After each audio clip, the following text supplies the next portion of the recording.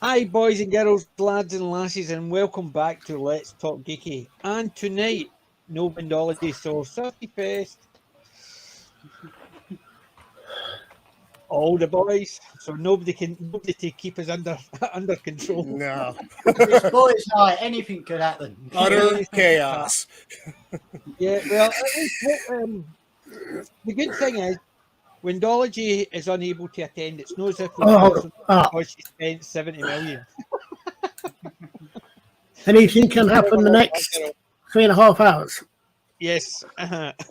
Basically, we didn't cancel our Batgirl, so we're okay in that respect. So I'm just actually setting this. I just need to check something.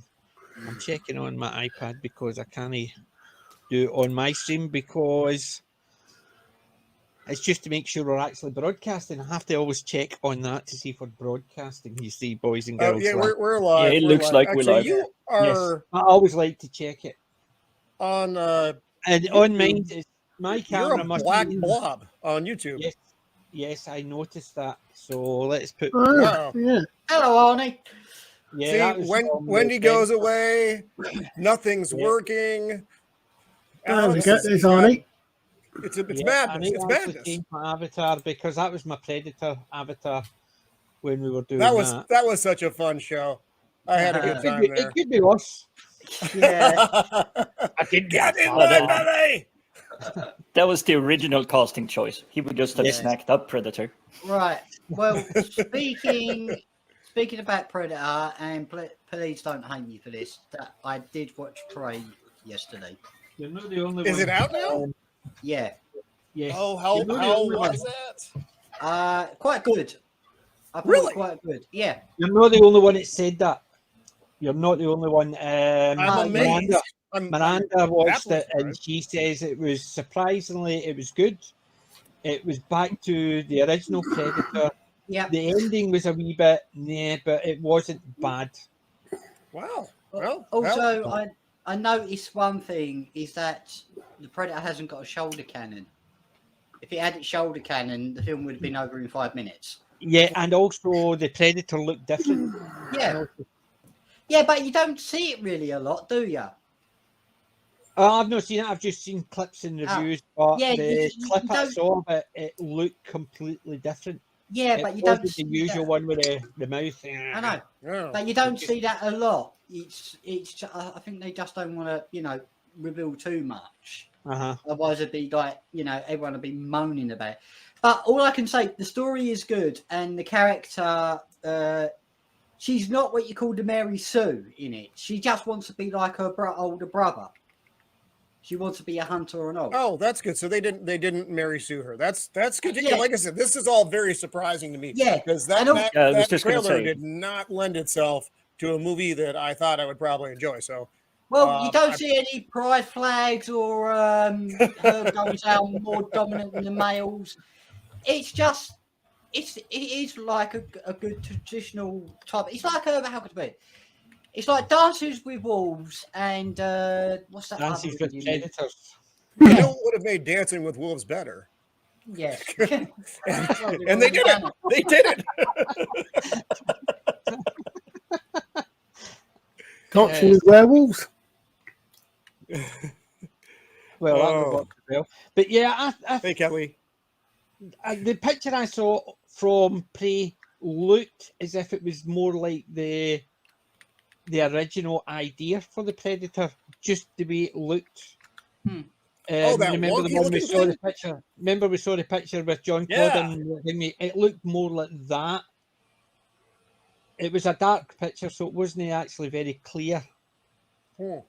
It sounds like it might be worth watching them because there was a film franchise that did surprise me. Skylines. The first one is so boring. You want to kill not only yourself, but you're hoping that the characters will die before you want to go and just take a very long walk off a short cliff.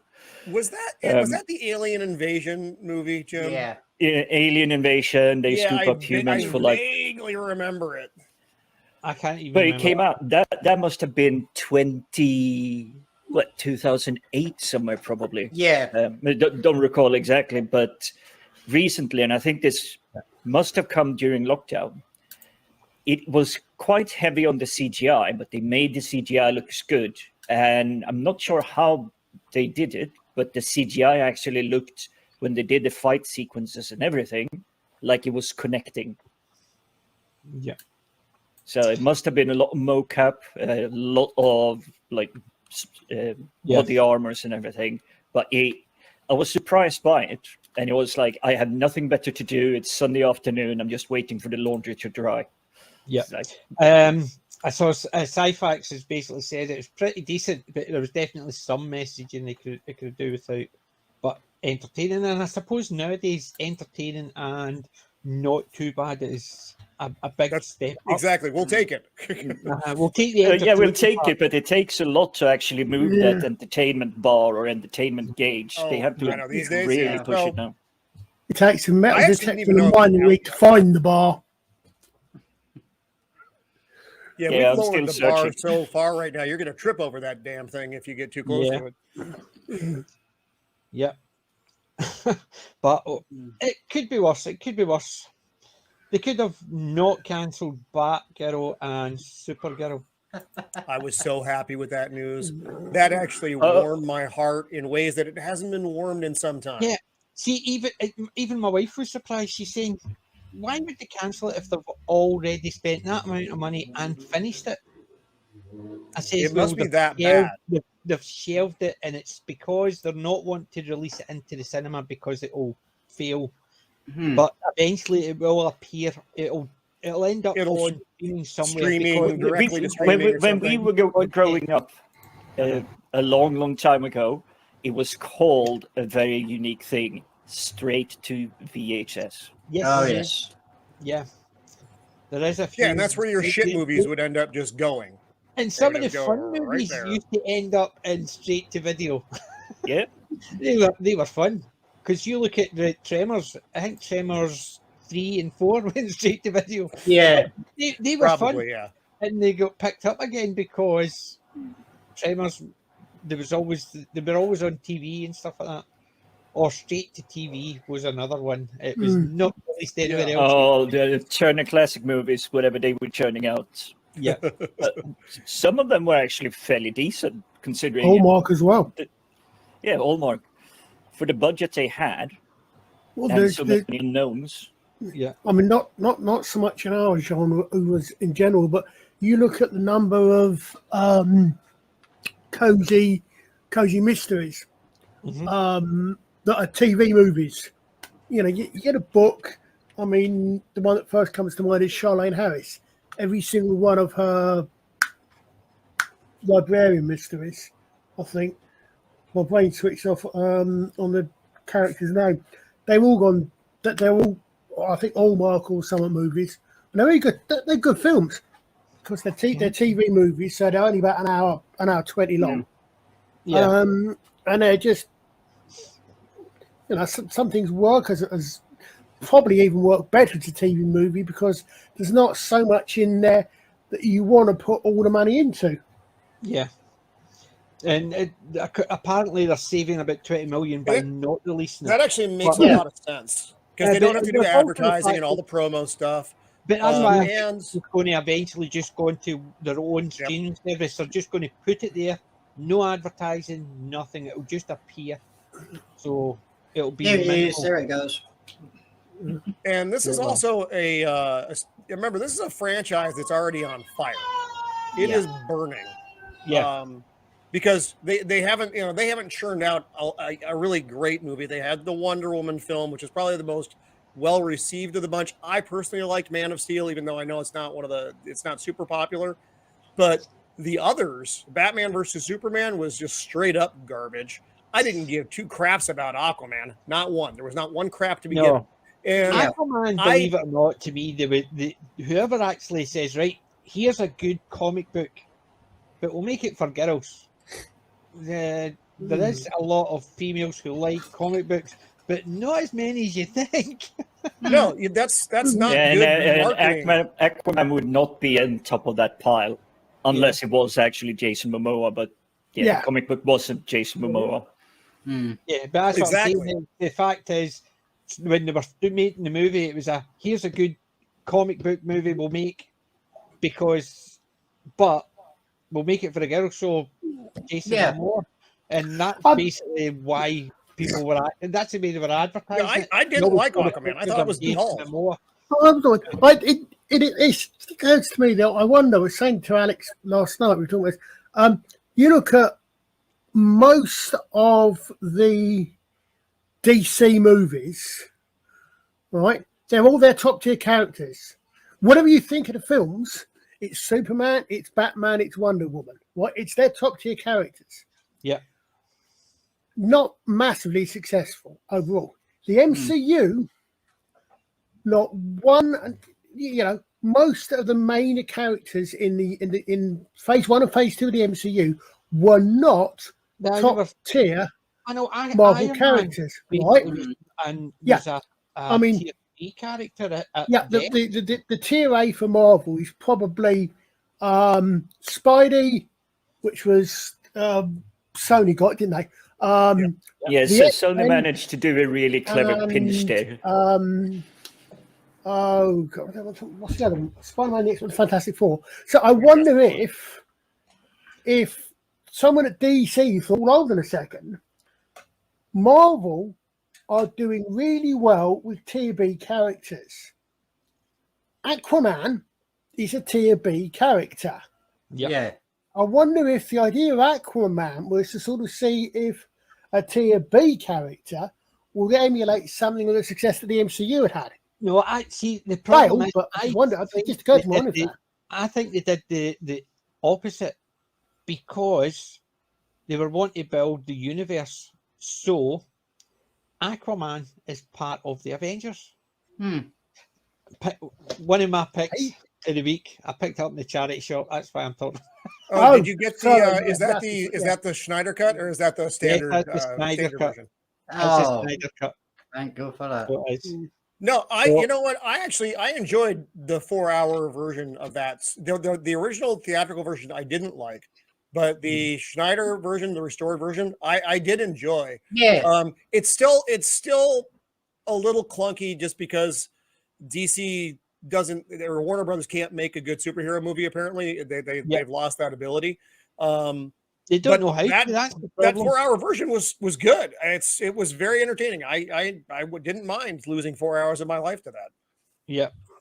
So basically, I think it was because they were aiming for that is the only reason they did an Aquaman movie. If it wasn't for them trying to build up to that, they would not have done an Aquaman movie. So even if it was tier 2 or whatever, they would have just not. It's because they were aiming for that. They had to give them the movie. Well, That's they had to spread some more. So this is a fair point. Yeah. So they were trying to build it up. So that was the only reason. If they weren't building it towards Justice League, Aquaman wouldn't have got a movie. I don't think. Probably not. No. Yeah, but he showed up. And you'll please forgive me if I'm getting this wrong because my brain is ancient.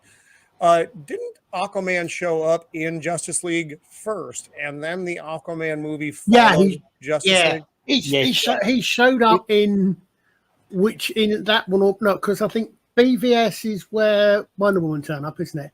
So it was probably. Well, he had a minute cameo in BVS anyway. He was on. I was going to say again. If you look at it, he's the Black Widow Hawkeye of the DCEU. He doesn't get his own movie until he's appeared in one of the. Well, you look at the other ones that not had a movie yet. Obviously, you've got the Groomer. His movie's going to be rewritten. Speaking of destroying the franchise, still not been done. Cyborg's still not got his movie. He won't get a movie. No. There's no way that actually. Well, I would be very surprised if you get anything else out of the DCU in its current form. Because the Flash movie, which is basically based on the Flashpoint paradox, is going to be shelved indefinitely because they have to do the reshoots because of the lunatic. That is a giant torpedo to the franchise, because they were really hoping to bring people in with that, because you had the Michael Keaton nostalgia bait. Yeah. Then again, but they got rid of Henry Cavill and they put in the girl who isn't getting her own movie now. They really stepped on their own junk in their thought process of putting that thing together. But then again, conversely, you're absolutely right there. But if some of the things that Doomcock was saying he's heard, which actually do kind of follow on with what's happened with Batgirl and Supergirl, the original cut of Justice League. No, not Justice League. The one we were just talking about. Batgirl. No, Batgirl. Yeah. Batgirl was supposed to. No. Batgirl was supposed to kill off Michael Keaton's Batman. The original cut of the Flash, because they're doing Flashpoint, was supposed to effectively kill all three of the strands of the main DC thing. So that was effectively supposed to reset it.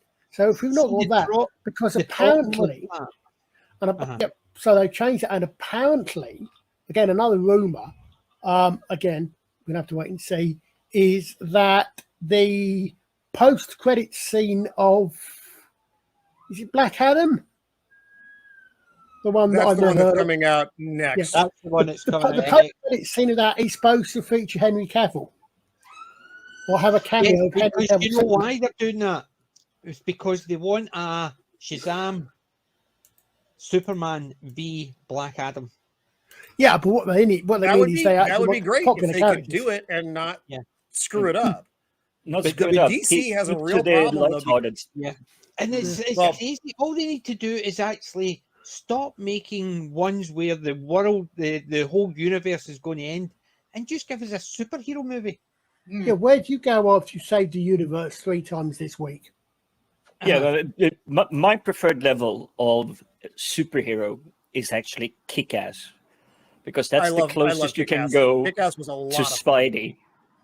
See, I was never a big fan of Kick-Ass, I must admit. Doesn't say I've it's got got it, I've watched it, but it was one of the ones I thought, once I finished it, I thought, For me, it is one of the last superhero films that I can think of that didn't go $100 million on its CGI budget. missed It it had again. the low cheeky points in there, and the finales with like classical overture, wherever they are, you recognize them. For me, I want to love see the. more of the Mystery Men. Oh yes. Ooh, Oh, I that's a kind of good one. forgot about Mystery Man. I've That seen it, was- but man, it's been a minute since I I've don't seen think that. I've seen that one. And I saw watching one. I don't think I saw Mystery Men. Oh, Mystery Men is absolutely fantastic. You've got the Blue Raj. That's who- Ben Stiller, right? Isn't that his Is gang? Mr. Angry. He's Mr. Angry. Yeah. And you've got the Spleen, Oh, who farts, and then you've got the Invisible Boy, who only turns invisible if nobody's looking at him. Oh, especially the name of the villain. what is it? You mean he's an in invisible interview weeping level, angel? Mr. Waffleman. Yeah. Waffle Man. Yeah, basically, there's a lot of cameos. You've got Eddie Izzard playing, and then you've got Jeffrey Rush. Frankenstein. Casanova Frankenstein. Casanova Frankenstein. Yeah. And it's basically, it's just, to me, that's a fun comic book movie. And that's what you need. It doesn't need to be all world ending. It just needs to be fun comic.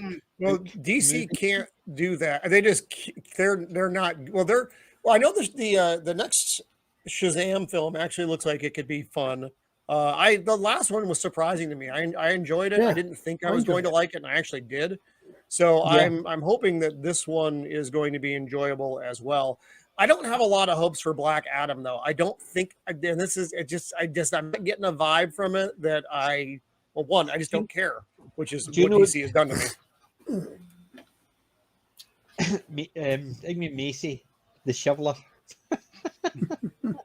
And his wife was, what was the singer? She was his wife in it, the shoveler's wife. William When A. Pam Grier Macy. was it?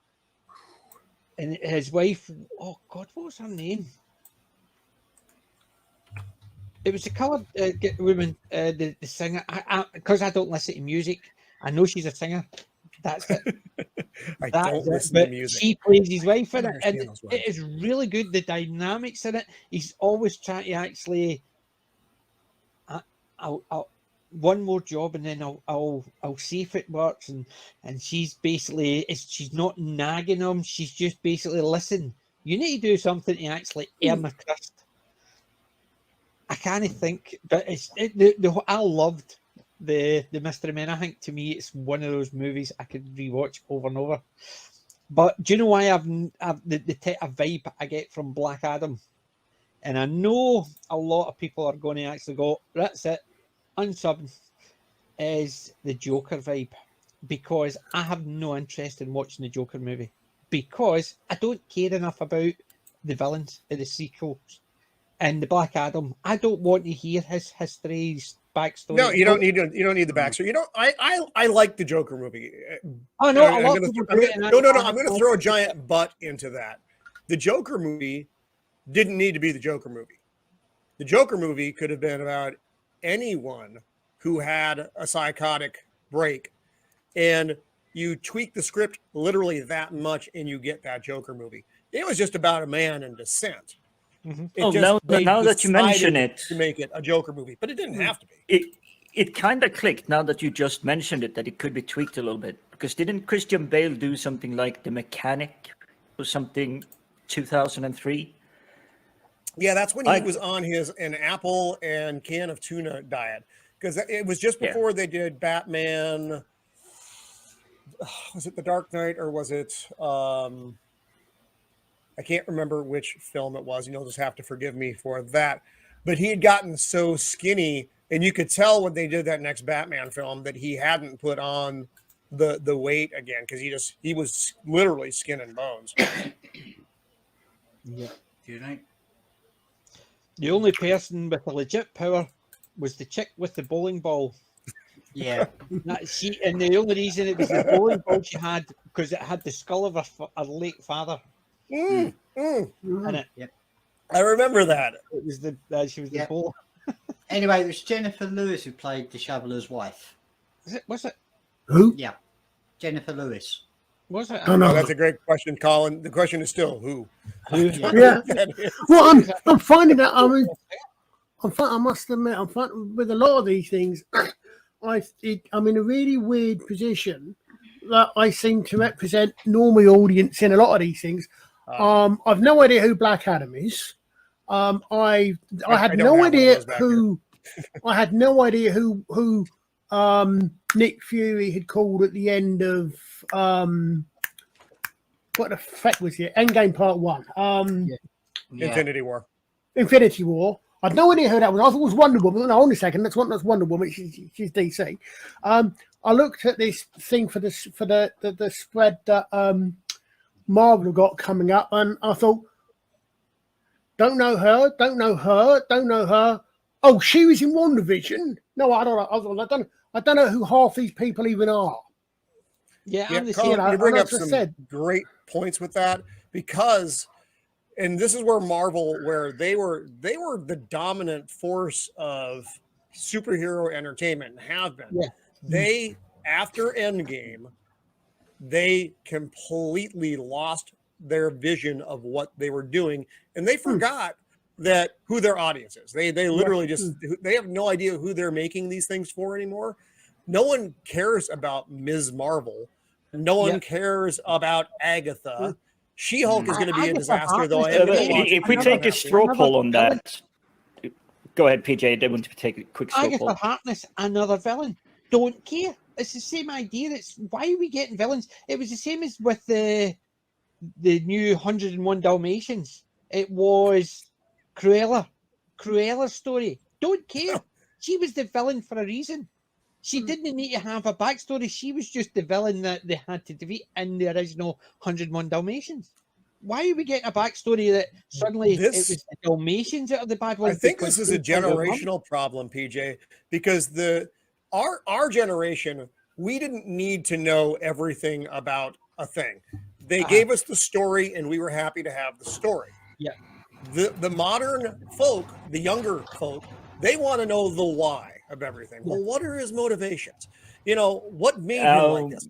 I don't care. He's evil. That's all I need. Exactly. Literally, that's it. I want to do the crossover a little bit there, because I do not buy the very early superhero premise that, because he's bad. It's like, I want at least a little bit more rather than someone just being bad. Because someone just being bad, that's the generic bank robbers that Spider-Man takes out when he's cruising home with the pizza too. The Red Skull, Lex Luthor, these are big iconic villains. And Kingpin. You didn't really need their motivations. You just you knew that the Red Skull was evil. You knew that Lex Luthor was a product of his ideology. Brought up during the Second World War, created by the fascist regime. You knew Lex Luthor. It was all about power. He wanted power. That's all you needed.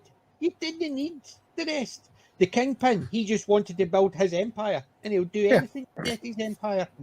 Oh, talking about the Kingpin, I know this will be like a squirrel, but I just saw one of Count Dankula's Mad Lads.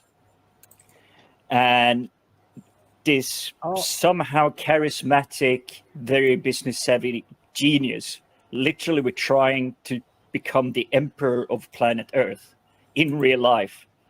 And he was well on his way to succeeding, because he started getting meddling with countries and buying into presidential elections and everything. And he had a Didn't you just come back from Taiwan? No, he was an American. I'm gonna see if I can find the link, because that was actually mesmerizing. A real life human being literally trying to conquer the world. I can think of 2 or 3 names that would come straight to mind there.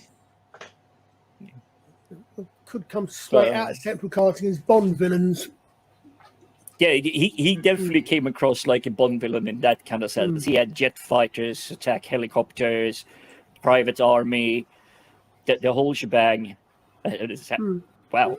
You gotta admire the tenacity to try and do something like that. I mean, I'm kind of half and half with this, because I agree we don't need to know every villain's motivations, but on the other hand, a well-written villain with motivations for what he's doing is a well-written character, but he's still the villain. We don't need to know every villain's backstory. But you only need a very basic, like for instance, Lex Luthor was just he was on a power grab. You didn't need to know that when he was a kid, his dad always bullied him because he was weak. You didn't need to go down that. All you knew was Lex Luthor wanted power, and he would do anything to get that power. He would step in anybody to get that power. The Kingpin wanted a criminal empire. You didn't care that when he was a kid, his dad got put in jail, and he was just wanting to make sure I didn't care. And that's what I'm saying is, I can understand some things, but going into that depth, like for instance, Cruella. You go back to Cruella. Suddenly, it's the Dalmatians that are at fault because they killed her mummy. That's what made her. So basically, they take something and then actually go, woo, woo, woo, woo. And it's nuts. And so that's the point of it. Where is it? Well, you've said it, Colin. It's basically the current day villains are classed as the heroes. If you smash up somebody's shop and you pull down a statue of a famous person, you're the hero. Yeah. Whereas if you go, both sides, here's a nice wee joke, you're the villain because you'll get arrested. And it's not. We've seen some crazy stuff like that just this week here in UK. The army veteran that got arrested for just resharing a meme. And he didn't. That's nuts. That's he reshared this meme. He didn't even create it. And see the guy who created the meme. Yeah. Lawrence Fox filmed it, and he didn't get nicked. He was the one that created the meme, and he told the cops, "He's sharing my meme. Why you not arrested me?" It's because he was the one reported. That was it. Yeah. But yeah, that's crazy stuff, man. But the guy's been released, and the police who arrested him. Doesn't matter. He should never done. even have been approached to begin with. I know. Yeah. Do you know what I would do in that state? Just turn around and say, "You two are causing me anxiety. I wish you to be arrested." I've said that before. You because somebody's got anxiety. Well, they're causing me anxiety, so I wish you two to be arrested as well. I've posted that several times in Discord and streams on Lotus Eaters and the rest of it. Malicious compliance. I am offended by the fact that such and such. I am offended by the person's being I'm offended. offended. Yeah. So what you can do about it? Who do I complain to because I'm offended about the police arresting people for ideas? I'm offended by the concept of the thought police. Don't we have like 100,000 reported cases every year here in UK to the police that they have to spend time on? Yeah. And the thing is, non-crime fighting. If it's not a crime, what's that? How's it got to do with the cops? Roman, do you know how bad it is? See, if my house got burgled, I would phone the police, and if somebody turns up, then it's a slow day at the police station. Otherwise, they would say, "Here's the crime number. Just contact your insurance." That's what they'll do. Yeah, at least one. I'm offended by someone. 5 cops will turn up at your door to arrest you. At least one true. It's a part. I believe it's at least once real incident in the UK. Someone rings up and says, "Someone's breaking into my property." Oh, okay. Well, we might be able to get around to that at some point, sir. We'll give you a crime number. Blah, blah, blah. Rings back 5 minutes later. It's okay. I've shot them. Half the bloody police force were on his front door 5 minutes later. That's how insane our police forces are. God. Could we please make dystopian fiction again? Yeah, exactly. Yeah, I'm not digging my Blade Runner future. I know it's not what I was hoping for. Yeah, no. I just want to know. Me and you, because we'll own nothing and we'll be happy. We'll be happy. No, eat the mug, live in the pod. I'm just wondering how long it's going to be until the British police force becomes judges instead. But that's the problem. They never will because they've not got the brain to actually say, "Why should I arrest somebody for that?" You need to have a strong police force to become judges because they have to know the law, not just a case of somebody's offended. So I'll just that crime I want to actually enforce, that one I don't. That's why the judges will never happen because the police don't actually turn around. There ain't no Dirty Harry anymore. But the important thing to remember is it's not what you do, it's what side you're on because 2 examples, right? One, I actually made comment on Lotus Eaters. That was somebody. Who is it? There was a comedian who Frisbee. I can't remember who it was. I can't remember the exact things, but they came out and they made a joke about R blank PING and then murdering a female TV presenter, and they got away with it. Cole Benjamin makes a joke about not RAPING, a member of parliament, and he gets crucified in the press for it. Was that not your brand? I can't remember who it was. It's the Doyle. Nicky, what was it? Or was it Frankie Boyle? Frankie Boyle, yeah. Oh, yeah. I was back say in the day when he was really offensive, he wasn't like singling out offensive. Recent, wasn't it? Yeah, probably just like 10 years ago. And the other thing is, it's absolutely fine. Nowadays, if a man looks at a woman strange, he gets done. If a woman comes across the ghost of her dead boyfriend, who she's never even kissed, as far as we're aware, but apparently inhabiting another man's body, it's perfectly fine if she kidnaps him and jumps him, as long as her name's Diana Prince. It was a long-winded reference here, but I got it. The fact is, the people who are writing this have got zero moral compass. They don't know what is right and wrong because I would quite happily actually drug that person and sleep with them. So, well, a superhero could do that. But I think that this is something. I'm going to steal that guy's motorbike and I'm going to crush him Yeah. because he said a bad word to me. Yeah. Because he told me to smile. Yeah. Well, I think this is written by a generation that never really faced any hardship. They didn't have strict parents that enforced rules. And I'm not talking about smacking your kids around. I'm talking about you misbehave, there are consequences. Consequences. Yeah, Consequences. They don't have those anymore. Ben. The biggest, go ahead. I say the biggest, most offensive N-word to these people is only 2 letters long. No. And the second letter is O. Correct. Yeah. It's the most offensive word to them at all. See, I actually forgot about... And that's what causes that. Sorry, that terrible Woman movie. I had blocked it in my head until Colin just brought that up. You want to talk about sabotage? People liked the first Wonder Woman movie. Like I said, I thought it was fine. It didn't do a lot for me, but it was well received. And with Wonder Woman 1984, DC again stepping on their own junk, destroyed their character, because that was a terrible movie. No one liked Wonder Woman 84. That was a just complete disaster, because you had the same director. I think you even had the same writer. And it's just they decided they wanted to really push that the feminist, the strong, and Wonder Woman's already a strong female. You don't need to get of course she's a strong female that everybody looks up to. She's the original one. Yep. And 84, I mean, the villain was crap. The storyline for Wonder Woman, it also completely screwed with continuity, which drives me insane. Yeah. But it's just like, why did you do you read the script and you knew in the first days of filming this was going to be a shit movie, because there's no way you don't know that when you're making a bad product. You pretty much know you're making a bad product, because David Zaslav wasn't in charge.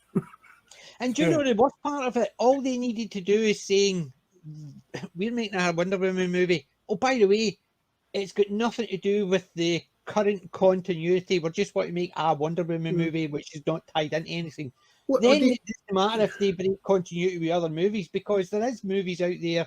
It's like reading a comic, and it's a comic, it's just a standalone story and it's not related to anything else. They just want to put that character in this situation just as I suppose it's a what if. Character acting like the character, but they're not caring of who's been killed off before or who's what year that person appeared in. They just want to put them in that situation. You see, I see the what ifs and whatnot, like they're trying to push into the mainstream film releases and everything. I see them just merely as fan fiction. I have no issue with fan fiction and shipping and all what they're calling it, that exists. But it should not be put all the way through into the major pipeline where they're trying to build and develop the universe and the stories that are already there. But I thought if they just said that was a standalone story, nothing to do with this continuity, people would have went, fine. I mean, the weird thing is, in fact, thinking about it, I think Wonder Woman 1984 was a perfect example of where they don't know what heroes, what villains are. And when the time it came out and when it was being talked about, how many people did you see who actually said, actually, you look at it, it's actually Maxwell Lord's the hero of this film. He does the heroic things. He has the arc. He's the one that's done wrong. He has a redemption arc. It's more of his hero film. Wonder Woman is the antagonist in Maxwell Lord's film. Well, it's the same across the board. It's the Miss Marvel, because the guy says, "All right, doll," she breaks his hand and steals his motorbike. Really? She can fly, but she steals his motorbike. And you're sitting there thinking, this is meant to be a hero who just basically beat someone up who is weaker than her and stole his property, but we're meant to think she's a hero. No, it's basically that's villain 101. I'm more powerful than you, so I'll do what I want, and there's no consequences. What Wonder Woman is the Wonder Woman took the place of what should have been the latest place to locate the Black Widow movie, if they wanted to do, sorry, not Wonder Woman, Captain Marvel, if they wanted to do Captain Marvel, they should have made that movie 2 or 3 films earlier. So because you've got to, she's gone off there. You've half forgotten about her, and then if you've been following the films, Who said something nasty? The police are coming to their door. Yeah, I don't know what it is about my area. Someone tonight, said but something something's going on. offensive. I've had 2 lots go past outside. At one point, I had one going out here and someone going on the net. But if you don't ignore the crap that the film was. If you do that film 3 or 4 films earlier, right? So you've got Captain Marvel, you've had her. We know she's there. She's out and about. She's in the background. She's in our memory. And then 2 or 3 films later, shit gets real and Fury calls for her. Most people are actually more likely to recognise who she is then. And she's not going to have a film that's going to be perceived as being put in between the 2 probably most popular, most guaranteed to make money movies in history. And that's the only reason that they shoehorned her in there. Yeah, that was Marvel losing their way right Yeah. there. You can see the moment it happened. It had to go in because you couldn't have the current established male characters save the day. They needed somebody in there who was more powerful. And I never liked Carol Danvers anyway. They needed their Wonder Woman. So they did. On Jim, Carol saying, really love Good Omens, but the fan fiction's getting out of control. You says, how bad is it getting? Well, accordingly, the Azrael and what's the David Tennant character? I can never remember. 2 of them are having an affair. Oh, God. The fan fiction is the angel and the demon are in love with each other and stuff like that. That's how bad it's going down that route. So yeah, fan fiction gets really bad. Oh dear God! Why the hell would immortal beings which do not reproduce have any sexual attraction at all? Yes, it's because they've been living on Earth. That's why. As I understand it, with the Good Omens 2, Neil Gaiman is writing it from notes, his and Terry Pratchett's notes. No, so, I know. See, so there's as much as you can have. Depends how much what those notes are. There is as much as you can have in there. There's a lot. I think there's a lot more Pratchett in there than there is Tolkien in you know what. Let's put it that way. Yes, there is definitely. On Keely, pineapple on pizza. I saw your comment on Friday night. Pineapple on pizza works. Pineapple. It's called a Hawaiian. I saw Daisy. She says it did not work. I saw. Wait a minute. Ho. Pineapple on pizza works. You know what? This is going to sound a weird combo. Pineapple and jalapenos on pizza. It sounds crazy, but it works really well. I can believe it. Apart from the fact I can't get the stand sweet of the pineapple and the sting of the jalapeno. I'll see you on that one because I know the recipes and it's really weird because it's common up in Scandinavia, then also in Brazil, and it is bananas on pizza, banana and cinnamon on pizza. No one on cinnamon on pizza. The thing is, right? See, like jalapenos. I can't have because see when I eat anything, even a slight spice. When I was younger, it was fine, but see now, I melt and I'm literally meaning water pouring off my head. My wife actually says, "I just made you a butter korma. It's quite mild," and I'm sitting there, buckets of water coming off my head. It's just any spice nowadays. Yep. Oh no! Can't handle it. The best one I ever got. Right, see what we used to do. Me, my 2 brother-in-laws, and the kids. So we went to see. I think it was a Star Wars movie. Might have been. I can't remember. But my 3 daughters, my brother-in-law's 3 sons, and my 2 brother-in-laws. So the 9 of us went. So one of us bought one bought all the tickets, one bought all the food, one bought all the things. So between the 3 adults, we paid for everything. So the kids had a great time. But we're all sitting there with our stuff. And I get the nachos double cheese because I can't have jalapenos. And my brother-in-law, he's got the cheese and jalapenos. He says, I love them. So he's sitting there, pitch black, and he thinks he picks up a burrito and went, pop, and it was a jalapeno, and he nearly choked, and you could hear people going, I'm like that. A question here, since we're talking about spices, have any one of you come across on YouTube the First We Feast Hot Ones? No, I haven't seen that. It's a very popular YouTube channel. They interview celebrities. So you've had people like Gordon Ramsay. I forgot the last one I saw. They've had Natalie Portman on there.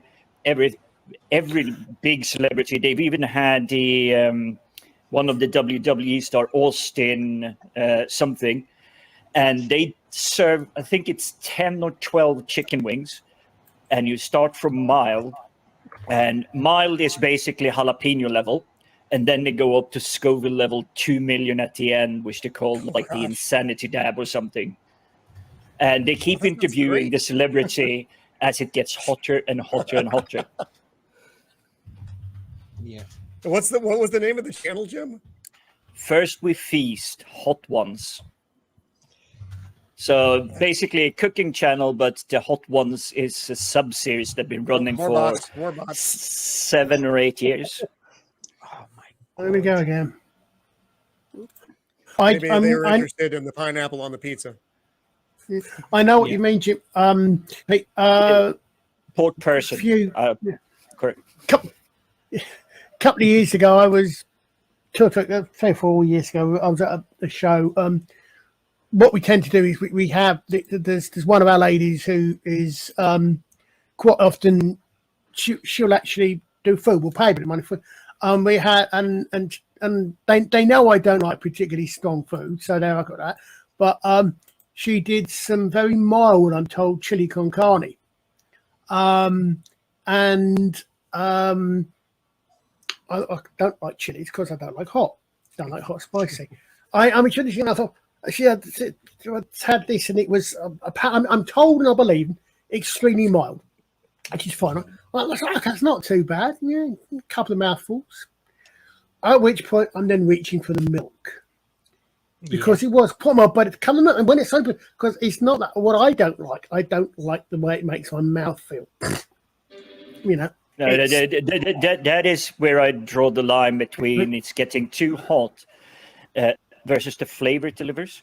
So I do like the milder range of Tabasco because it doesn't just burn your mouth; it actually comes with a flavor. It adds to the dish. Yeah, it can be too hot. I mean, unless you're doing like a fear factor challenge, there's almost no reason for that. I enjoy spicy food, but the but is at the point where it becomes unbearable to eat, then it's no longer enjoyable. Like I said, unless I'm getting paid to do it as a challenge. But it is what it is. If our friends across the pond haven't seen it, it's about there was a comedy show years ago called, I think it was called Goodness Gracious Me. Oh yes. Oh yes. And there's a sketch. And there's a sketch going for an English. Going for an English. And I've just one thing I think I've seen of it, and they go to what something so they go like and they just demand the most bland thing they can have. And it's such a superb. Goodness gracious me, absolutely fantastic. One of the best comedies. It's basically they're all Indian, so it's all Indian comedians, and they're all going for an English. So they're saying things like, "Excuse me, jammies." So they're saying that what I mean, you would see in a lot of the movies, I mean, people would mispronounce Indian names and stuff like that. So they've nailed it. It's called Going for an English. If you get a chance to watch it, that is perfect. Colin is right. They basically, jammies, what is your most bland and uninteresting meal? We'll have that. And it's got a case of anybody want chips, right? That's chips for everybody and stuff like that. It's the type of thing that people do when they're half cut going for an Indian, but they're going for an English, and it is one of the funniest sketches. Goodness gracious me, was one of the best comedy shows around. So it was. Yeah, I think I've seen that one, and it kind of is. It is a little bit of how I felt the very first weekend I was over here to permanently stay in UK. And we went for a Toby's Carvery. which is basically Sunday roast, but it's like a supermarket chain, like McDonald's almost.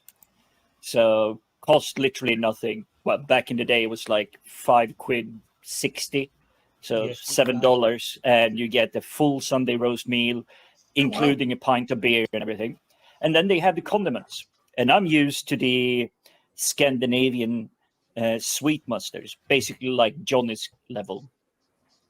And I was having pork, and I thought, oh, it's going to be nice having a couple of dollops of mustard, English mustard. It blows your head off. Oh. Even a tiny little, like, just you take a toothpick and just dab it on your tongue, and it will blow your head off.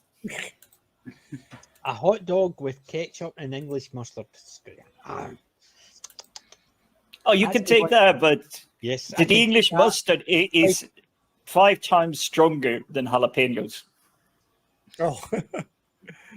I'm not a great fan of mustard either. See, when I think English food, I don't think, and this is the American in me. I don't think spicy food really ever. No. The brown sauce, the HP brown sauce could be strong. The mint sauce, depending on the concentration. I like the Norfolk one. That one is really strong as well. But it isn't like overpowering, or it's not meant to be like the burning heat. But it brings warmth. Well, I think a lot of our strong, spicy food is not English. It tends to be, it's British, as in it tends to be something that we've imported from somewhere else. Yes. Yeah. Curry being a prime example. Whereas the Scots can actually take anything and make a meal out of it. Haggis, for instance. Just as long as you've got a deep fat fryer for it. Yes. Yeah. Bring out your bread, we'll fry them. Basically, the Scottish one, basically, you look at a haggis, it's basically it's innards and it's sheep's stomach. It's awful, and it's basically it's not awful. It's a really, really great dish. This is the English. This is the going for an English.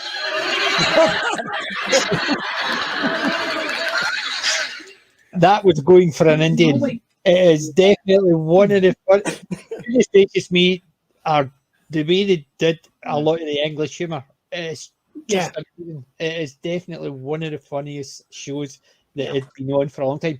There was another one. Was it keeping up? What was it? Citizen Khan. Yes, Citizen Khan. I never saw that one either. Yeah. He's a Pakistani Englishman. Here we go again. And he basically he's English, and and it's all about how none of this. I'm not a foreigner. I'm English, and he's basically the imam at the mosque is a white guy, ginger hair, and he's you can't be an imam. You're white and stuff like that.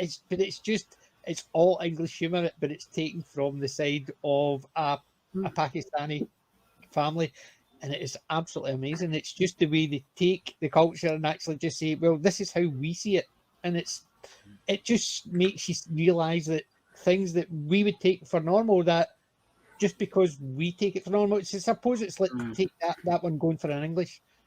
The silly things you do in an Indian restaurant, you think you're actually you're doing it.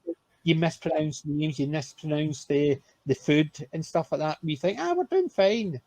But we're usually half cut. But we did have quite a long spat. It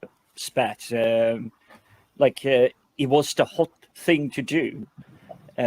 So here in UK, there were a lot of Indian focused or based groups providing tons of comedy. The one that I haven't heard mentioned yet is Kumar, Keeping Up with the Kumars. Yes, it's the same lot.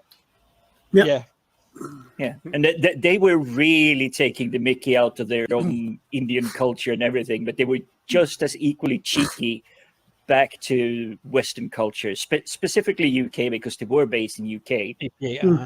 But it's basically typical British humour. It's taking the piss out of oneself. Yeah. You see every so often I'll get up here and mention that on YouTube. You see the number of channels you get where you get. I mean, the ones I watch occasionally are, for example, an American who's moved to the UK. 10 things they different. Bots? There are already more bots. Oh my God. Or you, good grief. Or you get 10 things that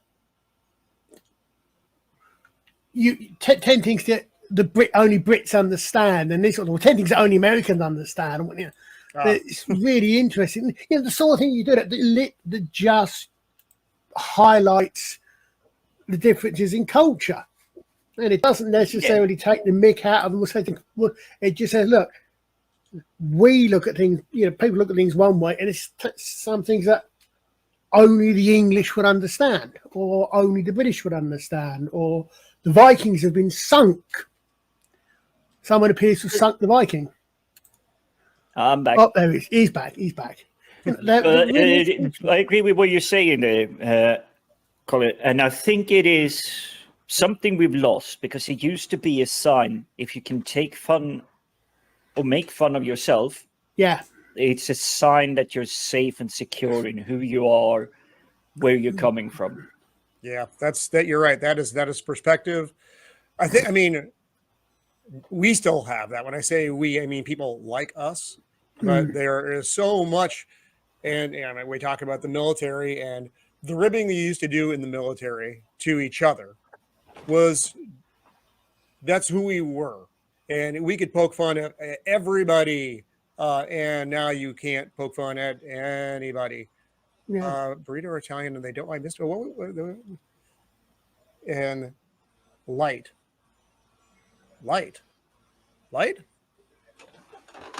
Fast. Light on the sauces, perhaps. So you get a burrito. Yeah, like basically, I suppose when you're actually thinking of light, you're basically it's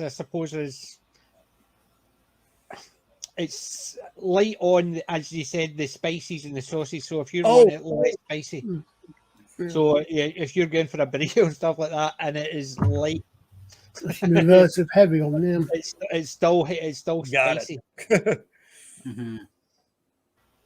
Yeah, show with laugh tracks most of the time, but that show is of its time. It's was it 2005? I've no idea. No, it was back in the early late 90s. Late 90s. So it was basically all the time, because it was a sketch show, and they had the laugh tracks in it. That is a lost art, isn't it? The sketch show. They don't really exist anymore. I mean, SNL is still out there. Nobody watches it anymore, but that's a lost art. The variety or the sketch show. Yeah. Yes. Alf is a perfect one of there, where they were very heavy on the laugh tracks, but it didn't go too far over the top. Yeah. It's an odd thing, and it's something that's like you sort of see behind the scenes of them holding up, and I'm a son of the audience saying applause, you know. Yeah. Which this is something I think that you notice that I've noticed a little bit here, that people with a lot more knowledge of this than me have pointed out, that you look at a lot of modern comedy, you don't get much laughter. Oh, yes. Because laughter is involuntary. You get, cheers and whoops and all the rest of it for your late show hosts and all the rest of it. But you won't get much laughter because laughter is involuntary. Yeah, and if you're sitting at home watching a late night TV show, it used to be Jay Leno. Now I think the big one is Greg something. If you're sitting and watching at home, you're not laughing, even though the crowd is laughing. But if you're sitting with a group of friends and you're watching something together, or if you go out to a venue, it's catching. Yeah, you're right. Yeah. It's catching as well. But the thing is that if you're laughing at someone saying, "Yeah, right on, yay, how correct of you," yeah, fine, but that's not. Yeah, but that's what you're saying. You're saying I'm part of the group. I agree. Yes, Orange Man bad. Yeah. Crowd goes wild. But what they don't do is laugh because they're not finding it funny. Yeah, exactly.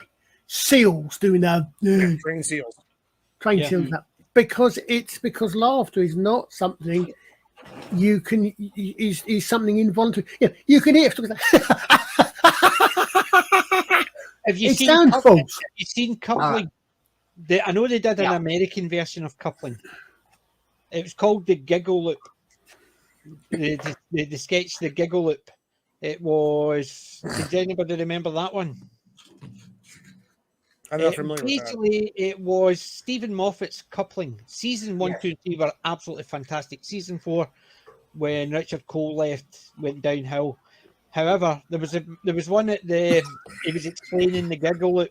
So he takes a pint and he gets the pint and he says, "You have a thought and you think it's funny, but it's inappropriate to laugh, so you stifle it. But because you stifle it, you get another one." So he puts another pint on top of it and he balances it, and he's got ended up with 4 pints.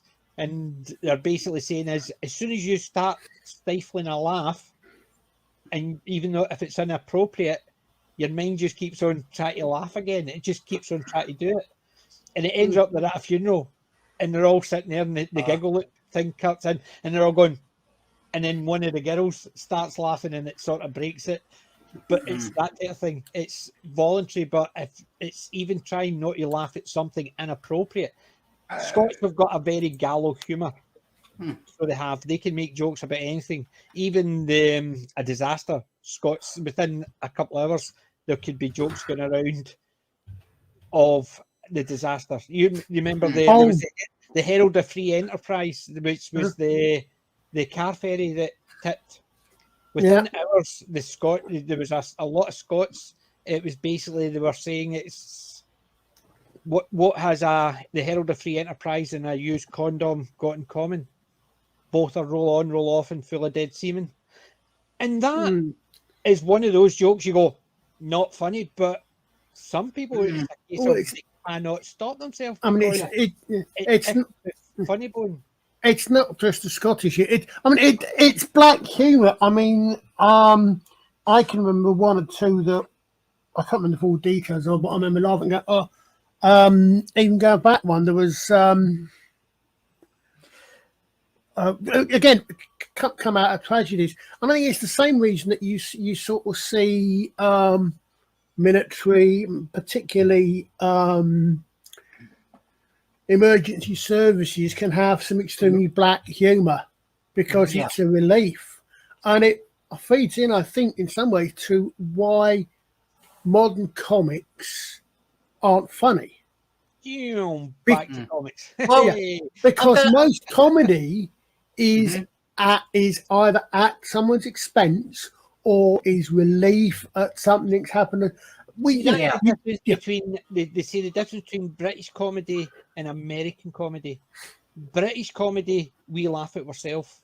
American comedy, it's funny if it happens to somebody else. I don't know. I mean, you think about that.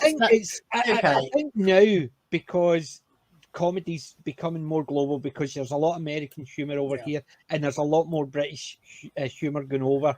But at one point, there was a segregation. That was basically British stuff going over to America. It was a very niche market, and it was the same idea initially when American stuff came over. It was a novelty, but when you look at the comedies, the Fawlty Towers, it was very self-deprecating humor. It was all about we're putting ourselves down, whereas the American stuff, it was a case of somebody was putting somebody else down, not necessarily in a nasty way, but it was still funny because it was happening to somebody else.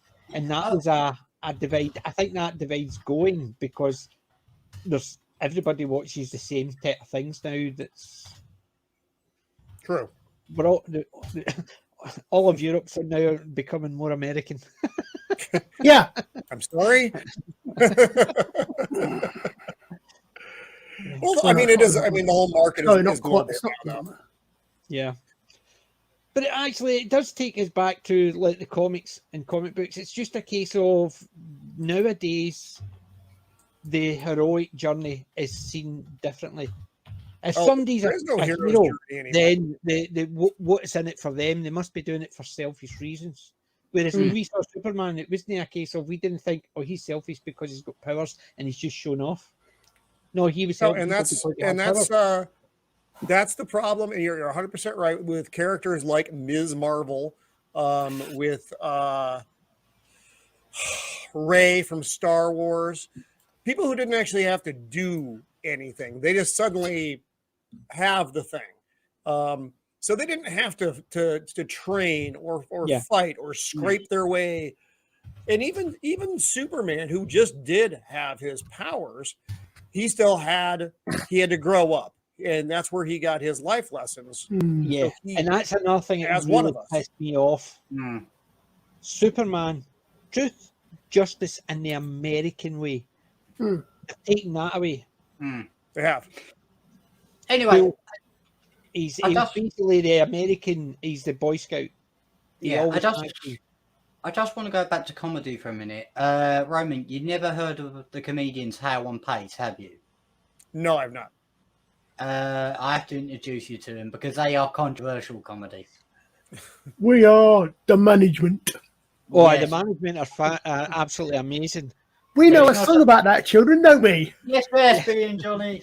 And Rodney and was it Jimbo and Rod? What was the two? The two characters. They had Billy and Johnny. Billy and Johnny. That's what it was. And where is it? I need to actually dig it out. So Hale Pace. Hale Pace. No, it's not. 2 seconds. Okay.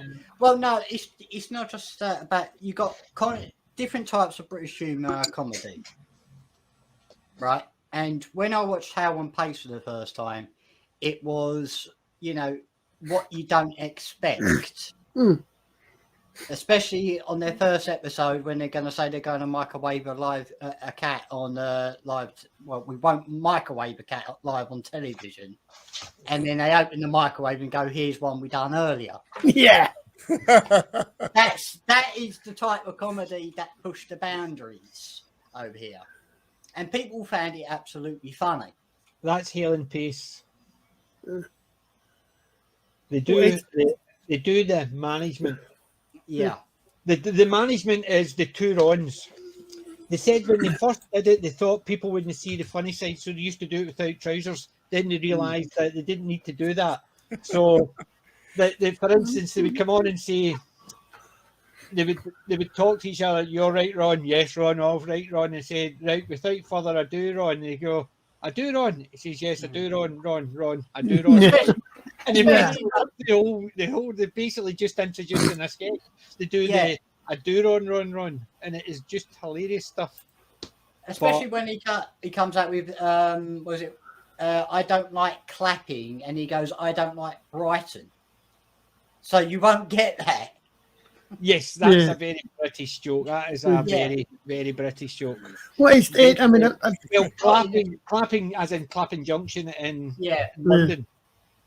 Is an area. So when you don't like clapping, it's very British humour. You've got a lot to learn, Roman, about British humour.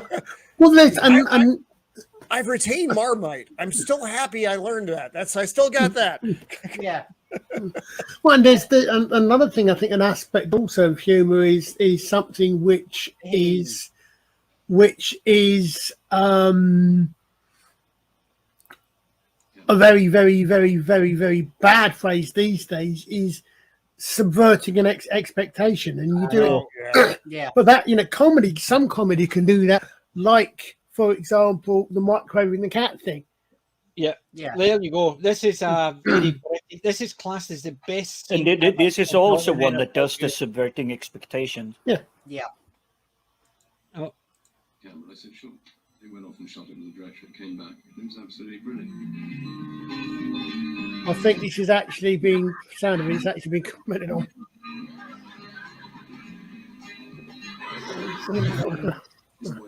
They did it a couple of different takes.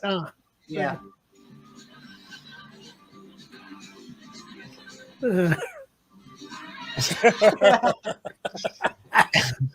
So basically, that was classed as the best sketch on Not an 8 O'Clock News, and look how simple that is.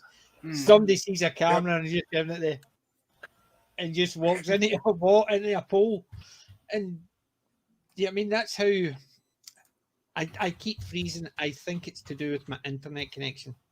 I am aware of that. I'm going to bring up one clip, not in the 9 o'clock news. It's a If song. anybody's got the two Rons, the management. Any of their songs. Oh, I'm going to bring this one up in a minute if it's the right one.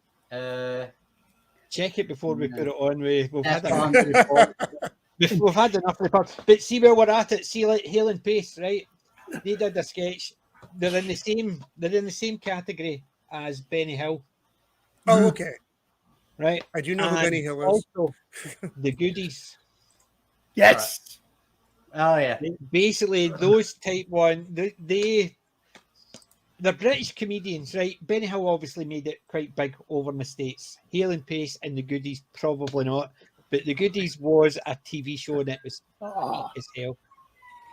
Right. Okay. Goodies, goody, yum, yum. Right. Listen to this carefully, Roman. Just listen to it carefully because this joke here is the space shuttle. Here we go.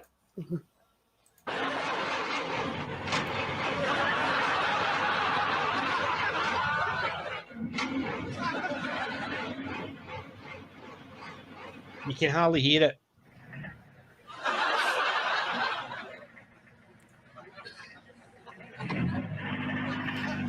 It's an engine starting up in the car. It's basically an old car engine. So when it starts off, it's a as if it's. I'm not, it's one of those tricky thingy. Everybody remembers the Nokia ringtone that they had. They used to actually run it as adverts. Oh, that's great. They're singing the song. I like trucking. I like trucking. I like trucking, and I like to truck. Please try on the road. Chuck it off. Knocking down a biker is swinging up a roundabout and picking up You can't do that anymore. Then pop the crucial question. All right for a ride. You do kind of need to understand English slang for that as well. Yeah.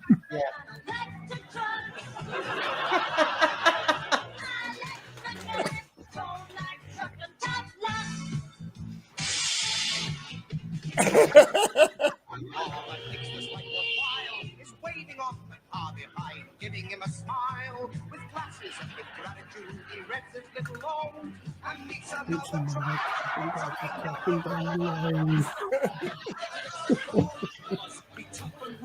Yeah, you can hardly hear it. It's quite quiet. I must admit. Unfortunately, what you need to do, Rowan, is actually check some of them out because the unfortunate thing for you, the unfortunate thing is the humour. A lot of it is British humour.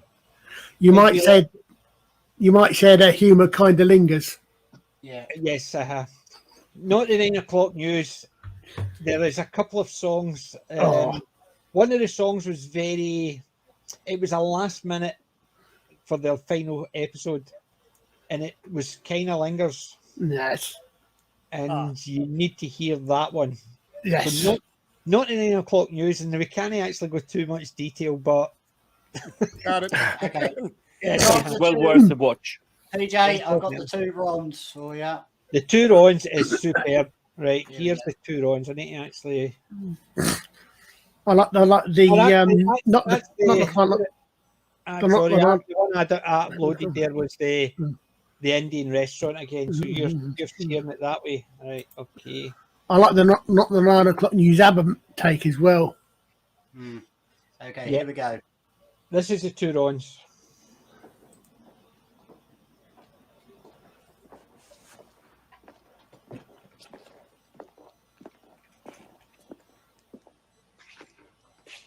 Good evening. As you may or may not know, we are the management. They gave us a show. As long as we promised not to go over the top. As long as we promised not to spend too much money. So we promised, didn't we, Ron? Yeah, we promised. But we lied.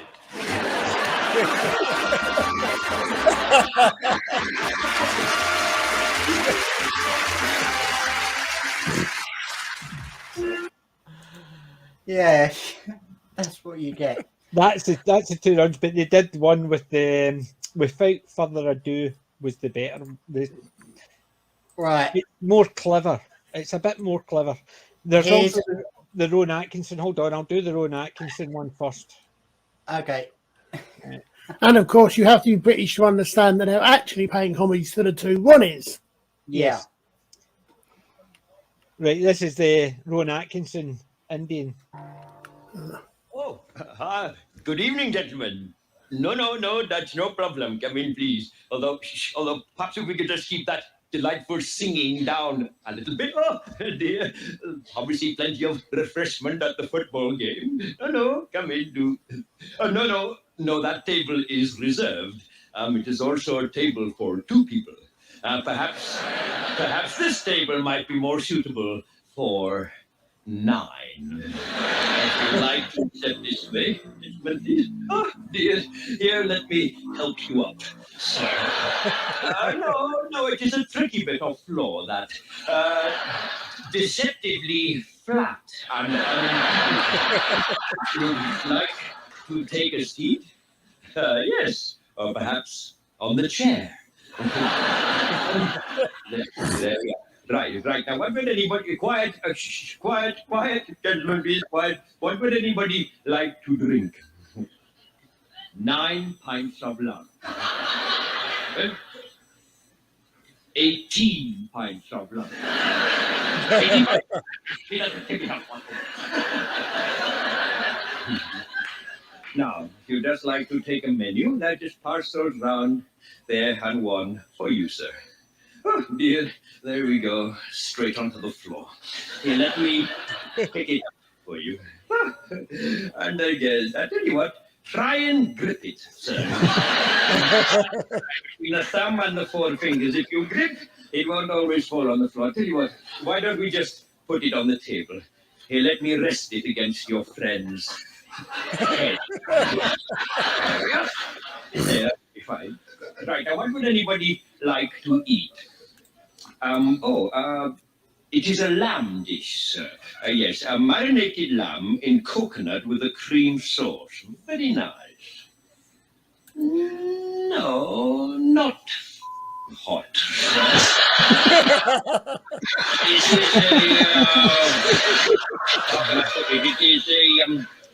It is a medium spiced dish.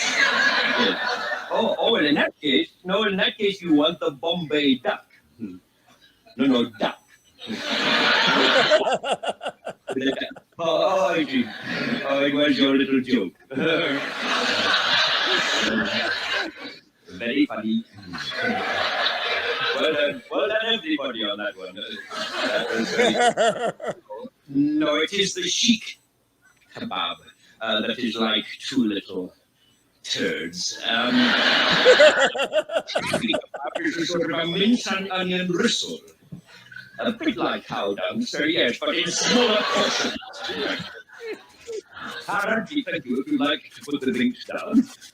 Well, can we move your friend here? Well, perhaps if we just roll him. That's a good idea. Perhaps if we just roll him out of his cutlery and into the mango chutney. Don't worry, he'll be fine. Thank you, Raji. Now, would anybody like any raita? That's a kind of a yogurt dip, sort of onion, cucumber. Yes, look, I think we'd better wake up your friend here. Well, no, he is not just having a little nap. He's having a little nap face down in a pitcher of beer. He is going to drown. Oh, dear. No, don't worry, sir. Much better out than in.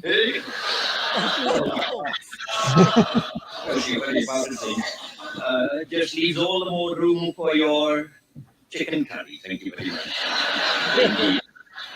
Do you know what your friend here might like to eat? Hello? What would you like to eat? a hot dog.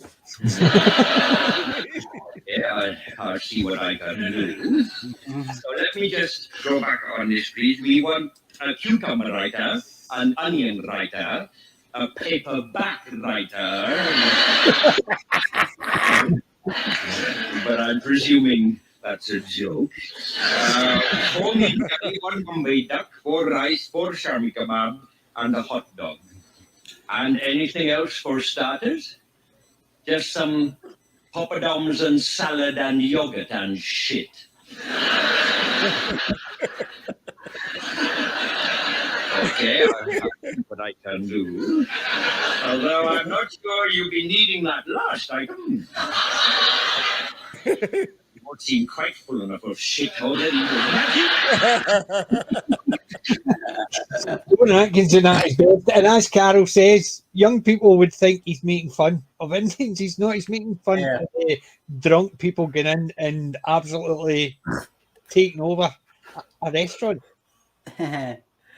Speaking about drunk people, this next one is going to make you laugh. You've heard of the game darts, right? Basically, there was a game. You know darts, as in double top, bullseye. The sketch that killed the sport. Yeah. Mm. You know of darts and like darts. Yes. Yeah. Darts. Okay. Right? Okay. Yeah. Right. Yeah. This Sorry. is the classic sketch is the sketch that killed the sport. Darts for people who can't use a bow. Oh. Okay, here we go.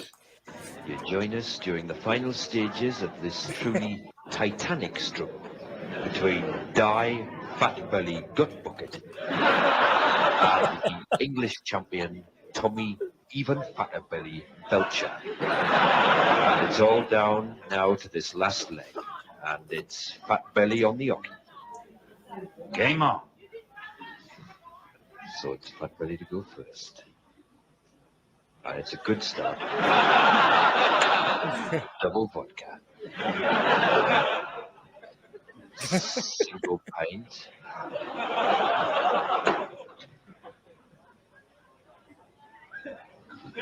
Another double vodka. That's 100 milligrams. 100 milligrams. That's a good start for Fat Belly. 2 doubles and a pint, and that makes him fairly merry. Now, what can even Fatter Belly do in reply to that? Look at the concentration on his face. It's a double brandy. And another double brandy. Can he make it 3 doubles on the very first go? He's done it. That's 140 milligrams. 140 milligrams. I reckon that makes him, yes, he's inebriated. So it's Fat Belly to go again, and he's not the type to let this early setback upset him. Fat Belly, you require 3 triple Bacardis. So 3 triples. There's a triple Bacardi. He's fighting back when a finalist is turning out the be. Another triple Bacardi. Can he make it 3 triple Bacardis and go into the league with a score of absolutely fast? He did it in the semi-finals. Can he do it again?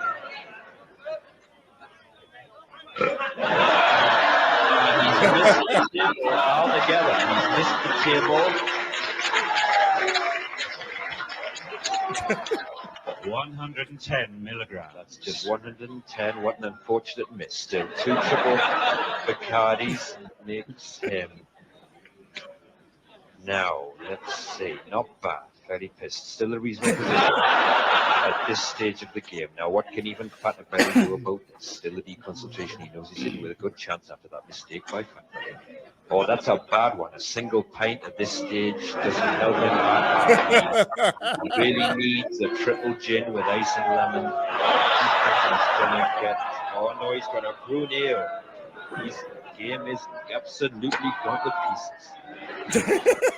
Not all the stops now. If he wants to win this title, he's going for a triple Scotch. That'll help. That'll keep him in the game. And or would you believe it? It went in, but it's come out again.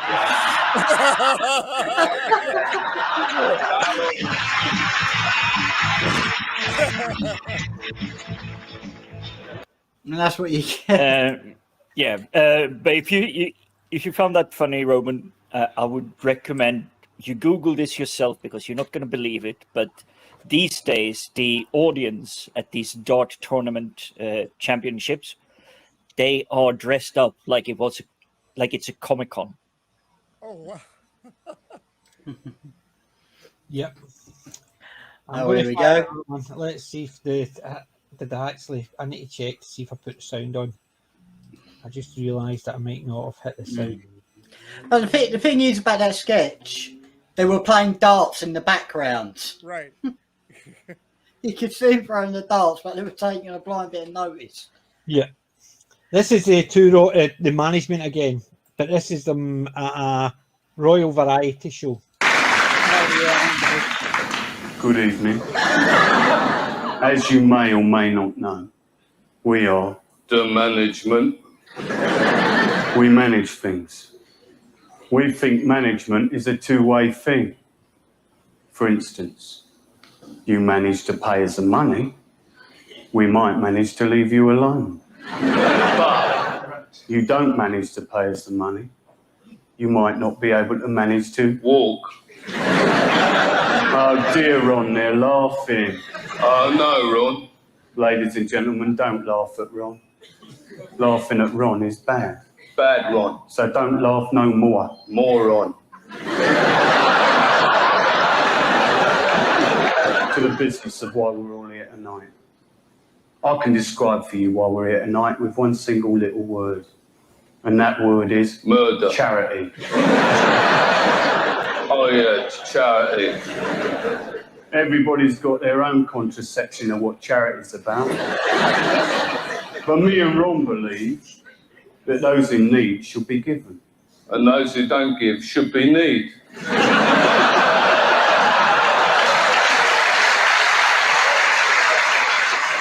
I don't like clapping. Like Brighton. Charity. So what are me and Ron going to do for charity, I hear you ask? I didn't hear nothing. I'm going to tell you what we're going to do. In aid of this worthy cause, me and Ron are going to do a sponsored threat.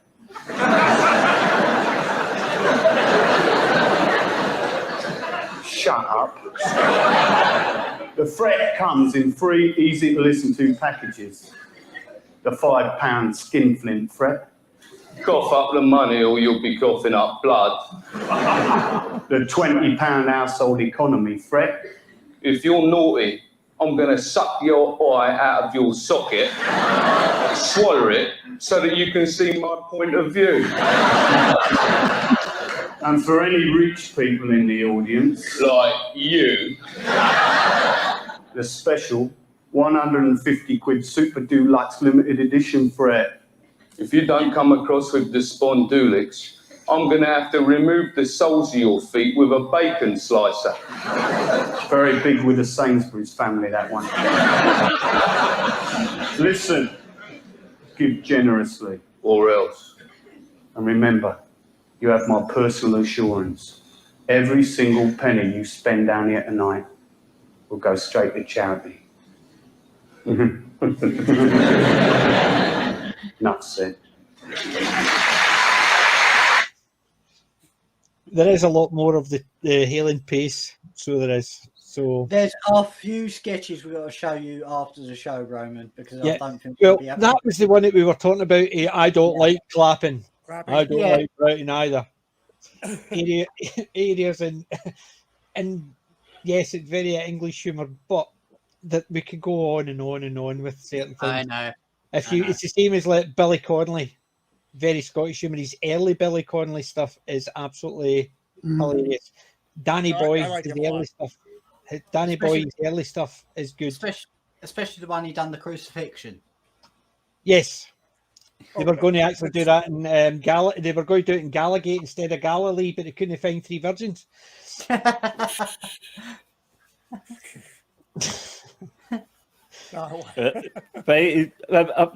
I'm not sure how it was for people growing up outside of Europe, but for me, I was exposed straight away to Monty Python, early days of Rowan Atkinson's coming into stardom with Mr. Bean.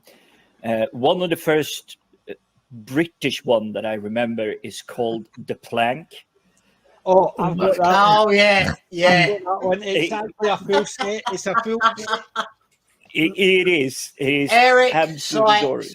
Eric Sykes is a legend when it came to that type of comedy. It's basically there's not a single word spoken. It's not basically. It's got a lot of the old British comedians. It's got Tommy Cooper. It's got one of the who was it? Harry Seacombe. It's got a load. Even Peter Sellers pops. Oh, I love Peter Sellers. But the Peter Sellers popped up in Sykes' TV show. It was Sykes and Matty Jake, and Peter Sellers pops up in one because they were friends. So even after he'd made it big, he actually starred in one of their episodes of their comedy show. Eric Sykes does The Plank is hilarious.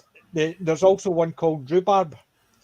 The only words they say to each other is rhubarb, so they have full sentences. Rhubarb, rhubarb, rhubarb, rhubarb, rhubarb, stuff like that. And basically, it's all the situation, but anytime they need to speak, they don't speak. They just say rhubarb, and you just have to try and follow what they're saying. It's like I am. One other sketch that I was well into my late 30s until I realized that it wasn't British. It was actually shot and produced in East Germany, and it's called Dinner for One. Oh, that. That's one of the longest running Christmas shows because every Christmas it was always shown in Germany, and it was something like 35 years or something every Christmas. Yeah, it was made in the 60s, 63, I think it was, or something like that. And it's kind of like Die Hard here. It's like every Christmas it is Die Hard on the TV, and everybody knows the sketch. It's just basically the wee old woman and her butler, but the wee old woman's got dementia and thinks there's people there. So the butler has to drink all the drinks, shall we say. And it gets funnier and funnier, and again, subverting expectation with that freaking tiger head rug. Yeah, but and the thing is, it's as you said, it's one of those things. It's a mainstay in Germany, but there's very little said in it, and the one or two bits that are said in it are in English. So, well, I think one of Rowan Atkinson's early roles, go back a little bit, was actually in James Bond. He was in Never Say Never Again. Was he? Who was he in Yep. that? Or was it like a walk-on? I think it was a Small Force. It was the character, but I vaguely remember him. I'd an odd experience, unless my memory's playing up with Never Say Never Again. Is we saw Never Say Never Again at the cinema. I came home, and Thunderball was on the TV. Same movie. So I think basically I've just seen this, but you guys can probably manage to work out which Rowan Atkinson series is my favourite of his series, of his roles. Blackadder. You could probably sing the theme tune as well. How did you guess? Johnny English. Blackadder is better. Oh, it's Blackadder from that one. Yeah, Blackadder. The all 4 seasons were superb by Blackadder. The first one is the worst season out of the 4, but it was still good. Stephen Fry, Hugh Laurie, Tony Robinson, Unblessed! Brian Baldrick. Blessed. That Brian went right Blessed through my played ear, the king in the Kelvin. first season. But you also had Weirdly, Blackadder Blackadder. go forth, where you had Captain Darling. Yeah. Blackadder, the first series, is not actually shown up on his IMDb. Unless it's something, unless it's not showing up as his acting credits. It might be in the writing credits. But Might be that you need to do show more or something like that, because they No, truncate it when you have been part of something for a long time. Yeah, I mean, because it starts off with a Secret Policeman's Ball, which I've got 2 or 3 of the records for. Yeah. 2 or 3 little things up there. Then not the 9 o'clock news. Then Dead on Time, Never Say Never Again. It goes straight into Blackadder 2 for some strange reason. Maybe they're trying to bury Blackadder because out of the 4 seasons, Blackadder 1 was the worst because Edmund Blackadder was the wee Weedly one, whereas they decided to, and Baldric was the one with the brains, whereas they decided to make it Baldric as the dumb manservant and Edmund Blackadder is the one with brains, and it worked a hell of a lot better. Yeah, Blackadder's the only one that's in the Middle Ages. But yes, exactly. Yeah, they changed it. I think Ben Elton came on to start writing the second series. Oh, Ben Elton. You've got it. I know. Well, I tell you, I've got. I don't know if I put it on. What I should do. I think there are, for me, 2 in the entire history of TV. There were 2 scenes which, for me, tie for me for equal for the best ever final scenes. One of them is Blake 7, and one of them is Blackadder Goes Forth. The Blackadder Goes Forth scene where they're actually charging is, I think, because they didn't know how to finish it. Yeah. And the way they finished it was just so iconic. Basically, they did a 30-second rush out with explosions, and that's how they were going to finish it. It just looked clumsy, even though they slowed it down. It looked clumsy, and then what it did is it faded out to a field of poppies, and it is absolutely iconically, and it's so well done, considering it was done at the last minute. The final scenes of that was just beautiful. So it was. Have you seen Blackadder? Oh, you need to see Blackadder. I got nothing here. I bring nothing to the table. Oh, Blackadder is Rowan Atkinson. Probably one of his. Blackadder, you had Blackadder, the first one. It's set, as Colin says, Middle Ages. It's all about the English. Is it they're fighting the French? It's set in. I'm trying to think. It's kind of set in a little bit of history that doesn't actually exist. It's set in a little gap in the towards the, if I remember right, towards the end, because I think it's Edward IV and then into Richard, I think. I'm trying to remember which one it is. Let's put it to this level for Roman. Have you seen Bill and Ted's Excellent Adventure and go on? Where they literally... And I don't even like to admit that, but yes, I have. Well, they literally plop into the battlefield of Waterloo, literally stumble upon Napoleon. They just grab him into the phone booth. It's that kind of humor, and it's that kind of setting. It never happened. Okay. It wasn't really that accurate, but it is that kind of humor. Yeah, but so basically Edmund is trying to... No, I haven't got it. Become king. And his brother, the older brother, is the one who is next in line. And he's trying to, throughout the whole season, he's trying to actually win over his father's approval. And his father, Brian Blessed, thinks he doesn't like him. And it's just basically, it's a comedy of errors, and it's really well done. But Edmund in the first one is the wheedly thin, and his manservant is the one with brains. Tony Robinson, Baldric, the one the Time Team. You never seen Time Team? Nope. So, but anyway, I know you need to educate. But Blackadder the second is set during Prince. Blackadder the second is Elizabethan. Blackadder the third is the Regency. Blackadder the fourth is World War.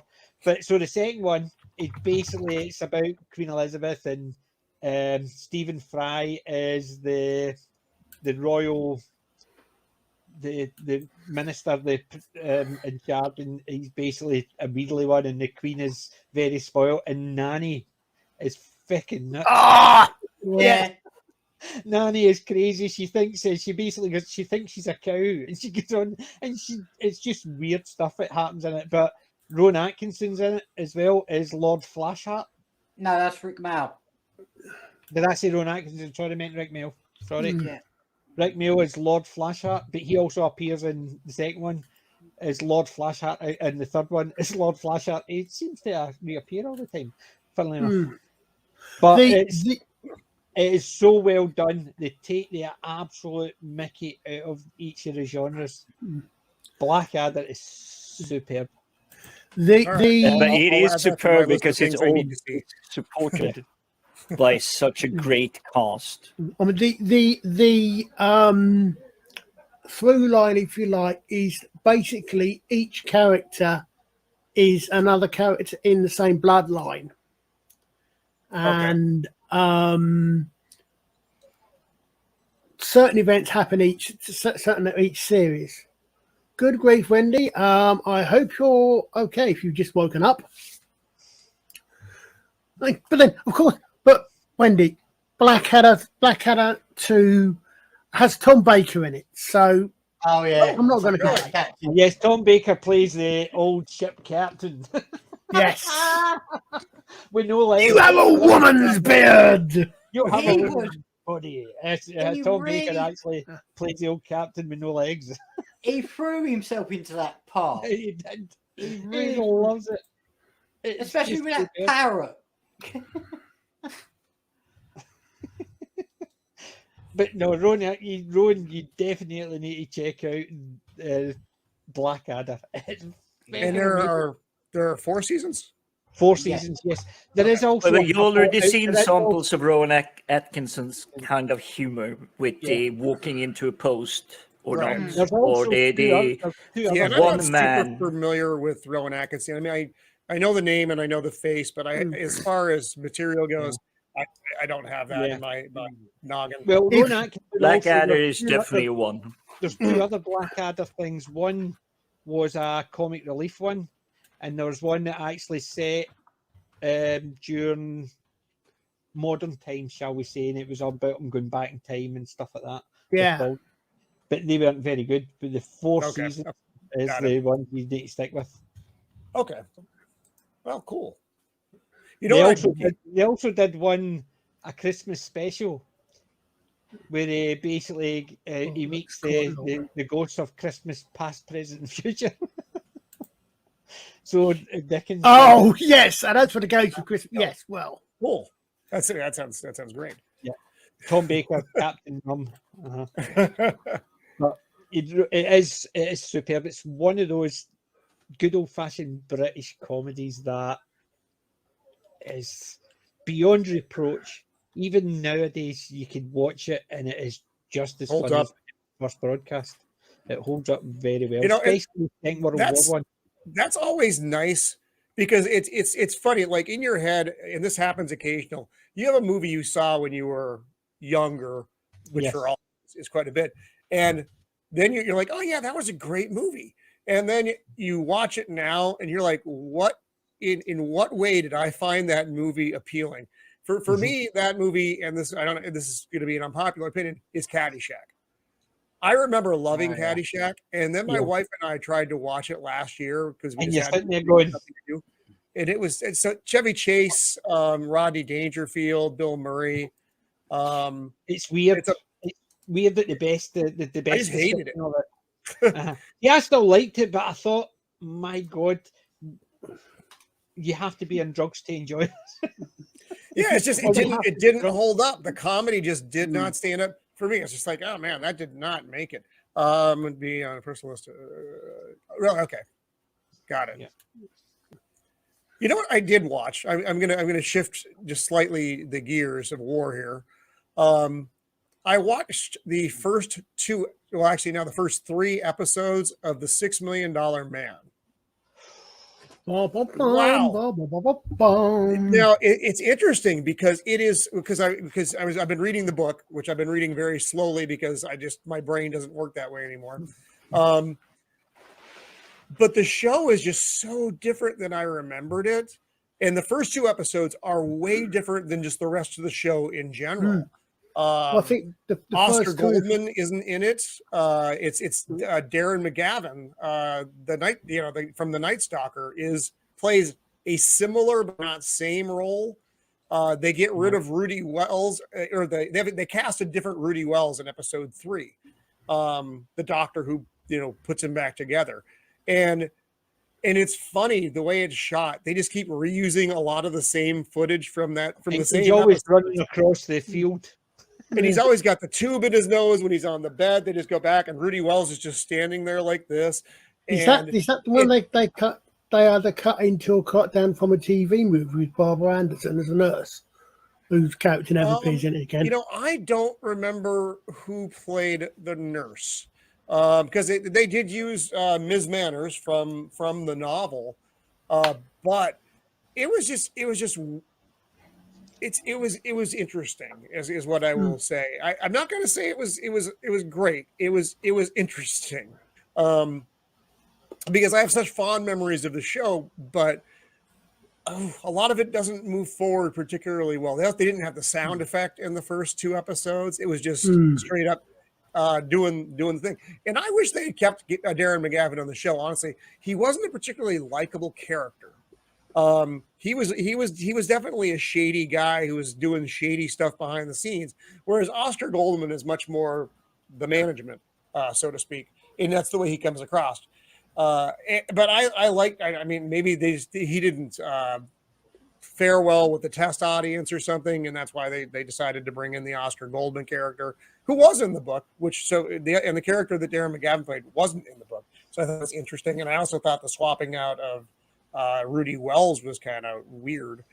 But I think they changed actors later on as well for Rudy Wells. No, third episode. Right.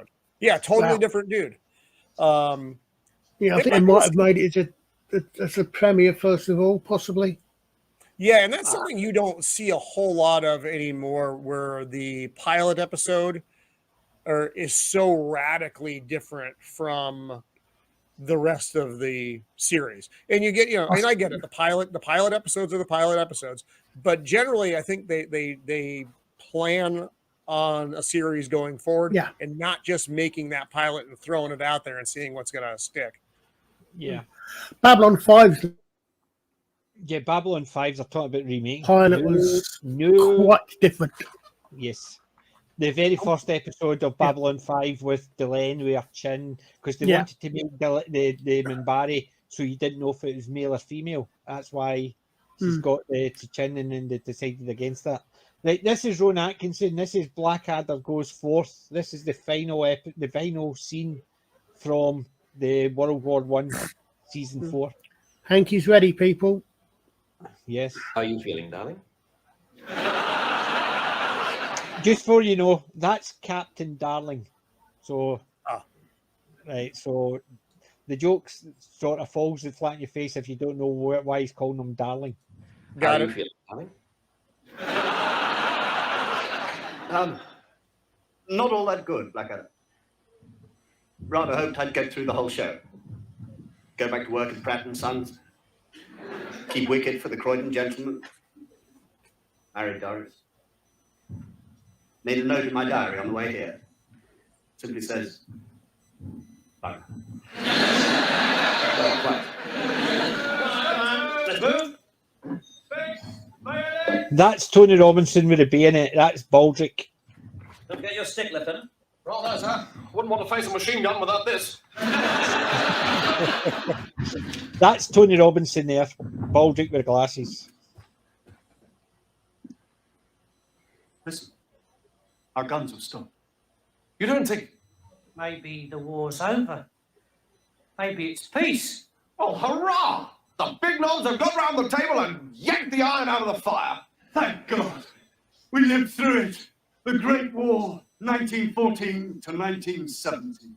Hip, hip! Hooray! I'm afraid not. The guns have stopped because we're about to attack. Not even our generals are mad enough to shell their own men. They think it's far more sporting than the Germans do. We are, in fact, going over. This is, as they say, it. I'm afraid so. Unless I can think of something very quickly. Company, one, face. Forward! Oh, there's a nasty splinter on that ladder, sir. A bloke could hurt himself on that. Stand ready! I have a plan, sir. Ready, Boric? A cunning and subtle one? Yes, sir.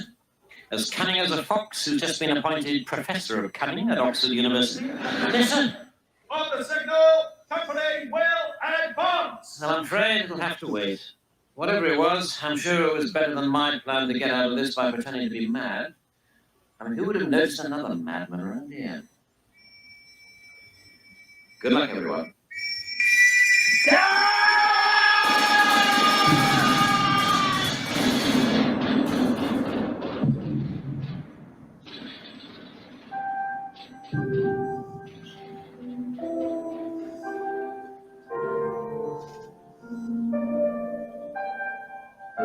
That's their whole set. Just so you're aware, that's the whole set.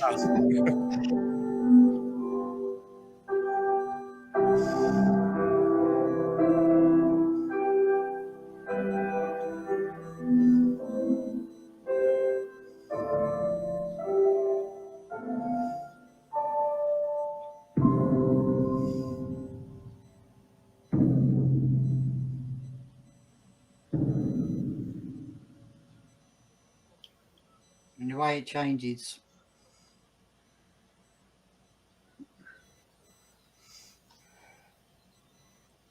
That's kind of heavy. Considering it's a comedy all the way through, right until the end, and in effect, a case of no matter how funny it is, what is hell? And that's how they finished it. It's very well done. It's considering how could you finish something about the First World War, which obviously was crazy. And they actually did it very well. That last wee bit, that what you saw on the screen, that was the only part of the trench part they had. So there was only enough for like 6 people to come over the top. But they did it in such a way that it only took them something like 30 seconds. Then they slowed it down, and the bombs going off and stuff like that, and then it just faded out. It's very well done, considering that it was a comedy. Right. Well, it's like when I don't know if you remember the series MASH. Yes. Remember that final episode? That final episode was heavy as well. Yes. Yeah. Yes, basically, the pig kept screaming. The pig kept screaming. I told her just to make it quiet. It wasn't a pig. It wasn't a chicken. It wasn't a chicken. It was a baby. Yeah, it wasn't a chicken. A Yeah, baby. man. Terrible. And then basically, even the fact he didn't want to say cheerio, basically farewell at the start. That was the most viewed episode. Oh, at the time, yeah. Up until quite recently, it was actually only in the last 5-10 years. It basically got beaten for the I think it was something like 27 million people viewed it.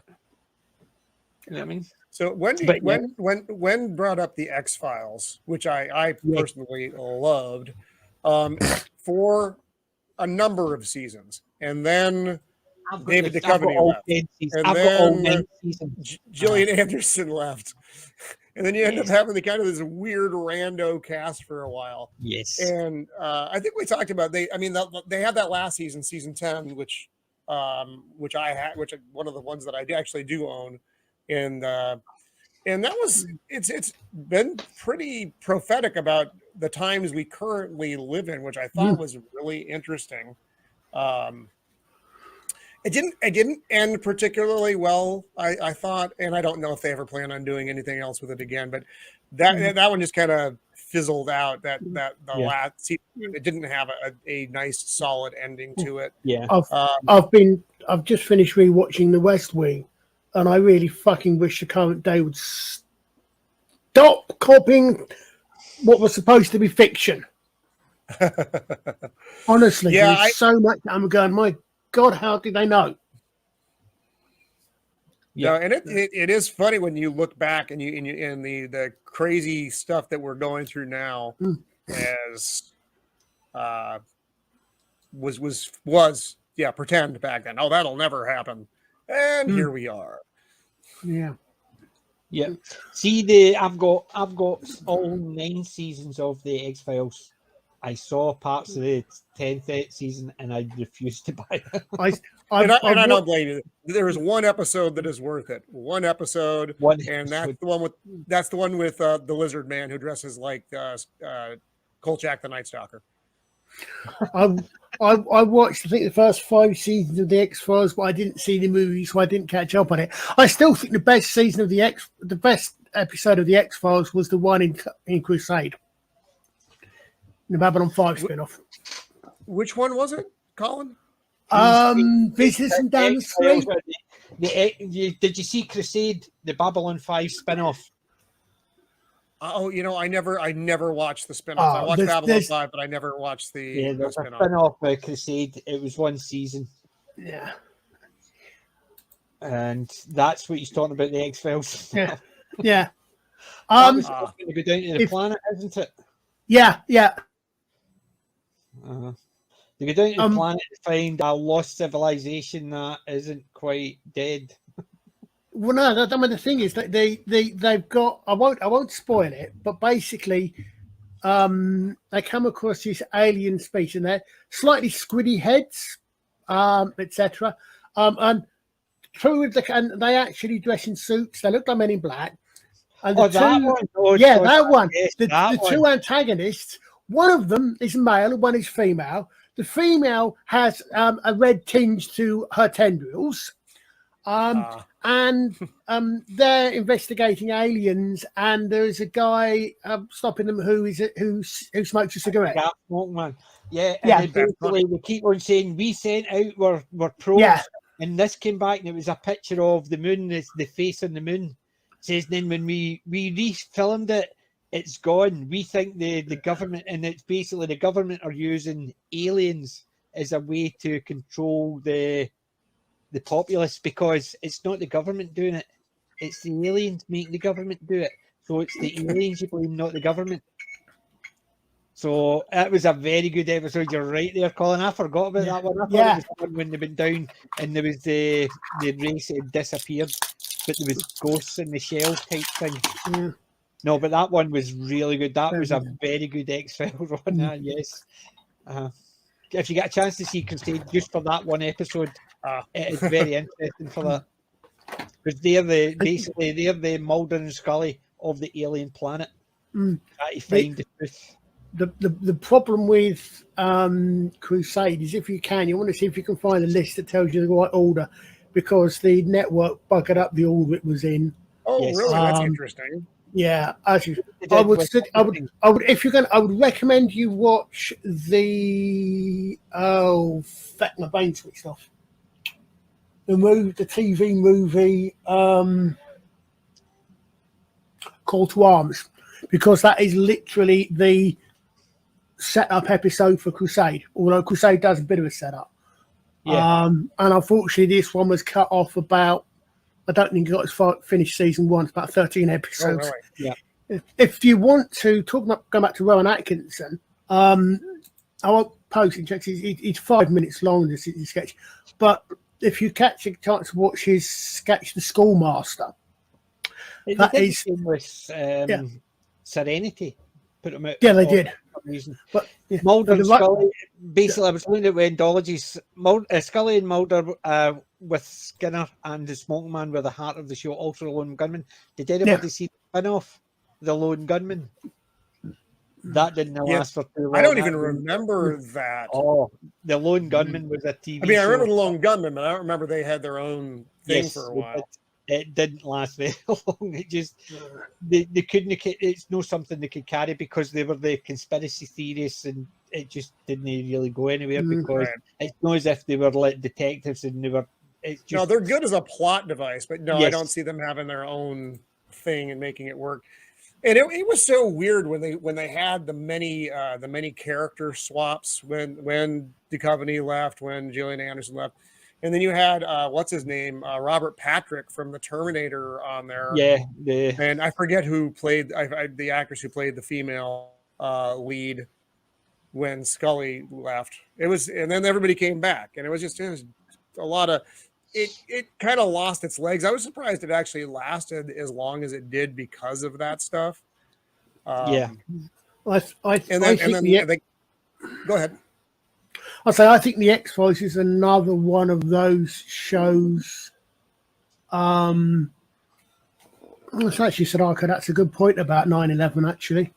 I hadn't thought about that one. Yeah. Oh,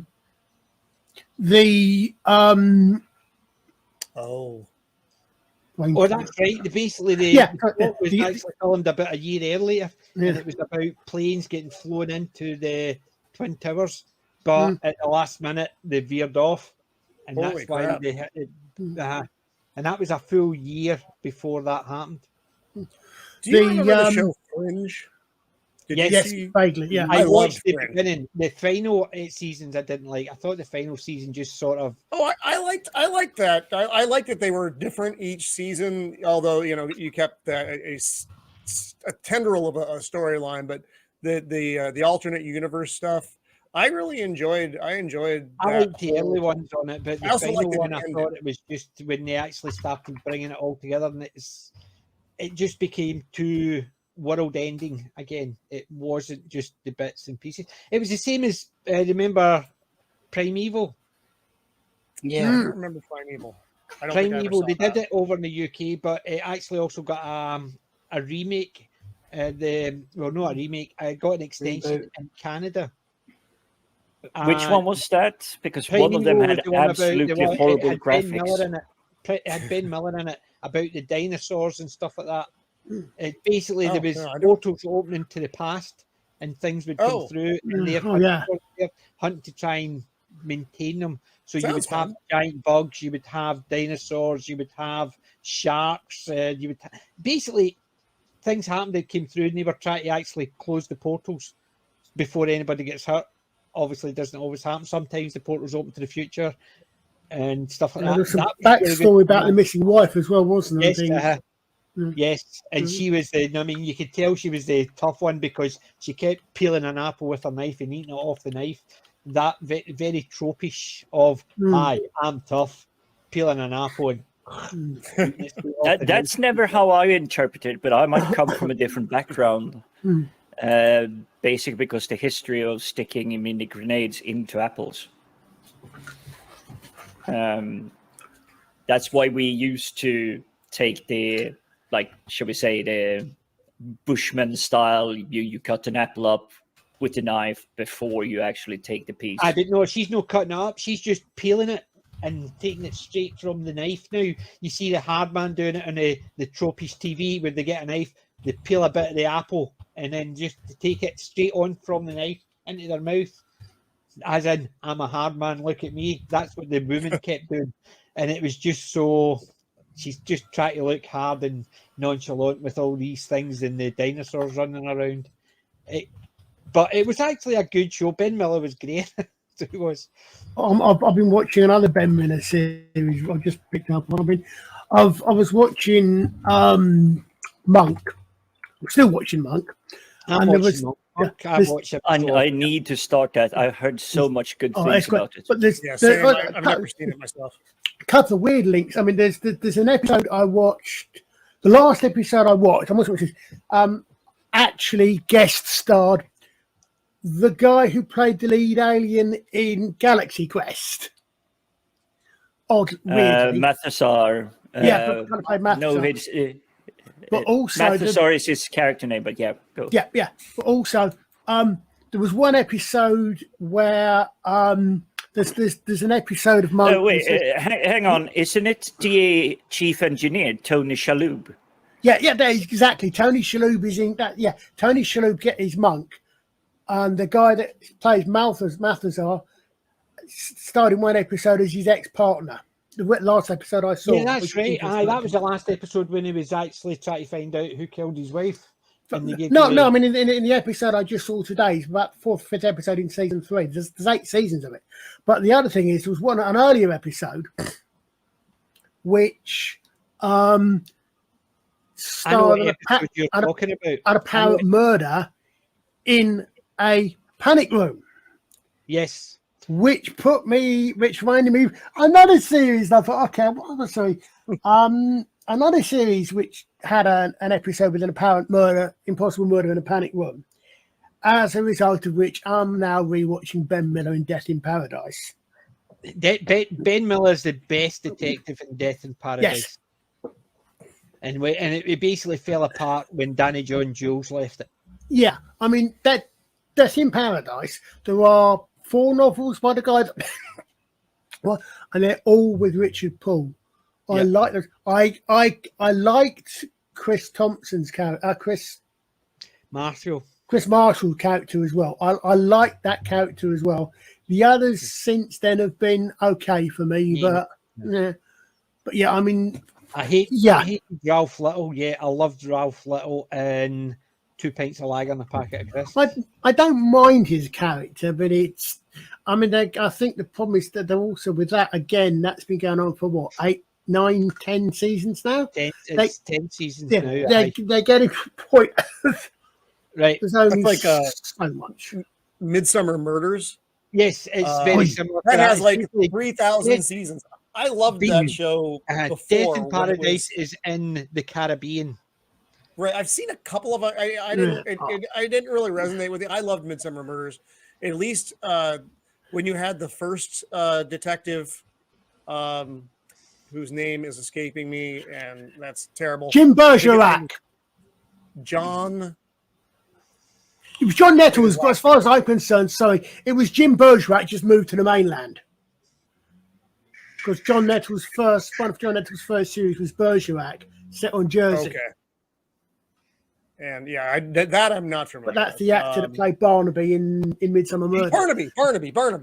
Because they changed Barnaby's. He retired, and it was like his cousin Tom, or something. And I never preferred after they changed them. So I still had. I mean, there were still plenty of seasons to watch with the first Barnaby. And that was and they're long episodes too. They're like an hour and a half. It's like watching a movie every time you watch the show. I've inherited my mum's collection of Columbo. Oh, nice. A Touch of Frost. David Jason is the detective in it. And I've also, what was the other one? Shut up. Doug Scratch and belting off one of the. What was the other one? There was a third detective one that my mum used to watch. She had a load. Every one of her DVDs, even her videos, were all detective stuff. But there was one set in Cambridge with John Morse. Yeah, Morse. If you want to see one, the early stuff is Morse. John Thaw from the Sweeney. Oh yes. Oh, very different role. Great in it because he played a detective set in Cambridge, so a very intelligent detective against intelligent people who thought they were smarter than him because he was just a copper. And it was very well done. The basic hook, if you like, for Death in Paradise is Fish Out of Water. It's a Caribbean island. Which is administered the French, then the Dutch, then the British, etc. But it's basically it's now so because it's run by the British. The hook is that the chief inspector of the police is an English copper, so he's somebody who comes over from England. And Ben Miller's character is a straight. Yeah, he's a straight and up cop. God knows how Ben Miller managed to do this. It's filmed in Guadeloupe, and he's in a suit and jacket, suit and tie, every episode, almost every scene. So it was one. Yeah, but it's Fish Out of Water, and then they change, and they get all the way through. It's always an English detective who's in charge of the local cops. And what we'll do to save the fish out of water, Roman. Pick of the week. Because I know I am the fish out of water. We've been talking a lot of English and British TV shows and stuff like that, and you can see it going. I've got the cartoon bubble above my head with a question mark in it. Yeah. So what we'll do is the pick of the week. You've obviously seen my Justice League one. I've only got 3 other things, but technically only 2 because one's a replacement. So I'm going to do mine first because Mr. AWK, do you want to start? You sure? Yes, because you've Okay. got something special, right? Oh, yes. Okay, just let me switch on the camera for a minute. It may be a bit blurred. Here we go. So, I am going to do a light build of the Aston Martin Speed Racers from 007. And the thing is about this, it's got Daniel Craig as Bond in it, but I'm going to swap it out. You're not going to swap it out. You're just going to swap his hair. Yeah, it doesn't matter because he looked like Sean Connery.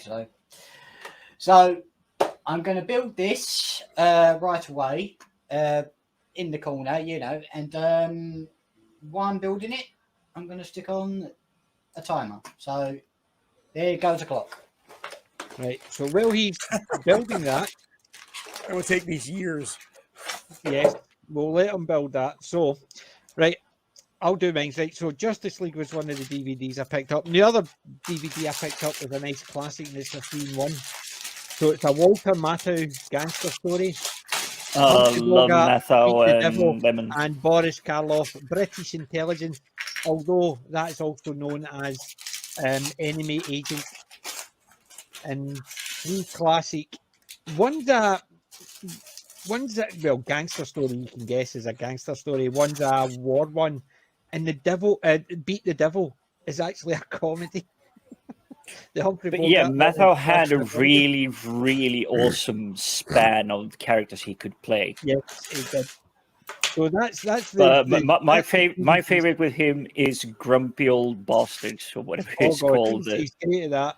But that's my 2 DVDs I bought. So that's the only thing. That's the only DVDs I bought. But I had a figure, and I had to replace it because the box got a bit dented. The box has got a dent there, and it's my Kirk alternate universe. Oh, nice.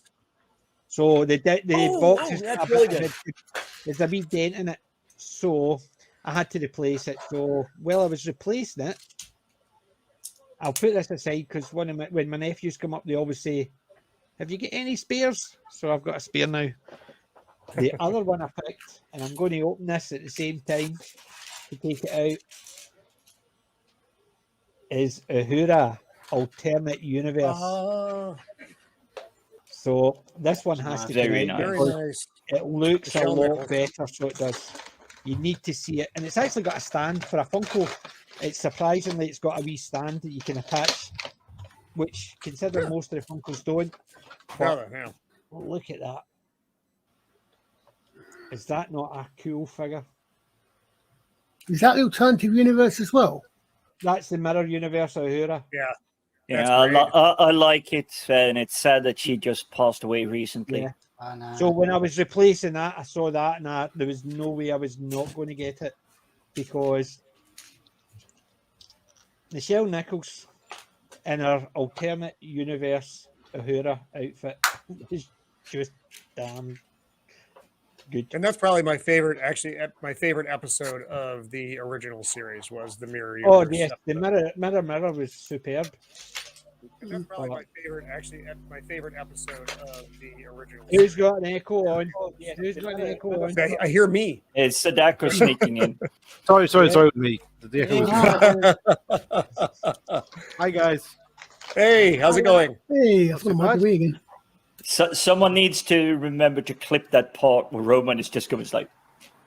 So basically, that was my only main. PJ, your camera, your vision's off. Your screen's black. Yeah, he's been having problems with it all evening. All right, fair enough. Basically, it came back on. It's basically it's going back off again. Back off, yeah. Well, actually, we just saw your avatar then. Yeah. So I can see you now, but you're frozen. No, see, when I'm looking at the screen, I've got a screen sitting here just to double check, and it's working. So that's weird. I can see myself online. It's now frozen, bugger. It was working, and then it stopped again. I don't know where I'm getting the issues. So I'm going to have to bounce and then come back in and try and Okay. reset stuff. So I'll be back in a minute. Roman, Well, I was saying earlier on, yeah. if you get a chance, see the Rowan Atkinson Schoolmaster sketch, because he did that. That was the first thing he ever wrote, and apparently he was in I think it was Cambridge when he was at university with a lot of the other people, and he just sat back very quietly, did nothing, didn't contribute anything apparently, and then he came out. And that was the first thing he came out with. Oh, wow. And it is amazing. It is Cool master sketch. Yeah. I mean, I'll put a clip in a bit. It's 5 minutes long, so it's probably maybe a little bit too long to actually sort of play this playing. Yeah. Got it. Hey, just as a heads up, I do have to roll in about 10 minutes. I have. That's okay. That's what I thought. Got food cooking, so I'm doing my I didn't die this year celebration today. So, and I've got to say, happy limited as it will be. I'm gonna have then.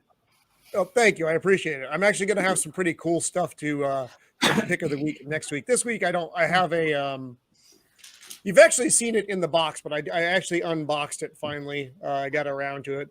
Is my Green Arrow from the McFarlane's DC multiverse line.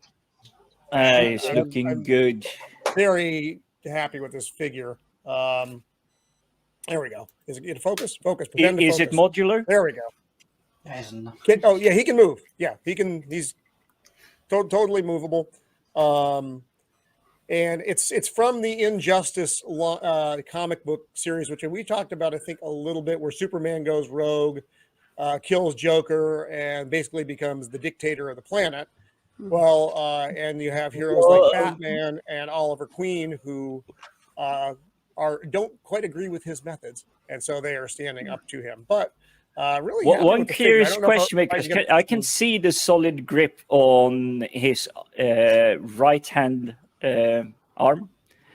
Is the string on the bow actually no? Stretchy? It's just a plastic. Ah. It doesn't stretch out, and the arrows kind of come out, but they're not individual. So it's a pretty cool figure. It's no, it is perfect as it is. But it's just good. It's going to go on the shelf with the 9,000 of his brothers. So I'm still pretty happy with it. I'm sure it'll fit right in your collection. Next week, I'm going to have a bunch of new stuff because I do have my I Didn't Die gifts that I'll be opening up today, and I already know what most of them are, so it's mostly ceremonial. But what I'm looking forward to, Jim, is that Iron Maiden Somewhere Back in Time album. That's the thing that I'm most looking forward to. Everything else is not bad. Is not bad, but that's please tell me that you're getting something really nice, because I would love to see an unboxing of that. If you would unbox it, of course. For Somewhere Back in Time. It's literally back in the room right now. I'm waiting for this evening when we do the events, the cake opening and gifts. It's literally just sitting by the bed. I know what's in it. It's not like it's a secret. I'm not a child. But it's still I'll bring it on next week though. I'm curious to see what the record looks like, because most of the records that I've been getting in my modern collecting are not just black discs. They usually have something interesting going on. I mean, this may just be a black disc, but I'm excited. We'll see, and I'll bring that all the other interesting and weird items that I get today, next week. Although I may have to, I'll have to talk about next week post show, because I may have something going on. So Max, Max Von Priestley, who you've probably seen on other events, he's going to be in town for a concert, and he and my partner John, the creative blue collar guy, are planning on coming out next week. And I'm doing a smoke. I'll be doing ribs and chicken and such. So that next Saturday might be dicey, but that's all right. So anyway, if only I could apply for a USA visa that quickly, I'd be there in a heartbeat. Just so you're aware, next Saturday I'm on, but the Saturday after, the Saturday the 20th of August, I'm not. That's right. I'm away because that was the weekend of the Comic-Con that I'm going to miss. Yep. That's the weekend you're not going to Comic-Con. Yes, that's the weekend. That's in the Shell Nichols figure now. That is beautiful, man. It is. As soon Oh, as she's got the dagger. I Yep. love that. That was one of the great scenes. Yes, with Sulu. Yep. But it's just an absolutely superb. So as soon as I saw that, when I was replacing my Kirk, I basically saw that and I went, oh, having that. Yep. What's the price? I love the simplicity of the mirror universes and the fact that for the longest time Star Trek kept it true. It was simple. It was just add a tash and a sash.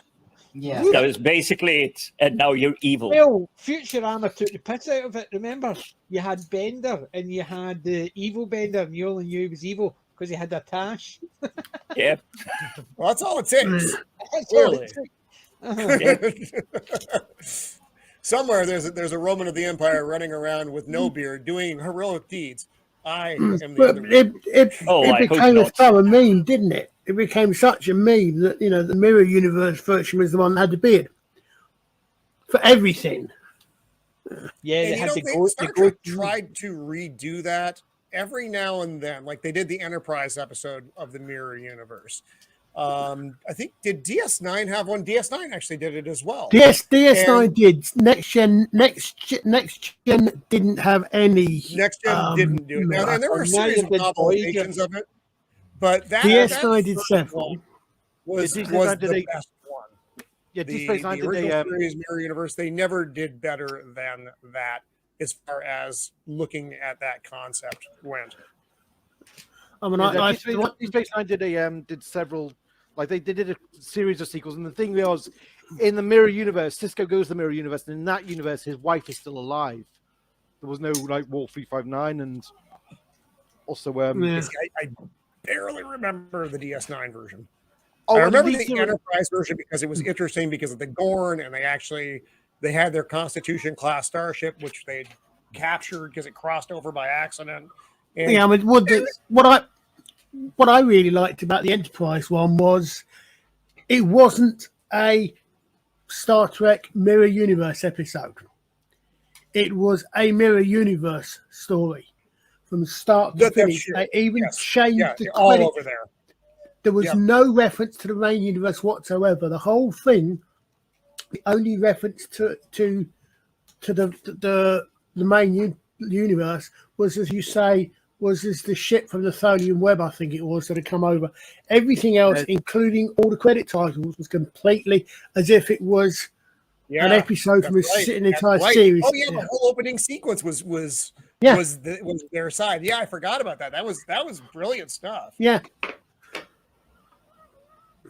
I can't remember that one, I must admit. It was one of the two parts. It was two-part, was it?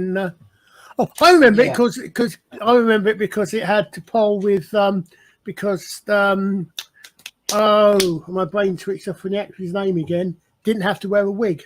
It was the only thing in 4 seasons of it where she actually had her own hair, which was quite long. Hey, I am Spot where goatee kill.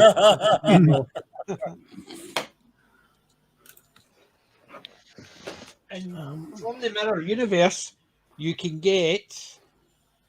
They gotta have Spock. You can get Spock with a goatee. You can also get. That's what I'm talking about. And you can get the other two. You can get is Khan and Kirk on his chair, but I've got Kirk on his chair, but that's not the Mirror Universe. So there's only 4 for them in the Mirror Universe for some reason. There's Kirk, there's Spock, there's Sulu, and there's Uhura. The other ones were not seen as important enough to get a Mirror Universe. Yeah, because Chekhov should have got his thing because he tried to actually kill Kirk. Yes. And failed, but he tried. Tried to get his promotion. Right, Jim, you know you're sitting there with a wee bit antsy going, me. I As I've told you guys, the church shops around my region has somehow been raided from everything that is DVD or CD and everything. So I did go out to Amazon, the wide hunting grounds, because there is a video game that I've been loving since back in the 80s, which is Legend of Zelda. And I picked up a video game guide with some really amazing visuals. And this very thick book Wow. is a complete game guide by official company that I really do that. I'm not sure how well it will be seen. You can see the guide and you can see it's a bit shiny, but... And it's heavy. You could probably kill someone with this. Yeah, just don't throw the book at them. Yeah. But just for you, Roman, I know you got to bounce any second. I will try and take the silly stuff off. You get some really nice... Where are you? There you're there. Visuals. Oh man, yeah, that's a great piece of art there. I believe it's mirrored on the front, so it's literally the same. That's excellent. But I if you love stuff open the like book that. and get into the bestiary, oh great! These are the enemies you will be fighting, and it tells you everything: the background, the lore, all of that stuff. It's like the old D&D monster manual. That's awesome. Exactly, and the artwork in this one really surprised me. Since I'm on the big one. Oh, by the way, this is for you, Colin. This is the T-shirt for the night. Hey. See, my T-shirt's just a boring old, I'm not old, I'm classic T-shirt. But yeah, this is the front cover of it. Yeah, I love stuff like that. I can look at stuff like that all freaking day. And it comes with in-game world map. I thought it was a different Zelda picture he was going to show us when he was unfolding it. That's how big the in-game world map is, and I'm holding it upside down, of course, because I'm not a numpty. Say hello to our Australian trick guest. Oh, that's great. And yeah, it'll take you if you're walking from one end of the map to the other in the game. In real world, it will take you 20-30 minutes. So it's not a small place, which is why you probably need something like a good game map. Yeah. But yeah, I was thoroughly impressed with this. It's hardbook cover. And it only set me back about 25 quid, I think, because I did have some coupons and whatnot. And the game's been out for a while, but this is my pick of the week. This is the only thing I got. That's awesome. Superb. Well, cool. All right, guys, I gotta go because I gotta go do the stuff. But again, thank you for having me this week. This is, as always, a lot of fun, and I am the fish out of water. So, but I enjoy being the oddball American. We could be talking about obscure British comedy. More obscure British comedies. Well, it's why we do it, because I love hearing what everybody else has been seeing, watching, what they like, what they caught up on this week. Because we need. I'll try to be with you guys Wednesday for Snatch. Yep. Monday, the show we're doing is going to be a deep dive into the movie Memento. So, which I just saw for the first time, so we could, because I knew I was going to be talking about it. And then Thursday, we actually didn't finish our show from last week. Yeah, we we're doing the 2010, 2011, 2010s, and 2020s.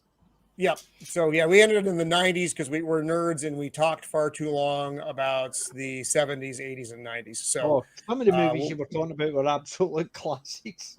So it was a fun conversation, and so I think we're gonna have the same panel this week, and like I said, next Saturday might be sketchy, and I'll let you know how that is looking as we close in on that. So Again, thanks for having me, and I hope you guys have a great weekend. And thanks for sharing all the cool stuff. Yeah, and enjoy your birthday party. I appreciate it. I have beer, whiskey, have a and great cake. day, Roman. Yeah. All right, you guys take care. Take care, Roman. Bye. Bye. So, any other picks? I've got one. Yep, go on. I got this from Asda. Just a minute, where is it? What's the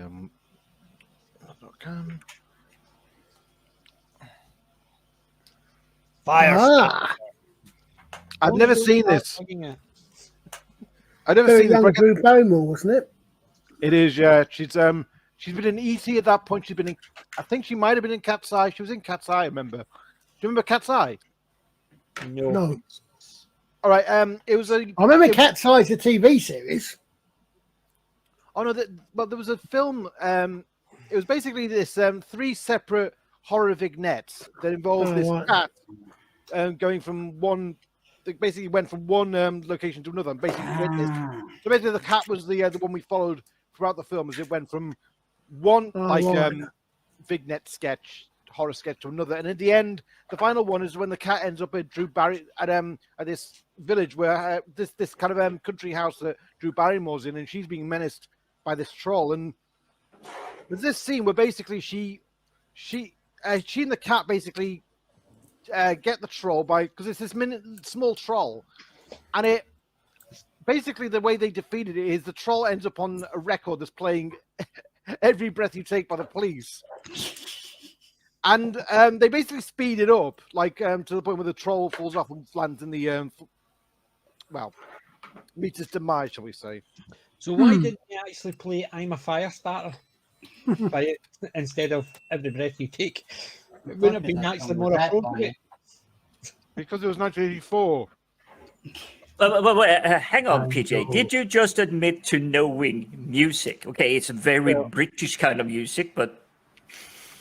Well, when you see that weirdo jumping about and just that's the only line that you remember. Wendology knows what I mean. She's seen it. The original Firestarter. Yeah. No. That came out in the 90s. That one, yeah. Firestarter was 84, 2 years after E.T. Cat's Eye was 85, so Cat's Eye was second. Firestarter was first, yeah. And it was 12 years before the Prodigy's Firestarter, so they couldn't have been in the film. Maybe they actually liked the movie, that's why they did it. Who knows? Listen, I'll throw myself under a bus. Don't you worry. Just because I actually talking about music, I have no idea what I'm talking about. Well, I think of it, I might not be here next week because hopefully I'll be in Welsh Wales. Well, thank Christ, I thought it was going to be Scotch Wales. No. I'm going back 600 years, dear boy, so it's got to be Wales. Scotland 600 years ago wasn't a nice place. And it is now. in comparison to what? Yes. So, what's people been watching this week? I'll say Monk. Then I got into. I still haven't got around to watching the Nick Fury movie. I've got to watch that. I'm still a way behind. I didn't even watch the last Avengers movie. I didn't watch Endgame. I didn't watch Captain Marvel, and I didn't watch the other one. I mean the one we were talking about yesterday week on the Father's Street, the one with yes, the 1984 one. Yeah, I still haven't watched that yet. I downloaded it Friday, but I still haven't watched it yet. Yeah, I've been I'm now to episode 4 of The Green Death. It's been really it's been so great to rewatch that. I mean, yeah. There were times I was kind of like I don't want to watch Doctor Who anymore. I feel like the worst of the fans have kind of poisoned it for me. But then kind of. The good thing is, Sadaka, the way I look at it is they can see what they want, but they're never going to touch the classics. So. Oh yes. Oh no. Thing is, I've met some classic fans who were just as nasty as the current. Oh God, aye, but that's why I like talking about everything else. Because I did go to a couple of meetups in the Glasgow area, and there was a lot of classic fans there, and even I disagreed with what they were saying about the new stuff. What? I disagreed with what they were saying about the new stuff. Oh yeah. And I'm no one for the new stuff, but some of the vitriol it was coming out that way. It is a case of crazy. Everybody's a Doctor Who fan. It's different doctors. Different. It's like turning around saying, "Well, I only like the movies. The TV show doesn't count." So basically, you can still class yourself as a Doctor Who fan if you only watch the Peter Cushing movies. Or you only watch the TV show, the classic one, but never watched the movies. It's that type of thing. Your variations on Doctor Who you can be, and I'm okay with that. But it's when people tell me I have to like something, that's when I've got a problem. Yeah, it became. Yeah. That was when the new series came back. I think a lot of fans it became like a cult almost. It's like we had to love the fact it was back. When Dolly's been watching. Oh. Yeah, when Dolly and Darren have been watching Supernatural. He's also watching Peter Davidson's first series, Mm-hmm. And then Carol Jude's been watching Dead Water Spell. Not seen that one. It's a Tennant one, but it's obviously not a Doctor Who. Is it? I don't recognise that. Dead Water Spell. Sort of an oldie.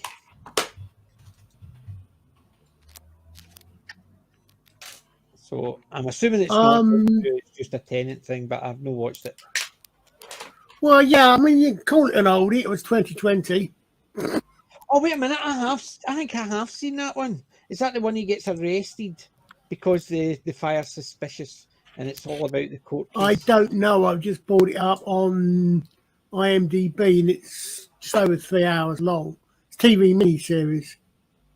Right. So. 3 1 hour episodes. So yeah, probably looks like it. Well, I've been watching Primal season 2. It's only 3 episodes out at the moment, but I still really enjoy it. They're starting to use language in it, considering the first season it was only and there was no language. They're starting to use language, but it's not obviously a recognizable language. It's just one tribe going, I was good at it, and it's stuff like that. So they're making up words, but it's still good. It's still really good. And it's becoming a bit more interesting than the first season was just about one Neanderthal and his dinosaur. And this one is more modern. Is this a cartoon series? Of course, it's a cartoon series. Very violent. Oh, okay. It's superb. I'll show you. I promise not to mention the 64 million year gap there. Then it's basically it's not anything because you've got Neanderthals with the thing. It's just a fun.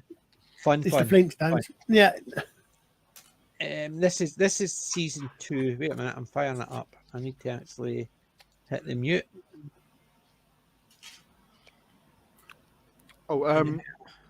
Also, I've been watching Line of Duty as well. I'm up to episode 2 of series 5.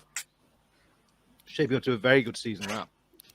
I never got into that, even though I was in the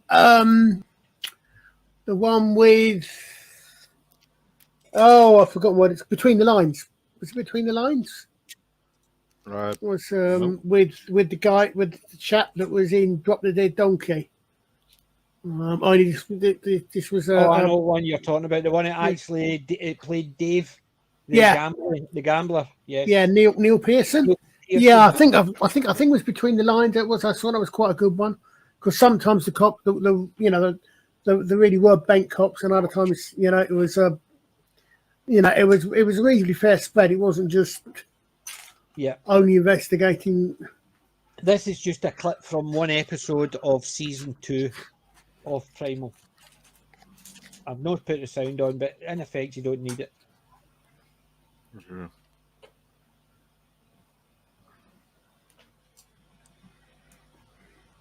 And that's how it basically. I'm on episode 3. Season 1 is better because it's the whole setup of how he meets the dinosaur and stuff like that, and how the two of them battle, and effectively they become friends because of certain things. But it's actually entertaining, and that's the main thing. And I loved it for that. So it's only 3 episodes in season 2 at the moment. So that's what I've been watching. I've also rewatched Sky High with Bruce Campbell as Coach Boomer. Silence.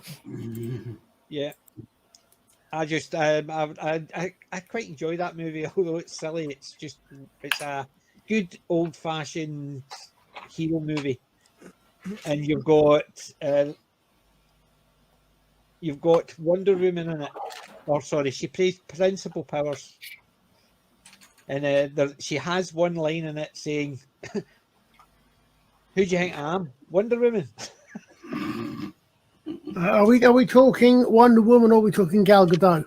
No, we're talking Wonder Woman. We're talking Linda Carter. Yes, Linda Carter. She still good for her plays age. Principal Powers. And I think at one point she says, "I'm not Wonder Woman." That's what it is. Probably the only really decent scene in Wonder Woman 1984. The after credits scene. The ending, when it says the end.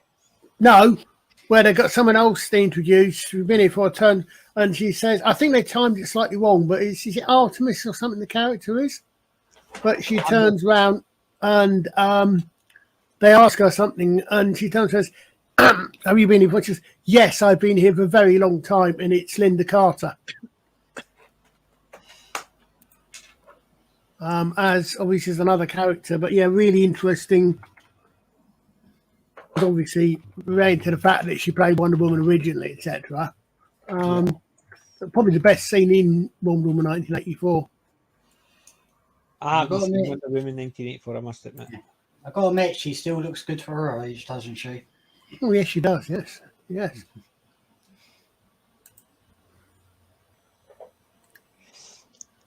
When the dinosaurs in it, and it's only halfway through season 2, so the 2 main characters in Primal are the caveman or the Neanderthal and the dinosaur.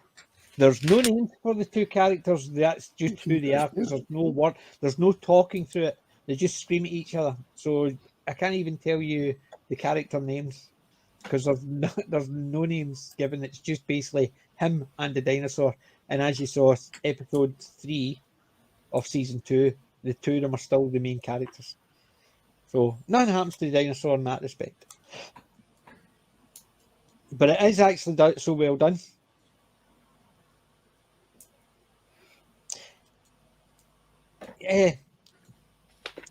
I've already got. I had a T-Rex. Mind you, it was small, blue, sat in a cage. Fair enough. I'm talking proper John Hammond from the very first Jurassic Park film. Yeah, but no, that's what I'm saying. Have you seen some of the reviews about how real is it? And it is a case of, even though they know the aesthetic has changed and the understanding of what dinosaurs look like, anytime they do another Jurassic Park, they stick to their aesthetic because they've decided they ain't changing it just because the science says that they've all got feathers now. Yeah, I don't buy that. And then again, it is a fantasy film when you come down to it at the end of the day. The way I look at it is, and I've said it before, is they're basing everything on one piece of evidence that they put into a theory that this is what it does. And unfortunately, we'll never know what a dinosaur actually looked like. We can only speculate based on what we find out. And they've found ones that they found a dinosaur which had been buried in mud. So the shape of it, and it didn't have any feathers because it looked as if it had a scaly skin. Yet they've had other ones where they've found an imprint of a feather next to it. So it's things like that. They're basically judging it. They think because they found that means that they've all feathers, and that's why birds have evolved from them, because they've got feathers, and it's. It is valid, but you had to start at some point somewhere. Yeah, but I hate the fact that they say these are the facts of the matter. That's not facts, because unless they know 100%, that's not a fact. That is a based on their current understanding. And I wish the jury is out on it. They're still investigating this. Yes, but that's what I'm saying. It's the people are actually presenting it as if no facts. Dinosaurs had feathers. They don't know. It's a speculation based on one piece of evidence. It's the same as they thought they initially based them on lizards, based on the fact is that's what their understanding was, and that they were basing it on like crocodiles and alligators and monitor lizards and stuff like that. So they were basing a lot of what they look like earlier on based on those type of animals. Because not to sideline it, but Alex, you have a cheerleader in the chat. When is cheering you on to get the build done? Thanks, Wendy. Lucky I put that timer in the corner. I think I might have this done within the next 10. Right, ladies and gentlemen, I'm tired. I'm going to quit now. Bye-bye. And I'm the one that usually consider myself the weakling in this bunch. Well, actually, today I've actually not stopped since I got up this morning, and I was on until 22 last night or this morning. I was on Wookie's channel, and I think we finished about 22, and then by the time I got to my kit, I was knackered, and I was back up early this morning, and I've not stopped since.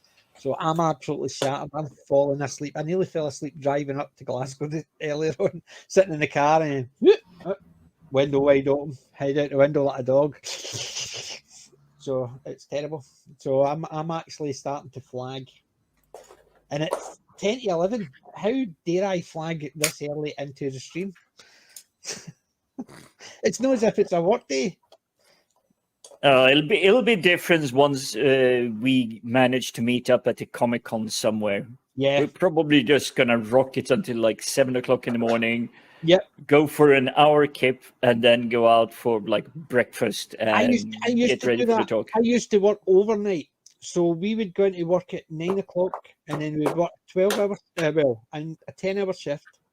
Get our salary, get paid, because we actually got paid in the wee envelope, so we got our cash in, and then we would go home, showered, and straight out to the pub, and that would be us until the dancing closed at 3 o'clock in the morning.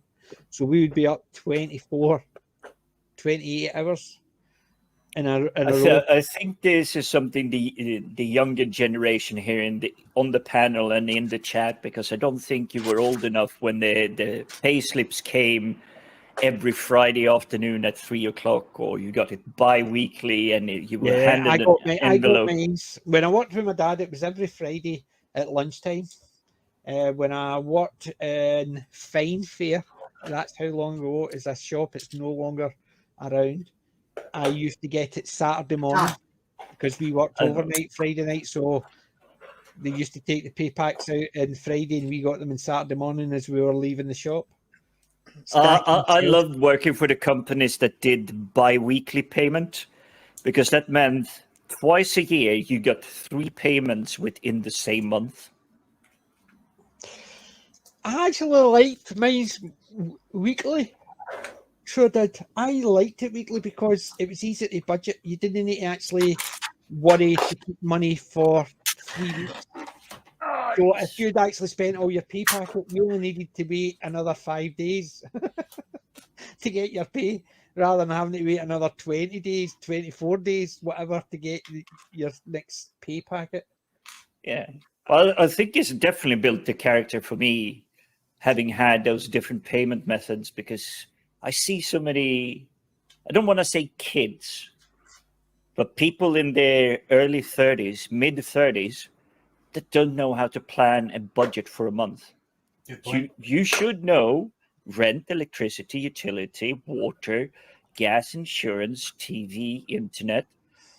They are regulars. And then you'll have the odd one-off, like a yearly insurance or however you pay that. You should know that they're coming. And then you should be able to also plan. You know there is 30 days to next payday. You need to have food for 30 days. And they don't understand how to plan it. And they go, it's like, oh, I have a $5 left and it's like 2 weeks until payday. And it's like, yeah. How do you only have a $5 left? That's the problem, and I hated that for that simple reason. I was terrible with cash, so I preferred my weekly pay. So I did.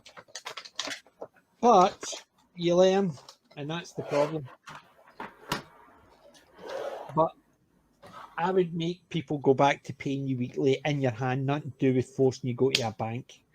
You wanted to go to the bank, you went to the bank. The bank actually used to say, well, we'll give you this if you use us instead of going to another bank. Now, because you're forced to use a bank, the bank can say things like, well, we're going to charge you to use your own money.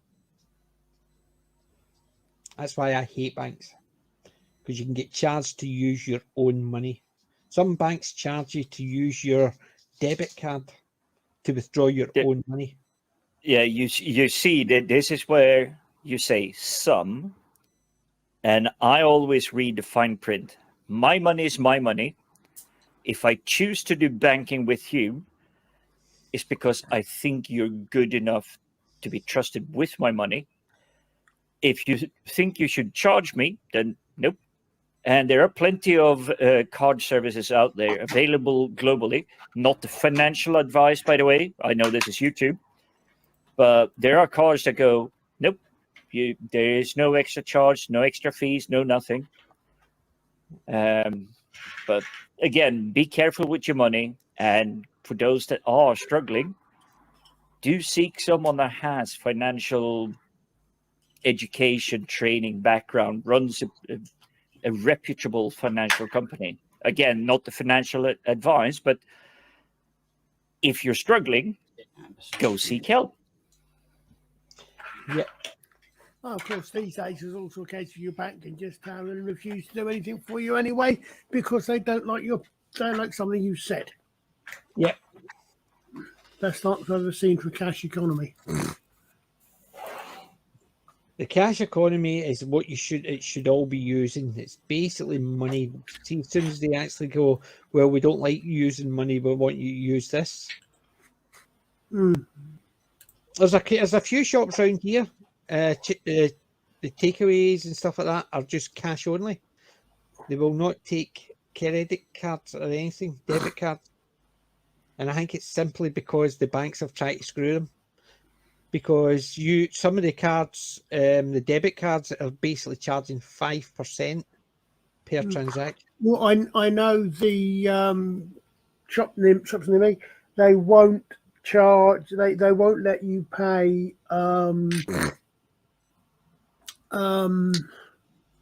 top up electricity on a credit card because they don't make any money from it. They don't make anything at all. I think the Kung flu of unknown origin and the impact it had on the world, and that people had to be able to get groceries, removed that lower limit, because most people may remember, at least here in UK, if you went into an off-license or a convenience shop or... they would say you can't actually spend any less. They won't charge you less than £5. Yeah, you had to spend a minimum of £5, so about $7.50.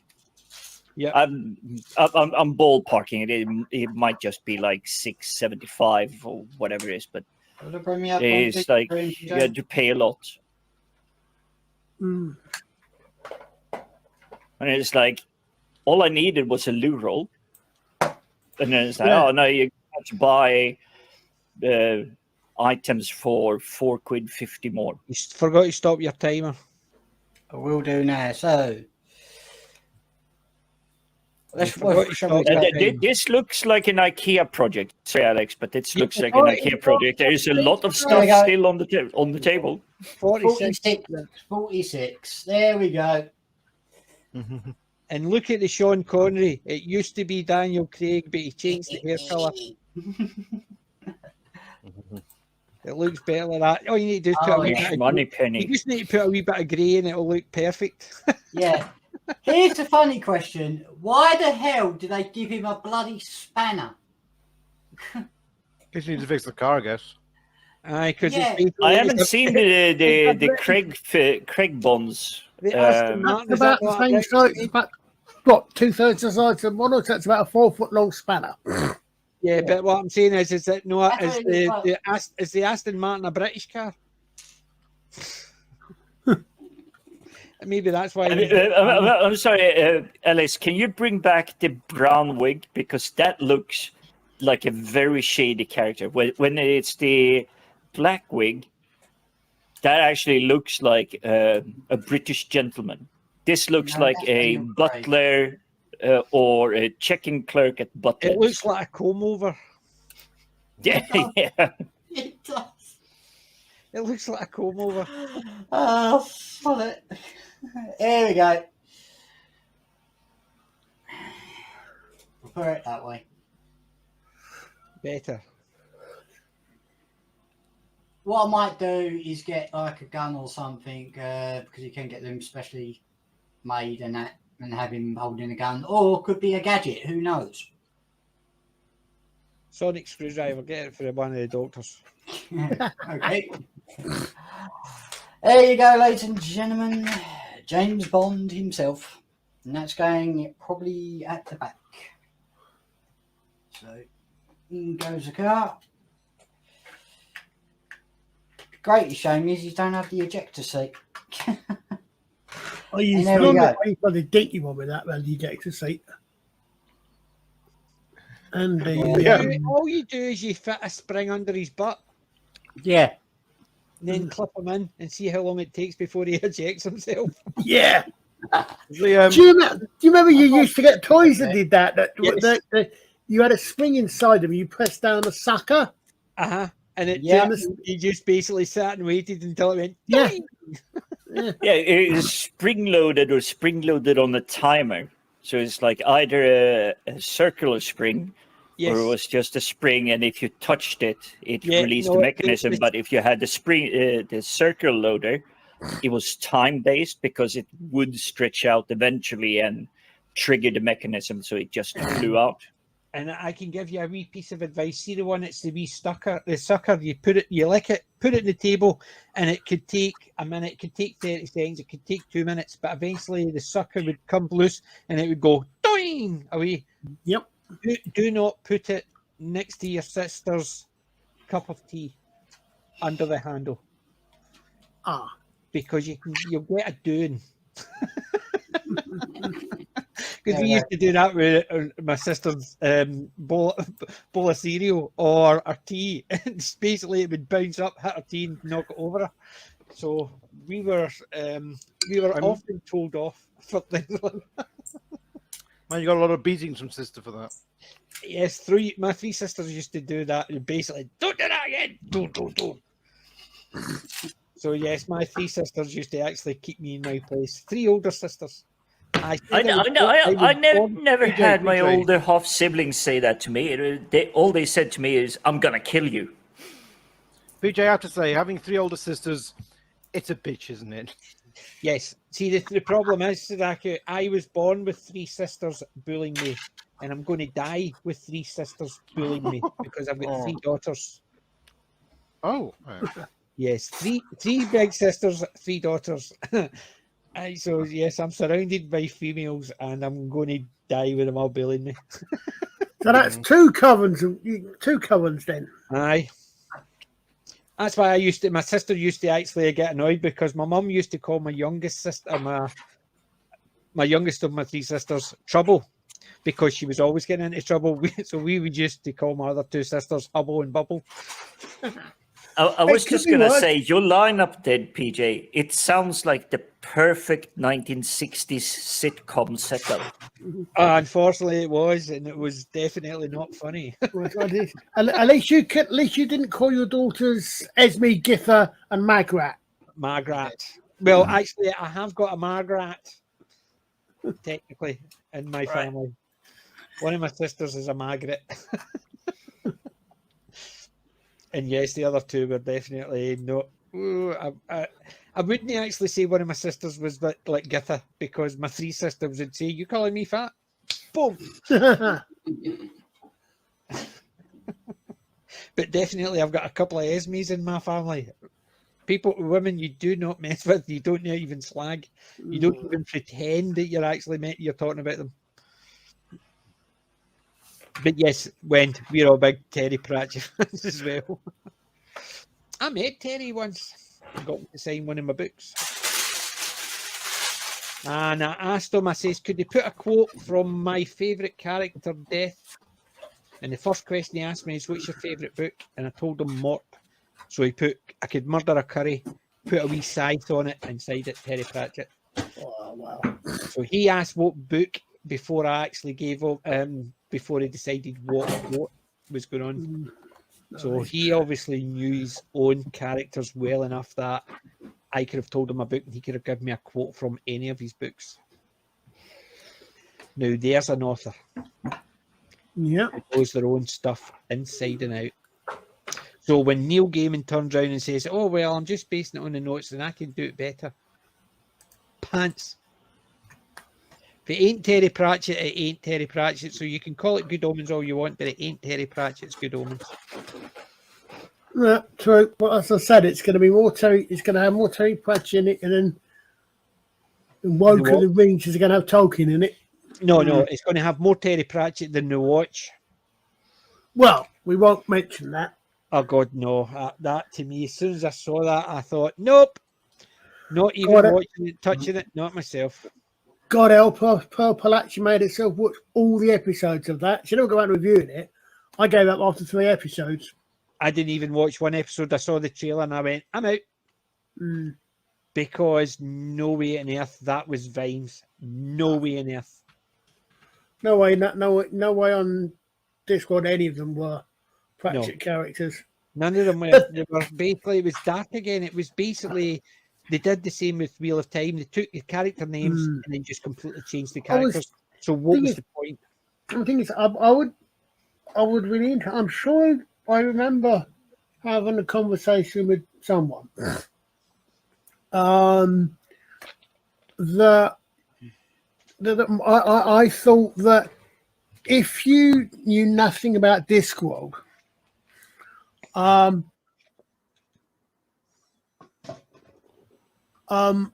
reasonably watchable, if you pardon the pun, as its own fantasy setting thing. But because they said the big problem with it more than anything else was that they said it was these characters, and and it wasn't. Whereas it might possibly been, it might have had some. It might have had some merit if you watched it as its own thing rather than trying to attach it to Discworld. Hence, it's the same as I said with the Wheel of Time. Oh yeah, Wheel of Time is. If you do not call it the Wheel of Time, or if you want to tie it to the Wheel of Time, then put it in another age, so you can have your own characters, and Rand, Moiraine, Egwene, Nynaeve could all be mentioned the same as Arthur Hawkling was mentioned, as in somebody from the past ages. And something's happened, and the power has melded, so the male and the female, but something's happened. And so they can mention back about how Rand had fought to take the taint out, but there was a counter stroke and it melded the two streams, and it corrupted any male who touched this stream because it wasn't designed. So there you go. There's already an idea that they can say there's only one stream and any man who touches it goes crazy. So by saying that, when he cleaned the taint, what it did, there was a counterstroke. His last desperate fight, Saitans, was to mess with it. So any male who touched the one stream basically was still. So it looked as if it was okay until they merged the streams.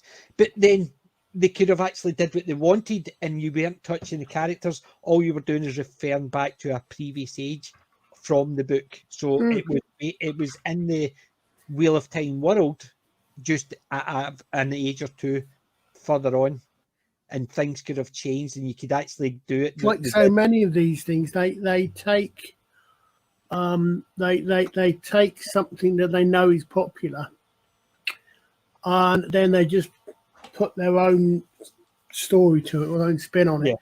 And unfortunately, these days they have to push in their agenda.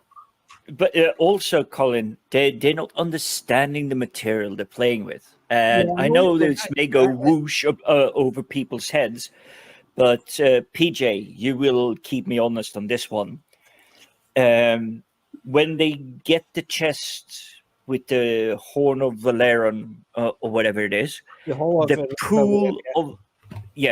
pool of magic, which is the one source. Yeah, the one source. That is actually a source that was tapped before the tainting. So it is a clean source, and it's that source that Randall Thor is using.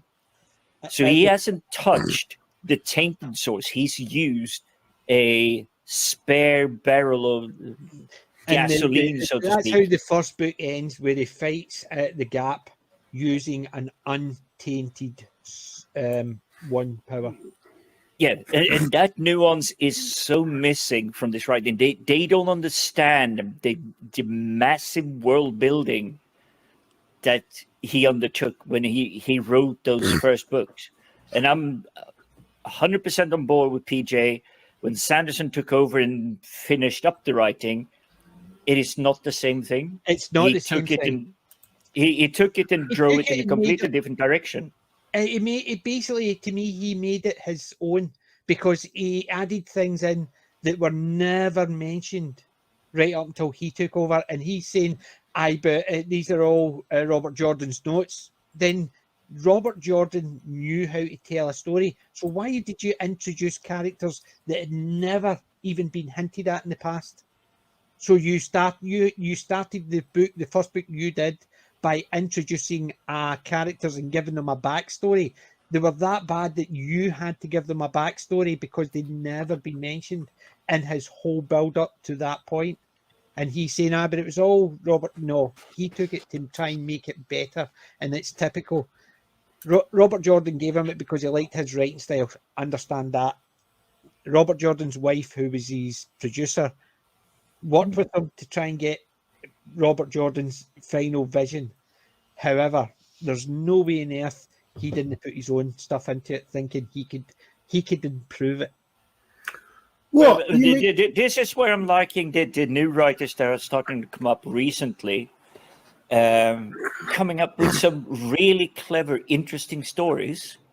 And I think if someone else took over, they could never have finished something like Andy Weir's The Martian, or Hail Mary, Project Hail Mary, or what is it called? Daniel something that wrote the Bobby verse. The Bobby verse, it's no Matt Dinnerman, it's Daniel.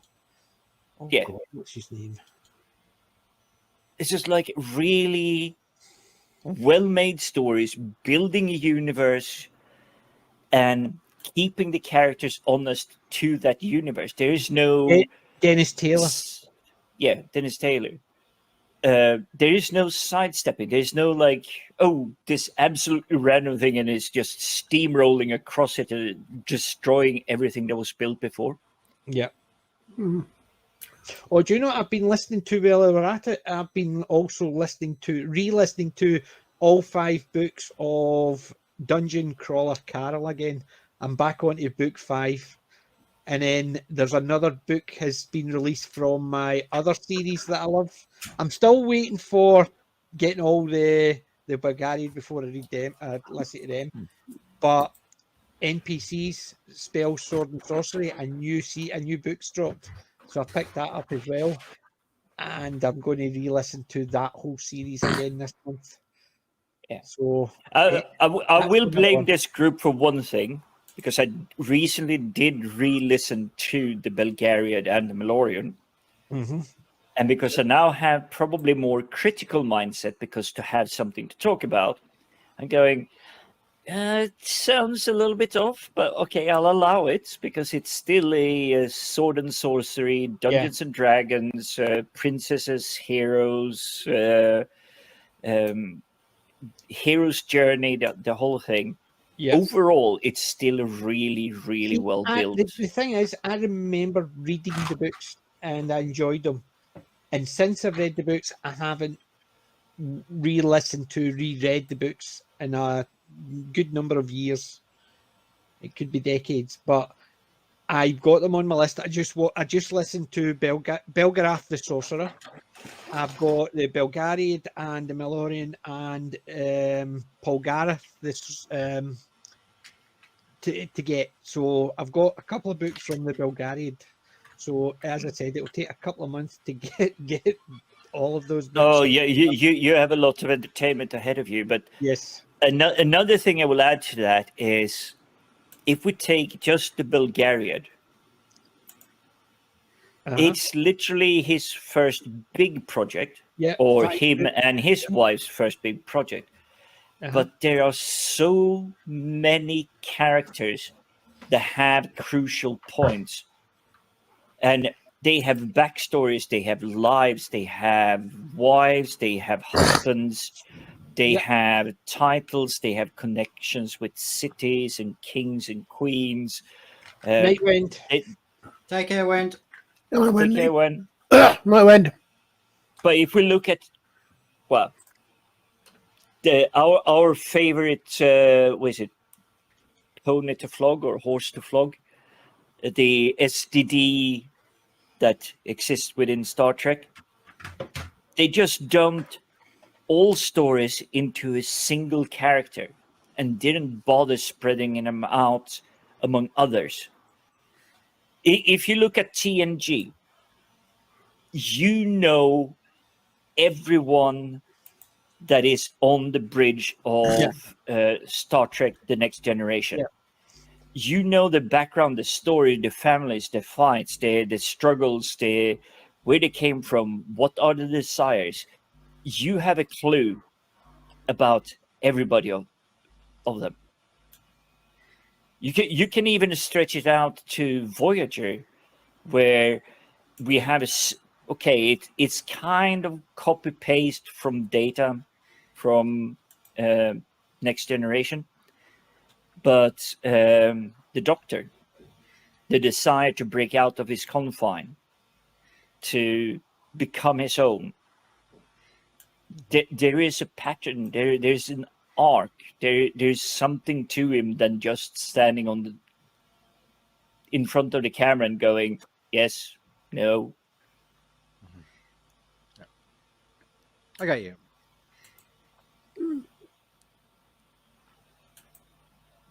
Yeah, I know it's odd these days. The thing that gets me is why is what I find most depressing is, I don't know if it's just I only listen to one thing, but every time I don't expect anything to be worth watching. I've got no excitement for anything modern current day. That was the thing I was going to ask in the beginning of the show when we were talking around it about Marvel Universe. I have several theories, but as a, should we say, straw poll with no real key bullet points. Me personally, I'm fed up now. It's been 2 decades, 20 years of Marvel Universe. I can't care. Same here. But there's also the fact that the promo material that is being thrown at me the Phase 5, I know none of these characters. Nope. I have no connections to them. Even following the Marvel Universe, I don't even know who they are. I don't care. It's the same with the Disney's corporate like manufacturing a la Mr. Ford from 1910 when he managed to do the like industrialized conveyor belt building thing. They're just chugging stuff out without actually realizing, are we trying to give this to someone? Because that is how you do a proper business. You figure out who's out there who might be interested in what you got, and then you build it to what their desires would be. You don't just chuck something out, expect 200% return on investment. You have to figure out who could possibly watch this. They're producing content, not programs. Mm-hmm. It's content. It's this thing. What's the next thing? What's the next thing? What's the next thing? What's the next thing? Yeah, it's quantity over quality.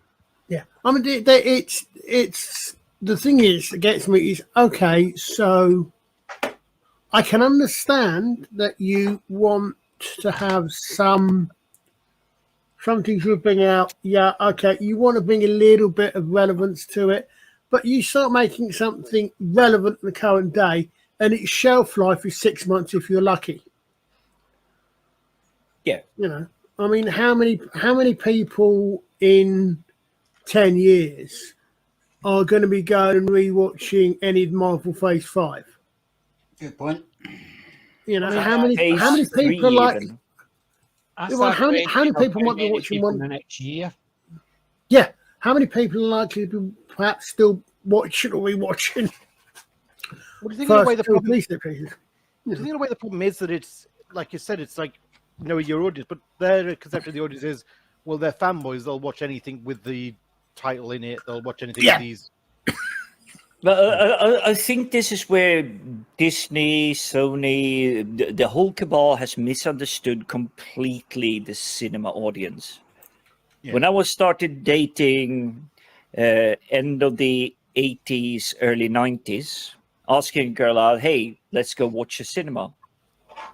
It was, let's turn up to the cinema, if the date was agreed upon, of course, but let's turn up to the cinema and see whatever is on. And just explore it.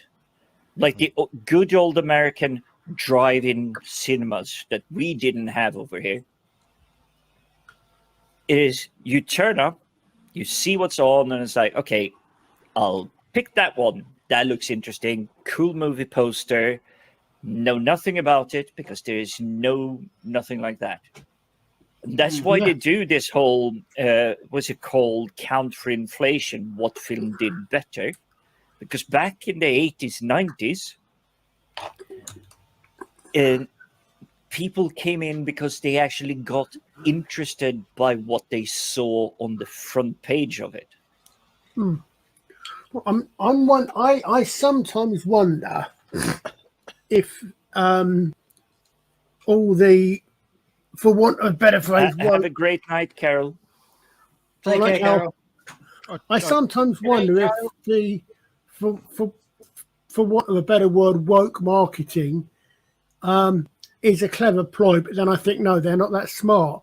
Are they actually trying to lower people's expectations so people go along and say, you know, this wasn't that bad after all, and word of mouth spreads?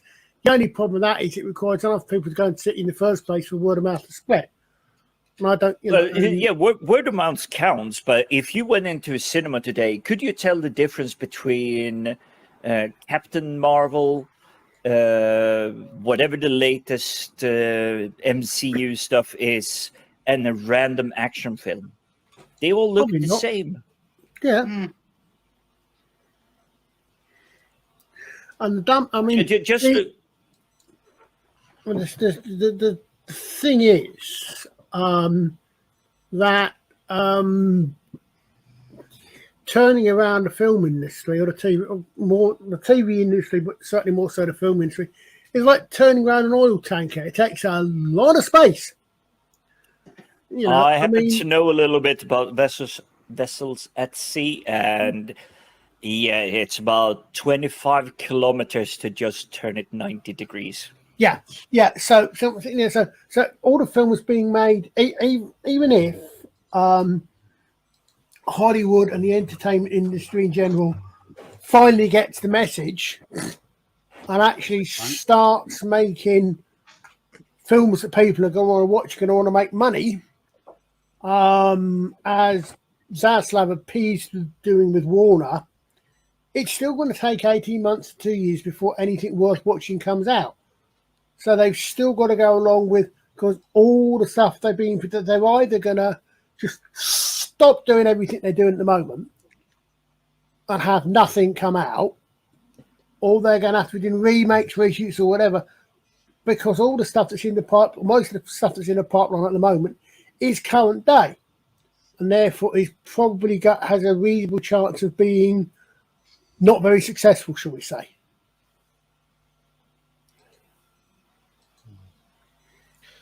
I mean, the only kind of comic book movies I'm still interested in is I really liked Wonder Woman, and I am looking forward to the new Wonder Woman, but that's about it. I've kind of had my fill of Marvel. It'll be interesting to see, I think. See where they take the next Wonder Woman after 84, but yeah, I mean, the thing is, I'm also wondering if hopefully maybe at some point comics are finally going to, movies are finally become the next big thing, and comic movies are going to go back where they belong. It not so much in the dark, but niche rather than mainstream. Yeah, I'm hoping that what Young Ripper is doing at the moment, building a company, delivering comic book storytelling and stuff like that, will bring stuff back. I wish, but I know that comic book TV TV shows, comic book stores are never coming back. They will never ever be able to compete with Amazon, eBay, whatever it is. And PJ, you're looking very funky at the moment. Yeah, I'm loving it. But the last comic book I really went, I'm going all in. Sadly, it got the collection I had got lost in, shall we say, an unfortunate winter. But I discovered a comic book called Witchblade. Yeah, some of that was premium printed paper. Even the inside is like what I showed, my pick of the week. It was top-notch quality, and the visuals and everything, the artists, the storytelling, everything was amazing. What's the Witchblade TV series? It was Yancey Brown, I think, was heading that one up. But the comic book, the graphics, they were just like, yes. And when you turn the page, it's like you turned it carefully. It wasn't like a flimsy inside paper. It was thick, quality paper it was printed on. It cost me something like, what's it, £9 a month or something, where I was growing up. But it was, yes, this is stuff I want. It may not be for everyone, but I loved it. And it was definitely catering to someone that wanted to read a comic book. I think the only thing I can think of that I'm in any way, shape or form looking forward to, and that's not going to get me out to the cinema because I haven't done the cinema in literally decades, I think, is June. June Part 2 is, I think, the only thing June, don't make me... wrong, different June. Yes, not June. I'm sorry, PJ. I know you hate the two-parter of it, but I'm happy if there was ever this one that they did, and they never get the green light for the second one to complete the story. This one on its own, I will definitely allow, and I'm someone that have liked Dune for a long, long time. Yeah. This one alone does it so much justice in current year that on that merit alone, even if it's incomplete, it is still spot on. See, my attitude is, I'm not going to go and pay for half a movie because. No, I agree. I know what you mean. Yeah. Because I agree with all of that. If they but decide that part, that they're just going to save money because they don't really want to actually spend that type of money in a new movie, they're not going to do it. It doesn't matter what they say.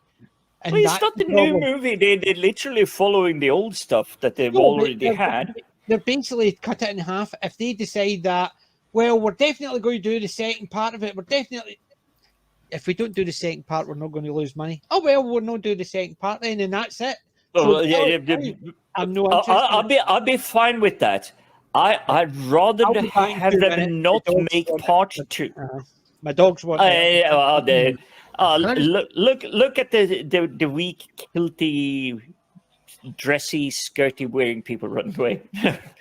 But because my point was pretty much toward PJs. I'd rather them not make part two and destroy it by bringing in wokeness and current day nonsense and everything. I do have some of the rumours I've heard do give me some cause for concern, but I mean I think the problem with that is I agree. I understand exactly where PJ's coming from, but June is something. If you made a film with June, it would be about 8 hours long. We tried to make if you try to make a film of June, they should have had Peter Jackson on this one. Yeah.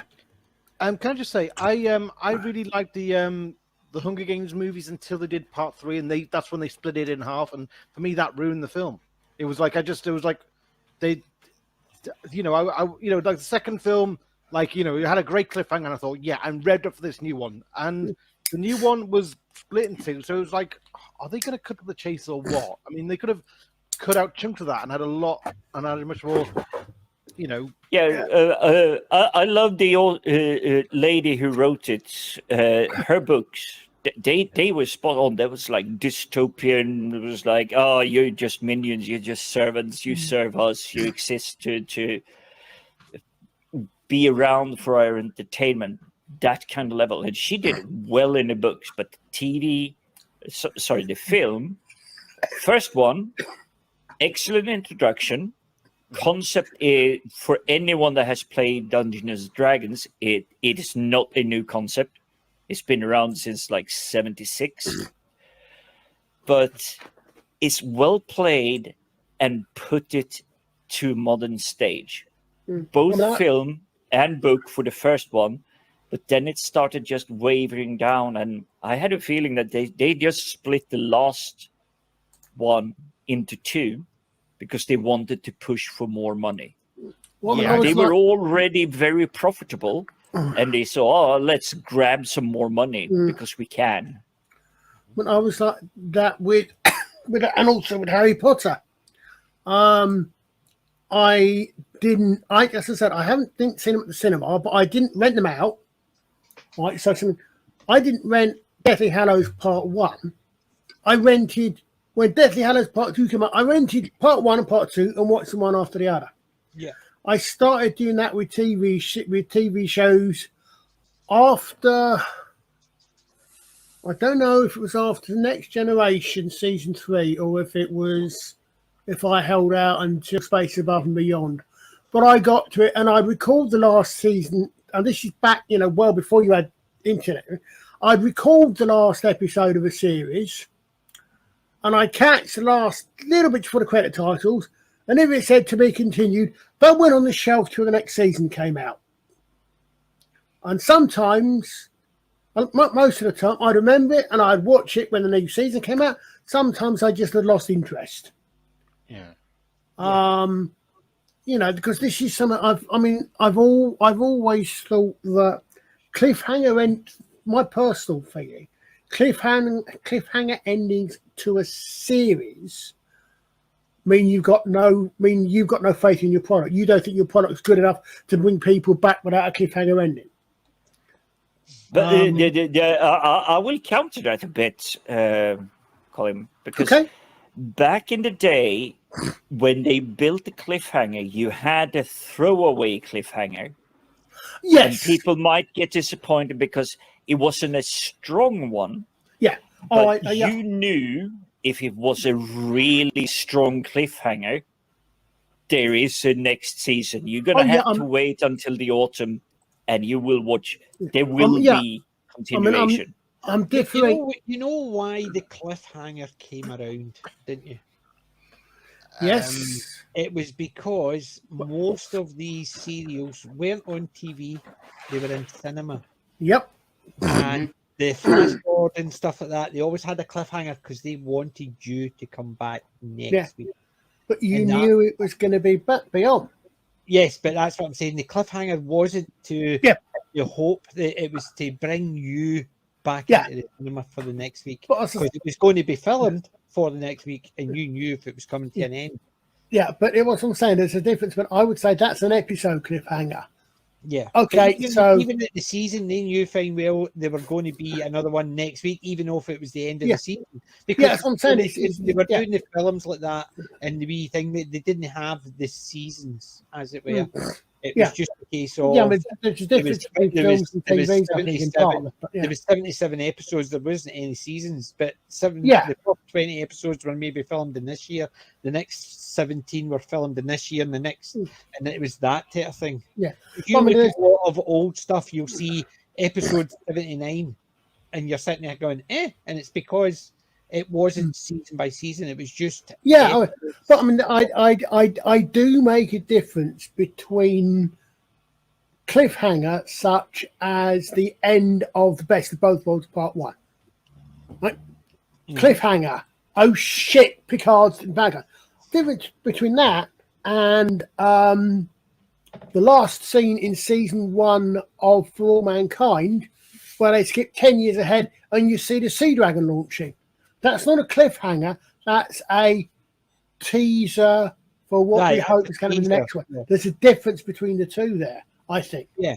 It is. I mean, the difference would be a cliffhanger where in soap, Bert is standing there, there's a bright light, and you don't know what happens. No, Bert basically gets to the door where the criminals are waiting for him, and he's about to break in, and it stops, and that's the end of the season.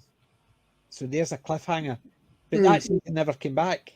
So that ended on a cliffhanger. Because they were hoping they would get another season based on the cliffhanger at the end of the season. Well, I mean, I know exactly why I put on the starters, and it's something we're going to be talking about in the near future. Space Above and Beyond. Yep. Ended on a cliffhanger, never came back. I know, unfortunately. After that, that's it. Forget it. Sorry. No, I can't trust you to bring it back. Yep.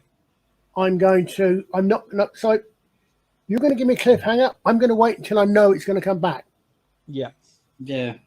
Do you know what I like the best cliffhanger? It was in Doctor Who Dragonfire. Oh, no. Literally cliffhanger, yes. Yeah. Yes. Yeah, poor Sylvester. Actually, I want to bring it back to Space Above and Beyond, because most sci-fi shows, most TV shows, and this is building of Predator that we just talked about Wednesday. Mm-hmm. Oh, yeah. In Space Above and Beyond, you actually have, for the longest time, fear of the enemy, the chinks. Sorry, YouTube. I didn't mean anything about that. Hey, It's chigs. What's chink wrong in with an that? armor. Chigs. It's short for chiggers. It's chigs, Yes. not chinks. CHIGS. Yeah. It's short for chiggers, which is a type of insect. Chink. Yes. Well, yeah, you're correct on that one. I But was it was borderline. It was even discussed back in the day. This is 98, 99 somewhere. But I think we get to episode 7 or something before we start to properly know that, hey, if it bleeds, we can kill it. Okay, I got a point about Predator. Just realised. I know PJ made a PJ was like really critical of the finale with the helicopter land. I just realised why it landed. Yes. When explosion happened, you saw like the front bit of the front cockpit actually blow out. The radio blew out. This blew out. So they had to land because the copter was down. It was compromised, and also because like obviously if it was smoking, then it was giving away a position which was going to attract attention to the rebels. So they had to land. That's why they landed. Ah, see, well, there you go. I never even noticed that one, I must admit. You see, I have more people on my side than on your side, PJ. I know, but I've always found I always found that you always find more wrong thinkers than right thinkers in our game.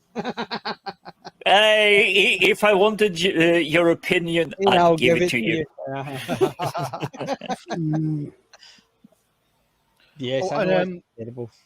The thing about the season cliffhangers, I feel like I think there came a point in the 90s, probably because of Star Trek Next Generation, where it was like it became a competition. Like you had to kind of get the viewers back, so you had to have a big cliffhanger to draw them back. So I think maybe that's where it started, where it wasn't just they'd come back for more of the fun stuff. But back in the day, it's not like it is now, because the legacy doesn't know what to do to compete against the streaming services, and the streaming services, they're literally exploring the unknown land. They have no clue what will hit, what will not hit, but they're depending on people watching whatever is coming out within the first 28 days, the first 4 weeks. If someone is holding back and say, I'm going to binge watch it, but I have so many things I'm going to watch, that you're watching it week 5, your view count doesn't hit toward their budget goals or everything. We just had the big fluffle this week. Friday Night Tights talked about, who is it?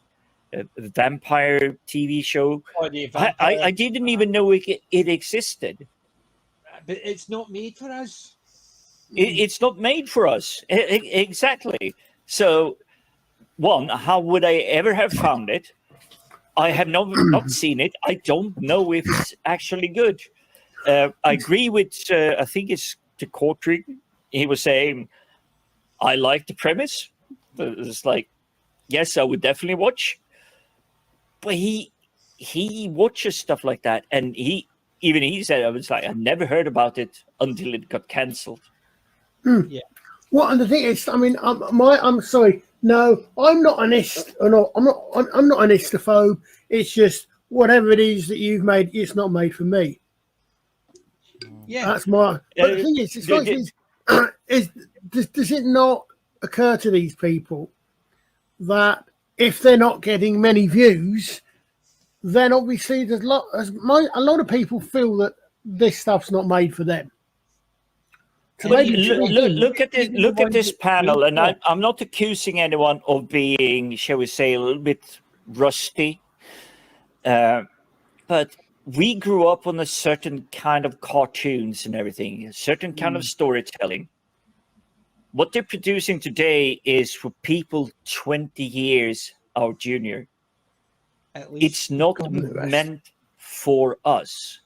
And we're the audience that can actually spend money. Just look at the background behind PJ. Well, how much money has he not spent collecting stuff that he really loves?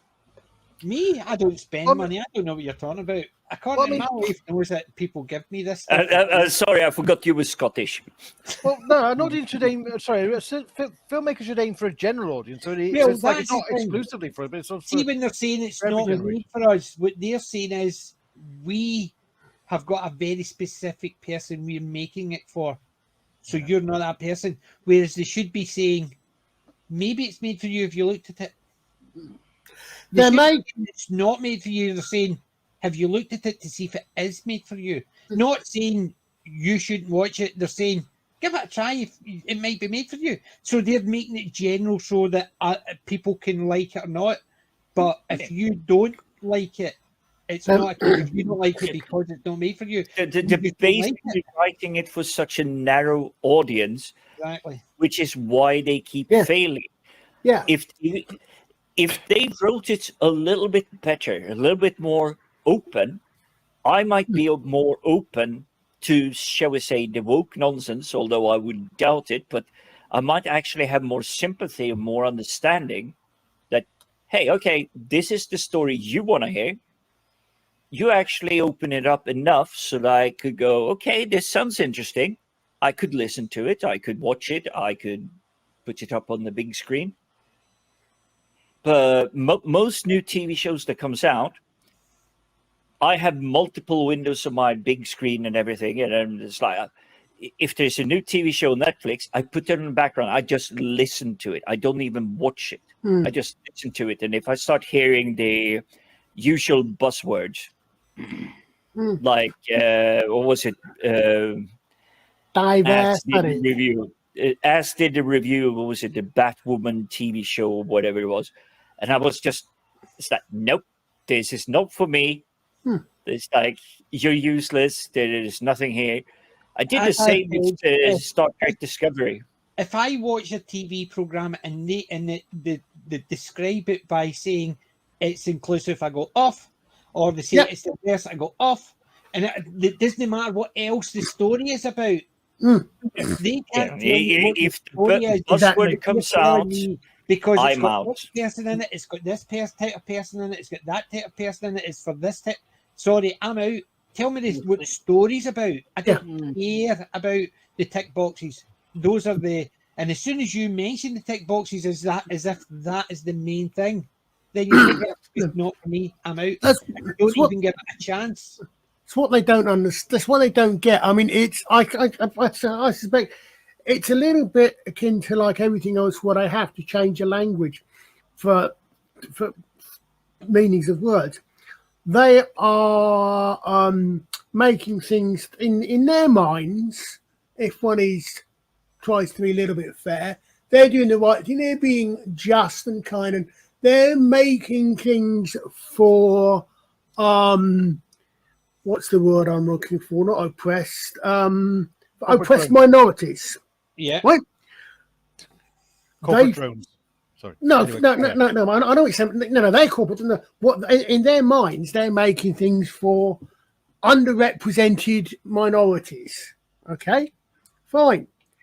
Before you actually target your thing at this specific group, I would recommend you look in a dictionary that actually explains to you what the word minority actually means, as to the size of the audience you are targeting it at.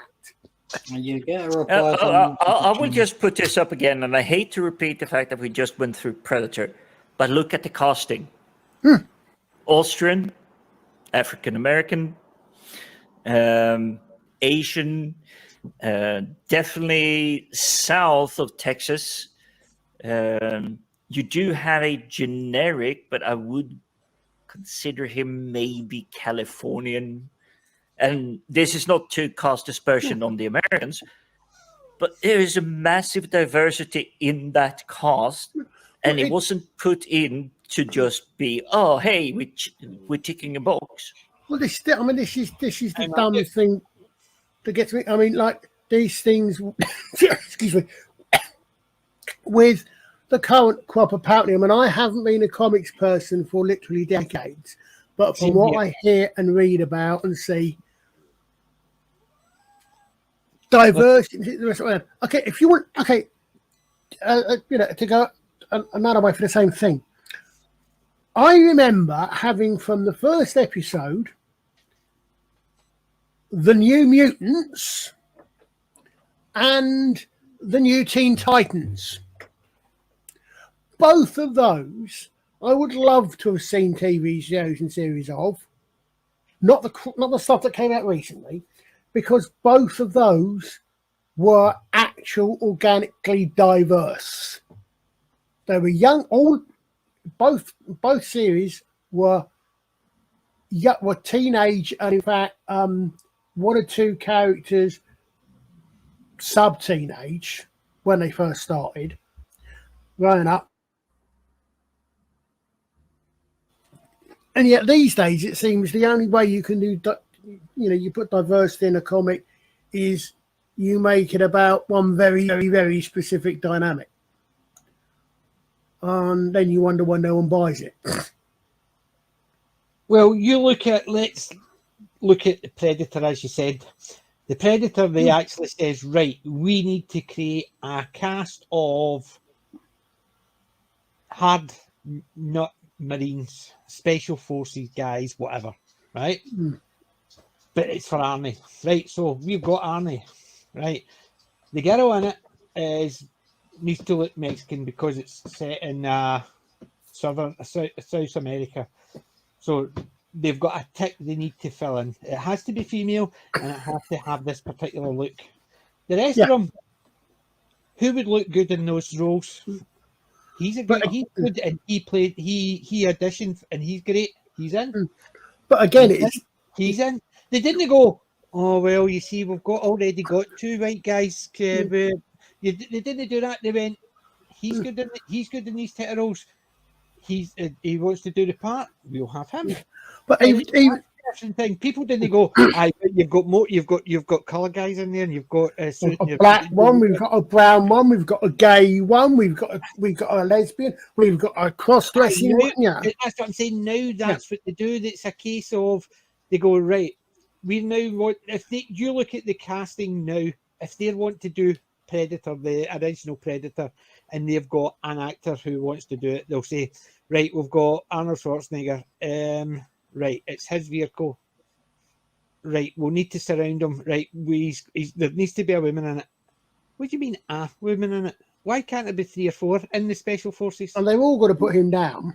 Yeah, and they're the ones that are in charge. He's just the guy that carries he's the guy that carries the minigun.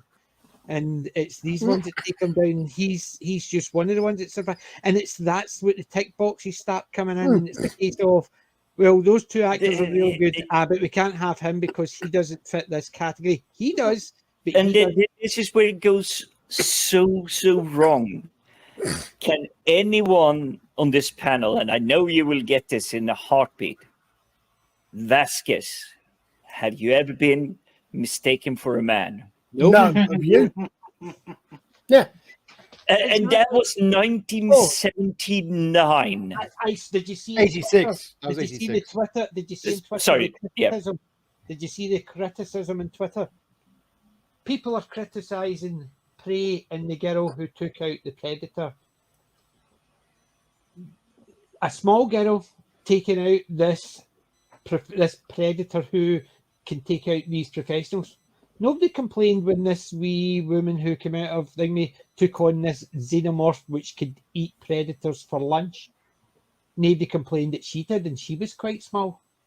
Because she did it with equipment she had. Ripley was badass. It was also the fact that and somebody says it wasn't the fact that she was female, it's the fact that she had a good story.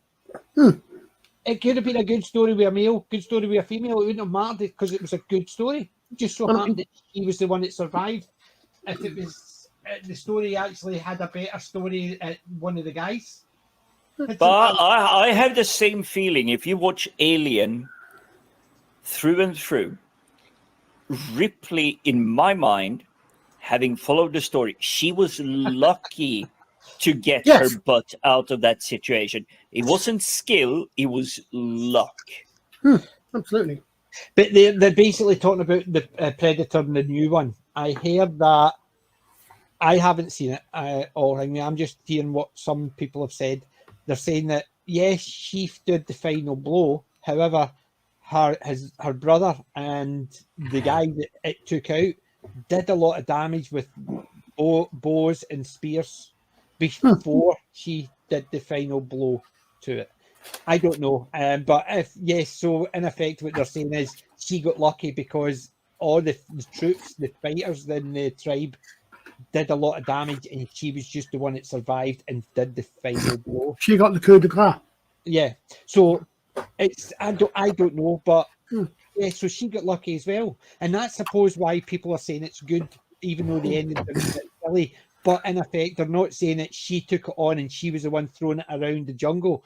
she basically just landed lucky like Arnold Schwarzenegger did with Well, that's the thing. What you were saying again about Predator, and even when they decided, yes, they needed to have a Hispanic female character, they knew the character was going to be female. It was Hispanic because it was set in South America. Yeah. It wasn't a tick box. Exactly. It was an appropriate character to the setting. Whereas these days, I can't remember if it was Az, or I think I'm in Critical Thinker used to use the phrase, how many characters these days could you describe as diversity hire X, diverse female X, diverse Y, as basically, I mean, like what's the name on the Supreme Court, Judge Diversity Hire. Right. How many characters these days could you just call diversity hire characters? There's plenty of them, but I'll give you an example as well. The way it looks, based on how they've actually been doing it, it's just my supposition. I don't know for fact. I'm just basing it in supposition. We'll take a mini UN, right? So they need 10 people round the table. One of them represents Africa. They'll say, right, it has to be a black man or a woman. They'll go, right, tick box, no problem. Right, it's somebody from Japan. Right, it has to be an Asian man or woman, tick box. Then we're going to have someone from the Middle East. It has to be an Arab-looking man or woman, tick box. Right, we're going to have somebody from France. Okay, do you want a black woman, a black man, a Chinese woman, a Chinese man? And they would do that for America. They would do that for England. And it would be a case of, well, the predominant is white, so it has to be a white man or woman. They would go, right, so it probably be a black man or woman for America, and then for France, it could be a black man or woman. Tech. It could be a black man or woman, or a Pakistani man or woman in tech. The one thing you can't be white. Is because they wouldn't actually think, well, you might have somebody white who is a politician in Africa. No. Africa is mainly black, so it has to be black because it's more appropriate for that. And you're saying, well, surely the most appropriate for Britain, if Britain is 70 or 80%, I can't remember, I think it's higher, percent white, then surely that doesn't count. Because you don't want to say, oh well, we're whitewashing that one. Well, I picked up on some. I was watching a video on Lotus Eater's podcast channel, not the channel, on the YouTube, where Carl had actually, I don't know where it was, he was doing a talk somewhere, a shortish video, we only put on a couple of days ago, and it was talking to some people in a pub. And I don't know what this background, but he put up a face, and I thought, okay, no, I'm not a white supremacist. I'm an anti-colonial indigenous supremacist. Because I'm an indigenous person to this country. Hey, well, see, there's indigenous people to this country. The colonists are the ones coming over here from abroad. You want to decolonize this country? Fine, get rid of the people that aren't indigenous. I'm not a white supremacist. You look at what they're saying. Colin, you look at what I'm one of those coming here, conquering the country, but I came here because I wanted the British culture, and in which case, I'm 100% aboard with what John Cleese said. I'm outside of London, but I'm close enough, and I know that if I go a little bit west, I have the country villages, the country pubs, the British food, the wellies, going out walking with your Yorkshire dogs, all of that. But the closer I go to London, he's talking about you too. And to be quite honest, I mean, but that's kickbackish if you like. I'm indigenous English. I would say, with you, and if you have kids here, your kids will come, you then become British because you've grown up in the culture, you've adopted the culture culturally rather than national racist. It's coming, and it's lit. I mean, it literally, I come up with that is literally as a kickback phrase. I'm not intending to be, I mean, I, as far as anybody that wants to come and live in this country, and live in this country as British, okay, fine, great. If the same as Citizen Can was perfect for that. Yeah, I mean the same as I would, for example, say that the revert or the same thing. I would, for example, say that for example, something like the Costa del Sol. I don't know if it was, but certainly for quite a long time, the Costa del Sol, I think it was in Spain, was an English colony. Yeah. And people out there know if you're going to go and live in that country, you learn to speak the language and you learn to adapt to and adopt the culture. Because other than that, I can't even take a dancing class here in UK without having to go through tons of documents throughout the Prevent Act. And I know this might be foreign to people outside of UK, but you literally, if you go for any evening class or something, you want to train, you want to learn, you want to figure something out. I just used dancing because that was one of the things I did, so I could learn a little bit of Toes, Jim the Viking. Yeah, Mr. Two Left Shoes thing. But even taking a dancing lesson here in UK, you have to sign through the whole thing of I'm not radicalized, I'm not doing this, I'm not doing that, and yes, I'm aware I have to report if I see suspicious stuff. I find it really bizarre, but I also understand it because I've seen the conflict. I understand a lot of the UK history quite well, strangely enough. The troubles, the Friday agreements, your ancestors were involved in quite a lot of it. Yes. Well, the fear these days I'm here because I want to be here. Yeah. Well, the fear these days is less about the Irish trouble starting again and more about the, obviously Al Qaeda, ISIS types, scum vermin. Yeah. I mean, and see the point I was going to make. Right, you look at America. There's a big drive about the reparations for the indigenous population, the American Indian, right? Yes. In Australia, there's a big drive for reparations for the indigenous, the Aboriginals. And there's other countries around the world that's the same idea about the indigenous. However, you never hear once about the indigenous people in the country that they're wanting to actually destroy the culture of. No, you don't. I'm not talking about Americans. So the American friends and we're talking about like Britain. So if they're going down the indigenous, what one of us is indigenous? I'm half Scottish, quarter Irish, and a quarter Italian. So I give myself reparations because the Italians came into Britain and tried to capture my ancestors as slaves. So I had to give reparations back to myself because the Italian sides had slaves and the British sides were the ones that were caught for slaves. Well, come on. How can this discussion possibly be bringing in these bots again? Yeah. There should be nothing that they could hook up to. We see a lot. I see a lot of them in Daniel's chat. I moderate for Daniel's chat, and they're always popping up. I know. See, Mr. Brown keeps on telling us when I'm setting up the stream, I should actually do it in such a way that only subscribers can do it. But the last time I did that, I messed up the stream. Remember?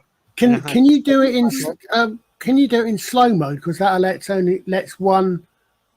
any one particular post to put something in every 15 or 30 seconds. I think. Yeah, I think I have to do that in this. I mean, this is one of the things that annoys me immensely, and I mean no offense to our American friends here whatsoever, but we have but a lot of the problems in this country are imported. Well, they're exported from the French to America, and they're imported from America because of America's particular history. And America's particular history is a troubled history. They admitted themselves, but it's not our history. PJ, Yeah. Most of us on this channel, in fact, until recently, were paying income tax. We've recently stopped paying off. I think it was 2016. Yeah, you know where I'm going with that I've one, been don't you? paying Yeah. tax for a decade in recently, UK. Yeah, and 6 years ago or so, our income tax actually finally stopped paying off the debt we incurred for getting rid of the slave trade. Yeah. And they Operations. basically don't treat that, but after all, we're bad British. Yeah. Because, and it's basically, people died basically doing that. But Well, that doesn't count. It doesn't matter. This is one of the things why one thing I'm not sure, I probably won't watch, but it might actually be interesting to see.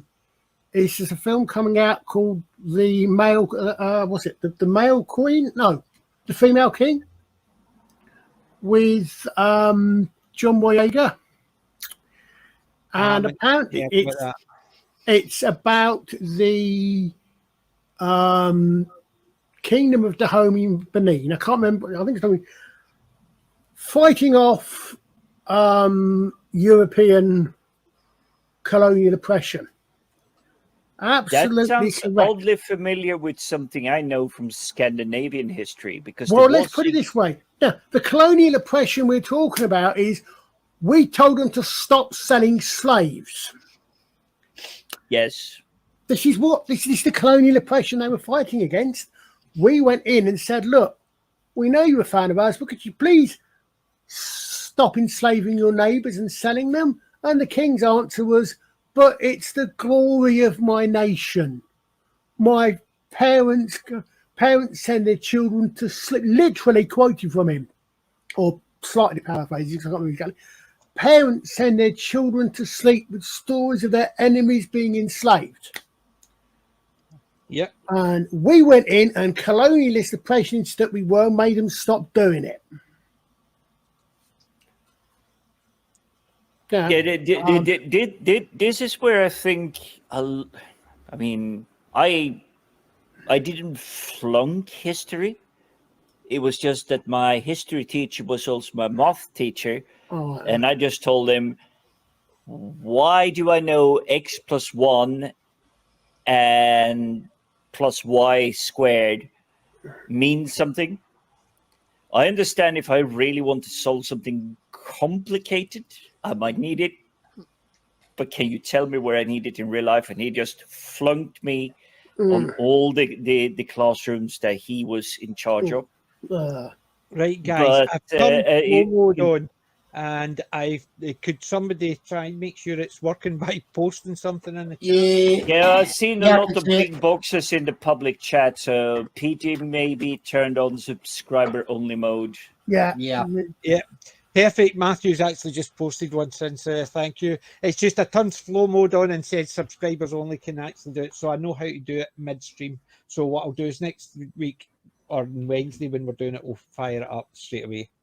But now we're gonna miss out on all those viewer points. Yeah, that's true.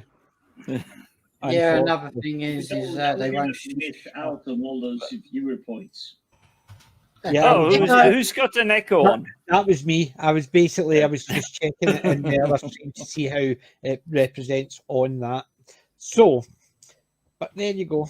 I'm just coming near the end. We actually fix the fucking thing. I know. So I have a few things lined up that I definitely want to watch this evening. I know I didn't get to cover my watch this week. What have you watched this week?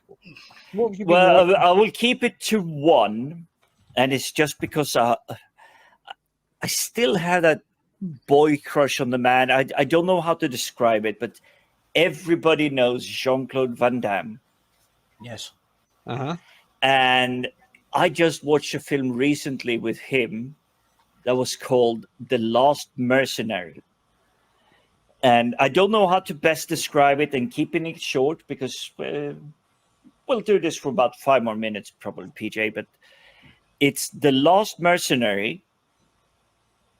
And he's being a Liam Neeson but they managed to make a very compelling storyline around it.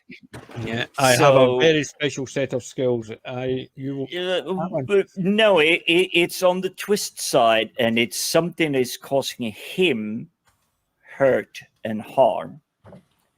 So he had a family, but he was also CIA trained. But something happened, so he gets split up because the mission didn't succeed.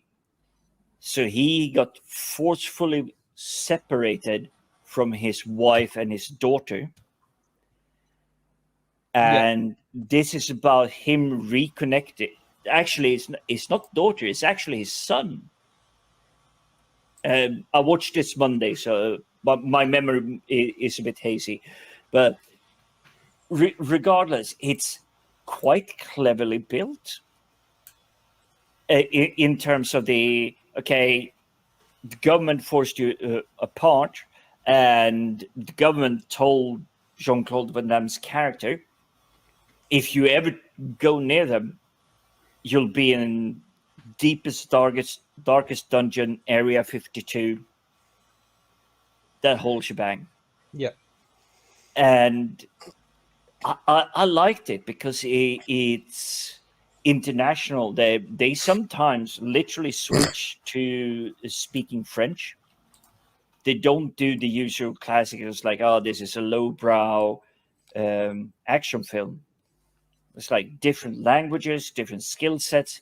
You get to learn a lot about why is Jean-Claude Van Damme's character Liam Neeson, so to speak. I think it's an unfair comparison, but it was enjoyable. But it is still Jean-Claude Van Damme doing the splits and the action moves and everything that you know that he used to do 3 decades ago. Yeah, hold on. I think my dog's choking. There was I remember there was a series called, I think it was called Las Vegas, with James Caan, Cheryl Ladd, amongst others in it. I think it's one to pick it up. And Jean-Claude Van Damme guest starred in that as himself, and he was killed as himself in that show. But they then added things like, no, Jean-Claude Van Damme's were actually killed with the making of this show. One particular episode, but I think it was called Las Vegas, because it had the guy who was, I'm trying to remember, I think it had Cheryl Ladd in it. I put his name James Caan. It had the guy, Josh Duhamel, I think his name is, who was one of the main characters in movies, I think. I'm not sure. They sound vaguely familiar, but again, trying to find new stuff to watch and remembering all the stuff you watched. I mean, it's an old show. Yeah, but I just want to say it's getting blurry because I as soon as you guys start mentioning things, oh yeah, I did watch that. But when? Was that like 85 or stuff like that? But no, I would say The Last Mercenary is a very recent film by Jean-Claude Van Damme. I was not disappointed. It's not the best, but considering current content, it's above the chef.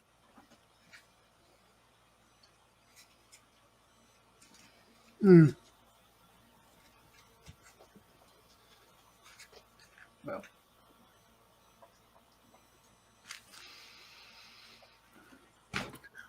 yeah, there's sorry. Yeah, there's not that much on. I tend to watch. Excuse me. I tend to watch. Yeah, 2003 to 2008, Las Vegas. I'll have to look that one up. It was one of these sort of drama series, I think, with a bit of humour in it as well. I think it was reasonably light drama, if I remember right.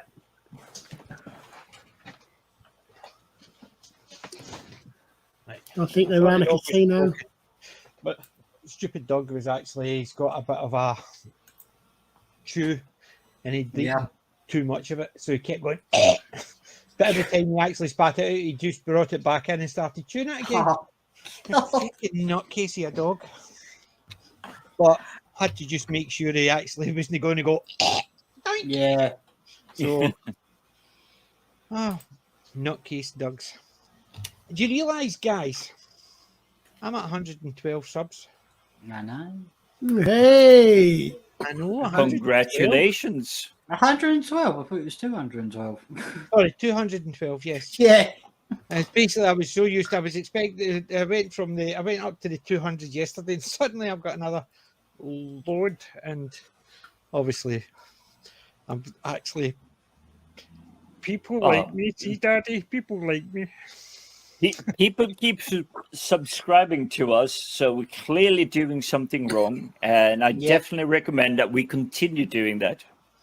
Yeah, 211. So we are. It must have been that big Duke out on Wednesday. Yep. It was actually Wookiees. That's what it was. As Roman says, not only that, but that's 3 of those this evening because it was 208, and I just refreshed it on YouTube and it's gone up to 211. But then again, how many of those are actually the spammers? Numbers is numbers, and the Exactly. more numbers you get.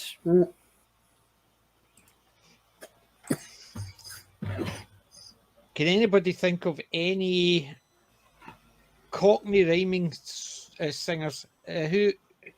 Chaz and Dave. Who? Anybody else that type of thing? Well, I know a little bit, Chaz and Dave. Any other ones you could think of? I'm about as lost as Roman would be when it comes to Cockney rhyme. Because I can only think of things like Chaz and Dave, maybe the Barron Knights, but they're not really Cockney rhyming slang. No, they're not. They're basically, it's the same as you couldn't put Jethro because his is more West Country. Well, I understand. I understand that most Cockneys these days have been pushed out to Essex anyway. So yeah, tell me about it. Oh, come on! Don't tell me they're going Towie. No, more like they're being shoved out of the East End. Ian Drury and the Blockheads. How about that? That would work. Just that somebody'd ask basically the right said Fred, the type of Cockney song like that. Cockney Rebel. Oh, about Right Said Fred. I know you definitely saw them on the Lotus Eaters. Yeah, I was about to say that. Yeah, but I'm just amazing. not Right Said Fred as in the group, as in Right Said Fred as in the Bernard Cribbins song. That's very Cockney. They kind of interlinked now.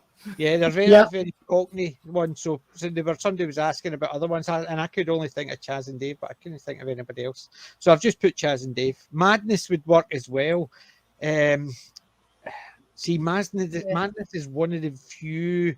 I wouldn't say I've got the DVD anymore. I used to have the DVD, but it's one of the few things that I've got on my phone because driving in my car or Funhouse or. Yeah, I mean, I just love Magnus, baggy trousers, dirty shirts, hair and eating dirt.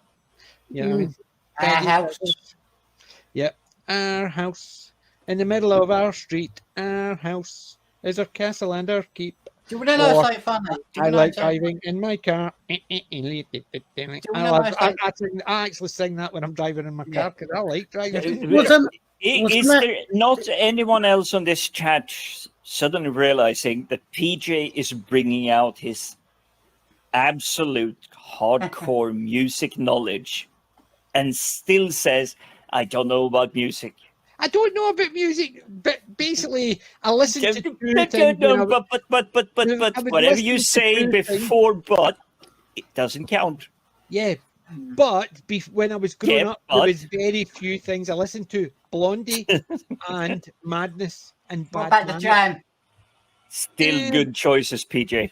Eating Rifles was okay, but I didn't really like the Jam. I was a mod when I I was prefer Marmalade to Jam myself. But I was a mod, so the Who and Jam I listened to. But Hey, they were a pop group as well.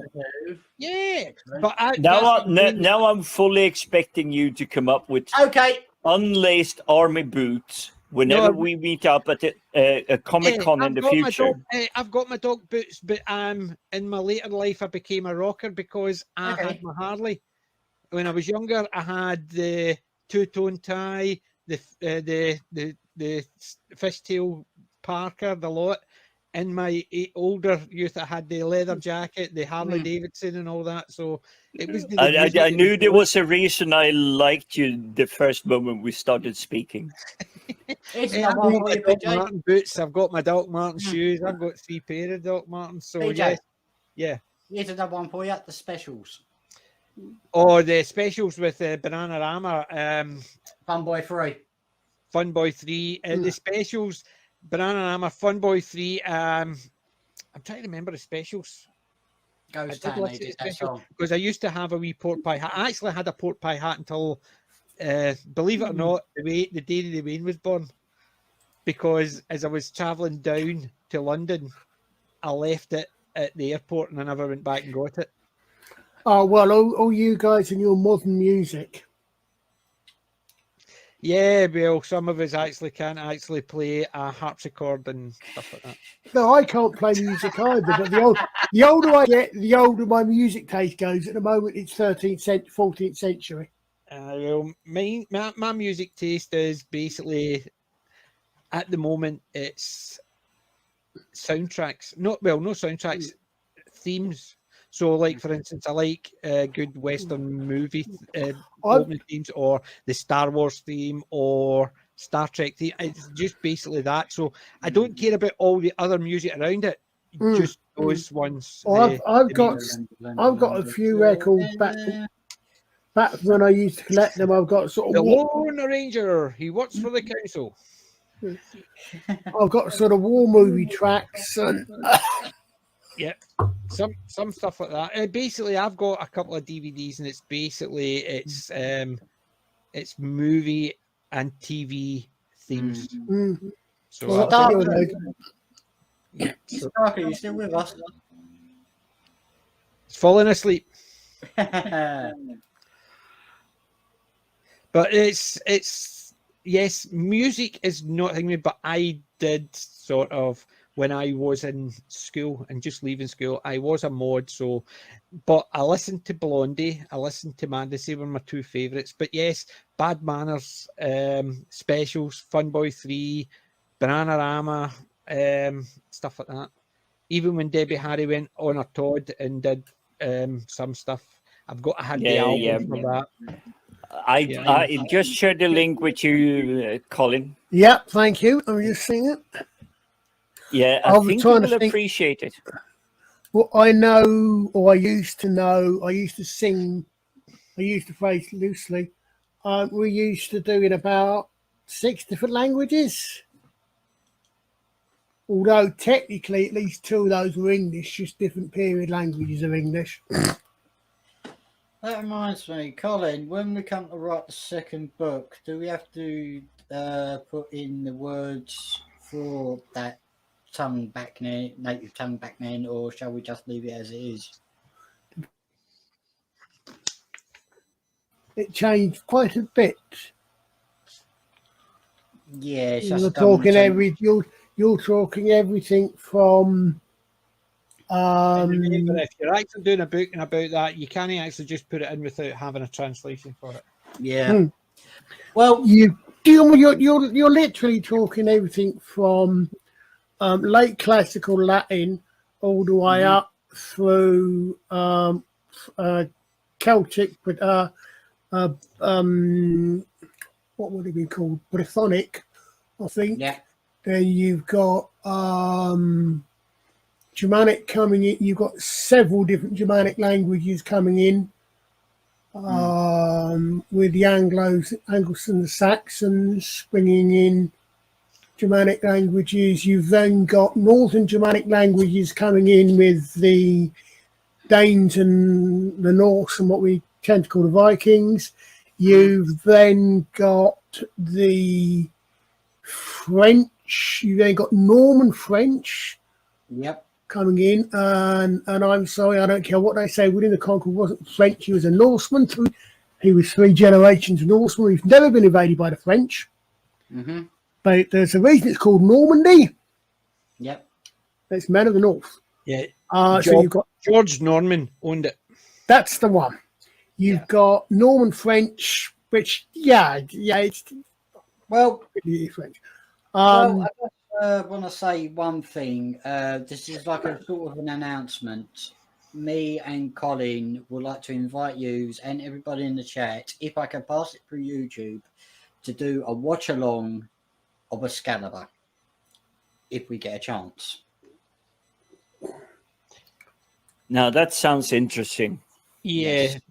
The thing about watch-alongs that I've found is, yes, you can watch it, but as long as it can't be seen or heard on the actual on YouTube itself. Yeah, well, we're going to be doing a watch along with Excalibur and doing our own commentary about it or something. Yeah. I think it would be transformative enough because I've seen so many reaction film videos and clips and everything. I will probably be biting my tongue for about 95% of the film. Yeah, I know you will. Alec, when are you doing the All Mankind thing? It's not Tuesday coming; it's a week on Tuesday, isn't it? Yes, it is. Right, good. It's just because I'm terrible with dates and I'm OCD with certain things, but things like adding stuff to my calendar. I've got 4 different calendars and I don't know what one to use, so I just don't use them all in case I make a mistake. It'll actually go me crazy. I've got 2 shows planned for this month. We've got the talk about All Mankind, but on the 30th, me and my friend Mitch from the what I've got the bloody name of their podcast. Where, what, when, and how? Yeah, we're going to be talking about Dragon Ball. Also, let's just say the company Team 4 Stars Dragon Ball. But Colin's not going to be involved because he wouldn't understand what we're on about. That's okay. I'm with you, Colin. I wouldn't understand. Yes, but the one thing I am looking forward to on September the 30th is Space 1999, the discussion. Yeah.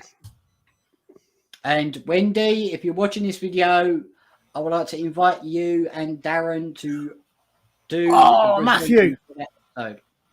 Oh, I've got that. I've got to carry on with that. I've watched the first episode of that one. Oh, that was, yeah. Very good. Oh, Matthew, I've got that downloaded. I've got the first couple of them, unfortunately, very low quality, but I think I've seen the first one. But yes. Excellent series. I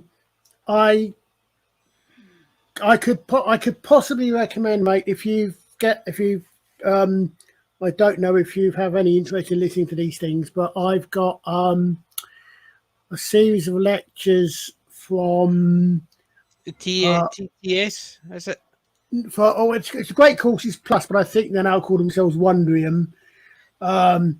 The best way to do this, I was going to say, best way to do this, check out a Lindy Beige video, use his link because he's sponsored by them, and you get free downloads. And it's called, this particular one is called the King Arthur in Myth and Legend, and it's 24 lectures, and it's literally follows the myth of King Arthur from the 5th, 6th century origin all the way up to Camelot 3000, the comic, including things such as Excalibur. See, I've got some of the great courses. I've got the How Great Science Fiction Works. Yep, got that one. I've got, where is the other ones? I've got Human Prehistory and the First Civilization. Not sure I've got that one or not. And I've got Rome and the Barbarians. Got that. And I've got a couple others, but I can't find them. It's just they're all catalogued different places. Oh, I've got a disc full of them, literally. The Peloponnesian War and the Emperors of Rome. That's 2 I've got. If you're into, I mean, most of the ones that this lot here are by Dorsey Armstrong, she's actually, or she was editor, for example, of the Arthuriana magazine. She's an Arthurian scholar, and she's also a scholar of Caxton and early printing. She's very good, but most of them, all of the ones I've come across from the Great Causes and another company called the Modern Scholar, yeah, are very good. Despite the fact, and again, no offense to my friends across the pond, the attitude we tend to have them at that level, they are very, very good for this sort of stuff. I mean, I've got science stuff, I've got history stuff, unsurprisingly, I've got language stuff. Yeah, well, the history one, the great courses, the human prehistory. I've got the audio, and I've also got the video of the courses. It's the same for the ancient, the origins of great ancient civilizations and the World War One and the Great War.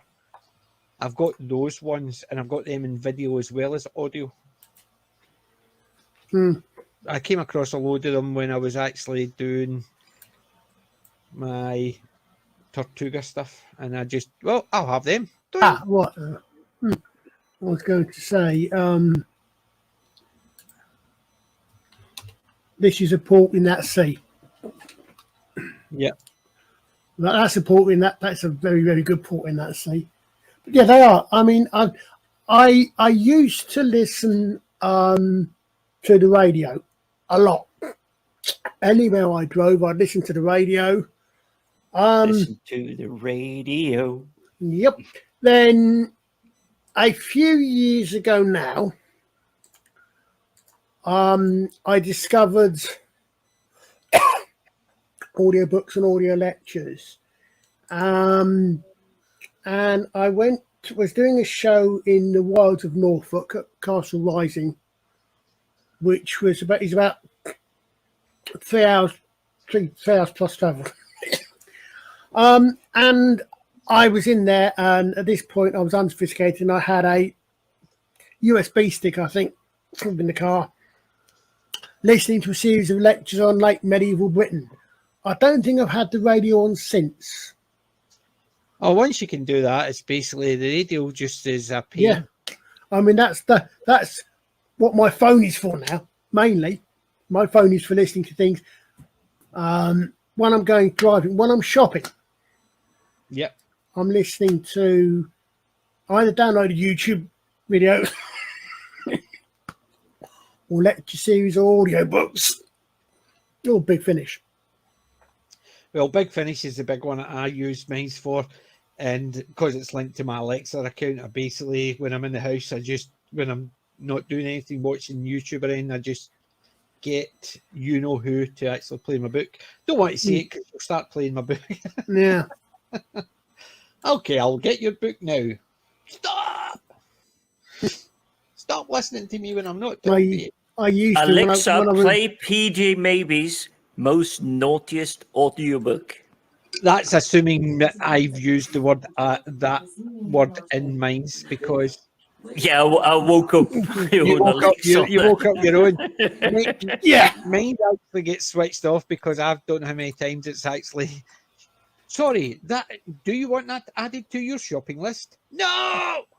I don't have anything like that anyway. I've got a dumb house, and I'm happy with it. I see. I've got a smart house. I've just got a dumb user. Yeah. Picnic again. Yes, definitely. No, I do this. I mean, when I used to work on building sites, I used to be listening to audiobooks and that all the time. But since I've not been doing that, I was on the building sites, because you know what it's like in a building site. Because I was the labourer, so I was moving back. So was I. Aye, and you hear somebody shouting, "Move your ass!" and you can't hear them. Oh yeah, I was fortunate. Yeah, I mean, I was most of the time I was on the gate actually, so I was okay. But I did further. No, I was basically, my old man was a tile man, and basically we used to actually we did Fort George, retiled it, and when you're going backwards and forwards with pallet trucks and stuff like that, and you hear somebody shouting, you jump out the way. Yeah. So no headphones when I was working. Well, yeah, I must admit I had to be careful with those at times, but but I but certainly definitely for driving. Because driving, I mean, I know. When I'm driving, mine is always on when I'm in the car. It's only when somebody's in the car with me, I switch it off. But hopefully next week, I'm driving down to Wales next week. I shall hopefully have something on then, because I can also just plug the phone into the car and keep the phone charging as I go as well. Well, that's exactly it. I plug mine in and it's always charging. So, but if you're looking for books, it really depends on because I know certain people like certain books. See if you're looking for a Dungeons and Dragons type book, is the best one is NPC to start off the series. That's Spell, Sword and Sorcery. That is a fantastic premise in that book. If you like something a bit more sci-fi and you like the Star Trek, Red Shirts by John Scalzi. Oh, that's fantastic. That is fantastic. If you like something with a bit more science in it, the Bobiverse by I've got those on my Kindle.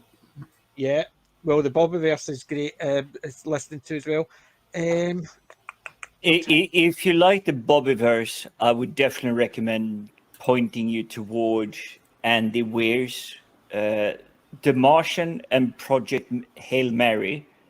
He had a separate one that wasn't science. He was actually just trying to describe the view of, shall we say, a rogue-like character, like a thief, a hustler, still having to do a little bit of science-y-ish, but it wasn't focused on that. It was more focused on the thief part of it. And Andy Weir's The Martian and the Project Hail Mary. And if you like a good war space opera, Ark Royal by Christopher. Oh, they're fantastic. Anything by Christopher Nuttall. Yeah. I first came across Christopher Nuttall because either Ark Royal, or if you want a slightly more military, go for the bollocks, my brain switched off, the Marines one. My brain's completely switched off on what they're called. The Marines one? Yeah, the Space Marine. It's a Fall of Earth and is that the one? The Empire's Core. The Empire's Core. The Empire's Core split. The first few are in the series, and then it kind of alternates between the main characters and other characters.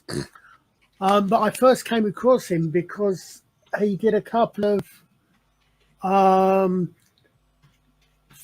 think it's still unofficial fan fiction novels for John Ringo's Porcelain War series. Yeah. And he did ones. He did the Porcelain Invasion in Britain, and he started off and finishes off with quotes from War of the Worlds. Several of his characters' names. He has a characters named Benton. There's a Lieutenant Stewart in there. Guys, I'm gonna have to check out. Okay, thank you very much for joining us. We'll be finishing shortly anyway. Okay. Yeah, I'm following Sadako gracefully. Yes, I think what we'll do is I need to have dinner despite it's past midnight, so it's technically breakfast. Well, it's only breakfast if you've been to sleep, I think. Oh, I'm definitely taking a power nap very soon, but I would probably finish the food first. But yeah. Right, well, guys, thank you for joining us, and anybody's welcome to join us Wednesday for Snatch. Is the movie? The Germans. It's not sure what you're talking about. Bye, guys. Bye, guys. Right, You have an amazing evening, guys. Catch you on Wednesday. Right. Yeah. Okay, Jim. Take care, everyone. And then there was 4, 3, 3, Yeah, 2, and they're gonna 1. be Thunderbirds. I'll go. Aye. Yeah. We're going to finish shortly anyway, but because it's 20 to 1 and I was flagging an hour and a bit ago. But yeah, the Christopher Nuttall stuff is, I Yeah. really like his stuff. Well, And I'm he did that one, which is the basics. The first thing more basically is an alien invasion thing. It's very well done. Modern weapon. There's a lot. If you like Starship Troopers type things, there's a lot of that in it as well. Oh, do you know And another you've got to one be is quick. good? Is the John Scalzi, is it Old Man's War. No, Oh, is it the Old Man's War? Old Man's That's War's the one. one. But I think Old Man, the last one supposedly I heard ends on a cliffhanger, and he's not intending to finish it, so I haven't actually read that one. Ah, see, I've not read that one. There's 13 books in the series. Is that the one? Wow, I don't know if there's that many. I've not read that many. I know because I know there's some short stories as well. I just need to I quite like John. I quite like John Scalzi's stuff in general. Yeah, I've got a lot of his. But the other one that Chris Nuttall did is he did it's Old Man's Invasion War. in the Middle East. At one point he says at one point, who doesn't want to write about Osama bin Laden being gobbled up by aliens? Yeah, I'm sure the Old Man's War. There's the Old Man's War book. And how many's in the series? Yeah. So I know it says there's only 6 books in the series. There must be. Yeah. It ends in the Human Division, and the end of all things is Yeah. book 6. Yeah, And I think I've read the Human. I think I read the Human Division, but I haven't read the last one because I heard that it ends on a cliffhanger, but that he's actually not likely to come back to it. That's crazy. Absolutely. Yeah. Because I've read the Collapsing Empire one. That's only 3 books. That's quite good as well. And what other ones? Lock-In was quite a good one. It was a good premise. Yeah, I've read quite a lot of his. He's got quite a few one-offs and shorts. Android's Dream was another good one as well. Yep. Agent to the Stars, I think I've read. Yes, that was good as well. Furry Nation. Don't think I've read Furry Nation yet. Yeah, there's a load of really good stuff in there. See, there's Old Man's War book 4.5. Yeah, because there are some short novellas as well in there, aren't there? Yeah. Short stories and novellas in it as well. But if you're actually going for Matt Dinniman, that's the ones that I'm reading at the moment. Matt Dinniman, he's got some really good books, but he's got 1 or 2 is weird as hell, and I wouldn't touch with a barnacle. I read them, and then halfway through, I thought, I ain't listening to this. I'm not reading this anymore. And it was Kaiju, Battlefield Surgeon. He's got 1 book, and I've listened to his Dominion of Blades books. There's 2 of those. I quite enjoyed them. I like the Dungeon Crawler Carol. I like them.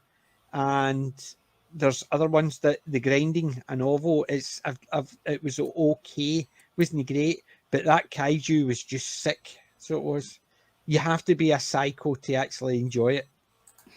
Mm. And it's just like he's almost throwing his stuff out and think, well, this one here, these are all perverted sides. I think I'll put that out, see who likes it.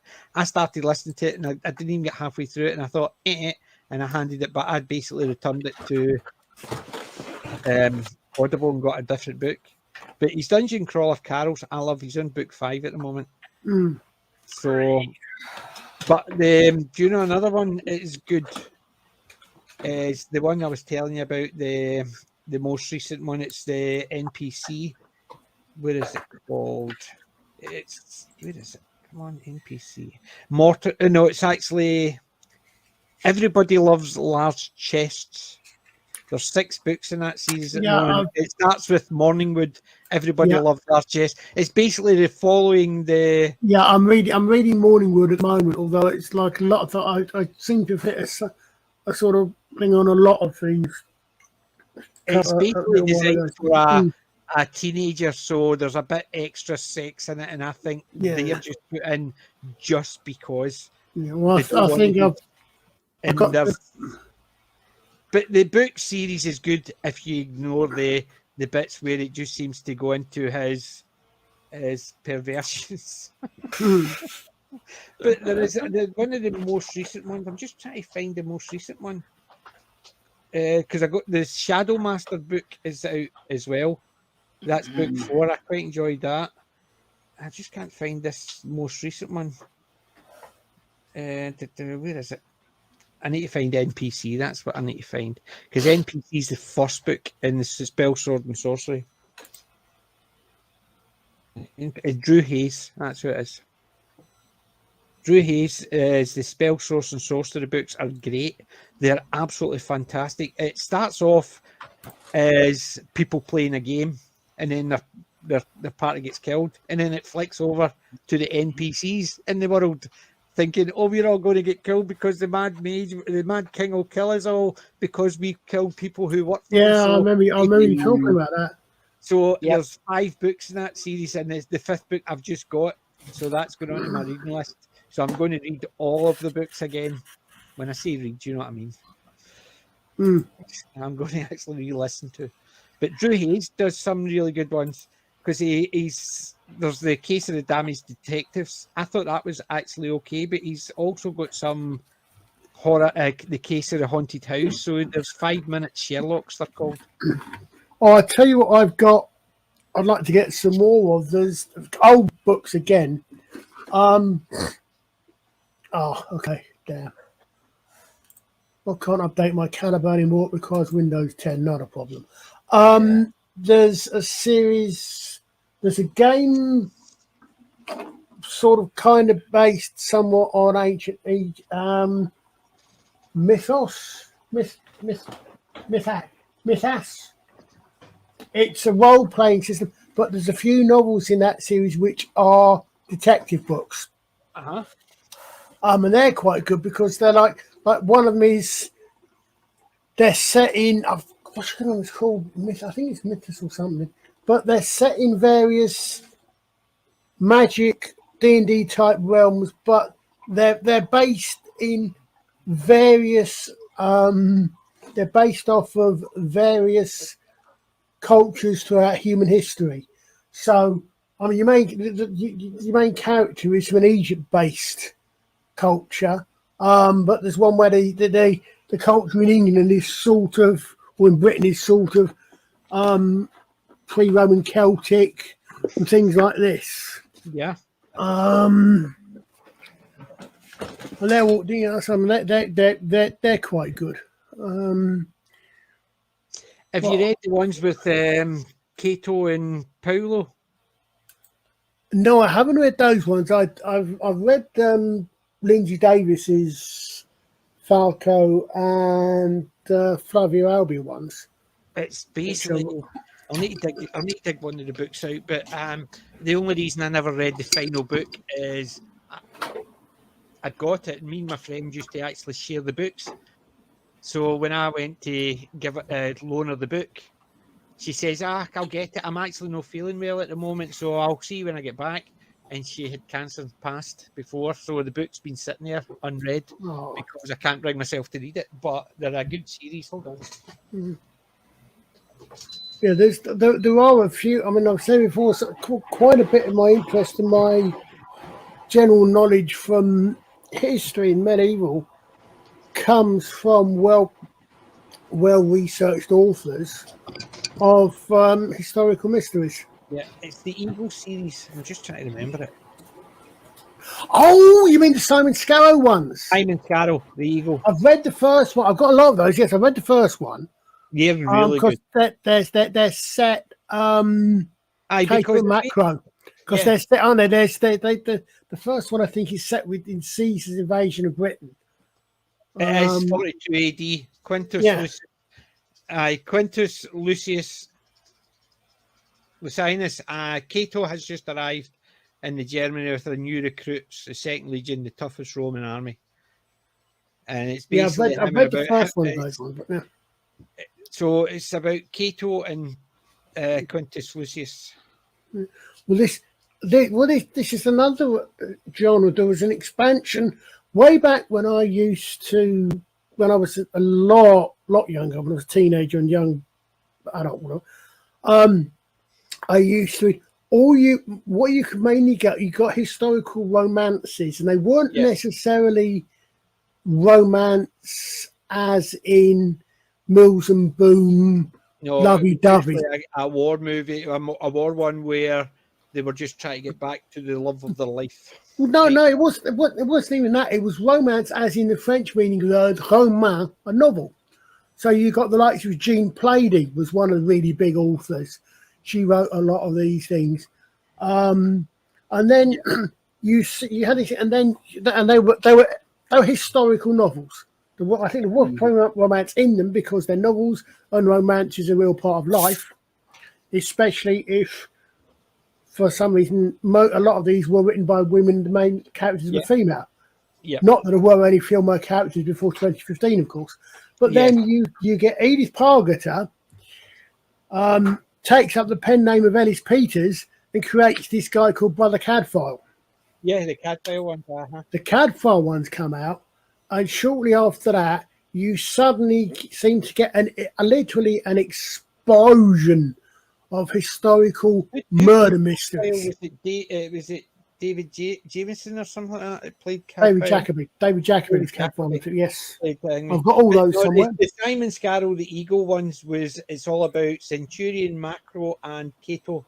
I've got the first couple of them. I think I've got one. I really like them. They're really good books. So they are. Anyway, guys. I know. So it's coming up for 1 o'clock. So yeah. So, ladies, gentlemen, boys and girls, lads and lasses, remember Wednesday we are looking at Snatch. Next Saturday we'll be back here for more fun and Let's Talk Geeky. But in the meantime, from myself, Alec and Colin, thank you for joining us. And remember, we're not old. We're classic. Oh, yes. And the guys. Some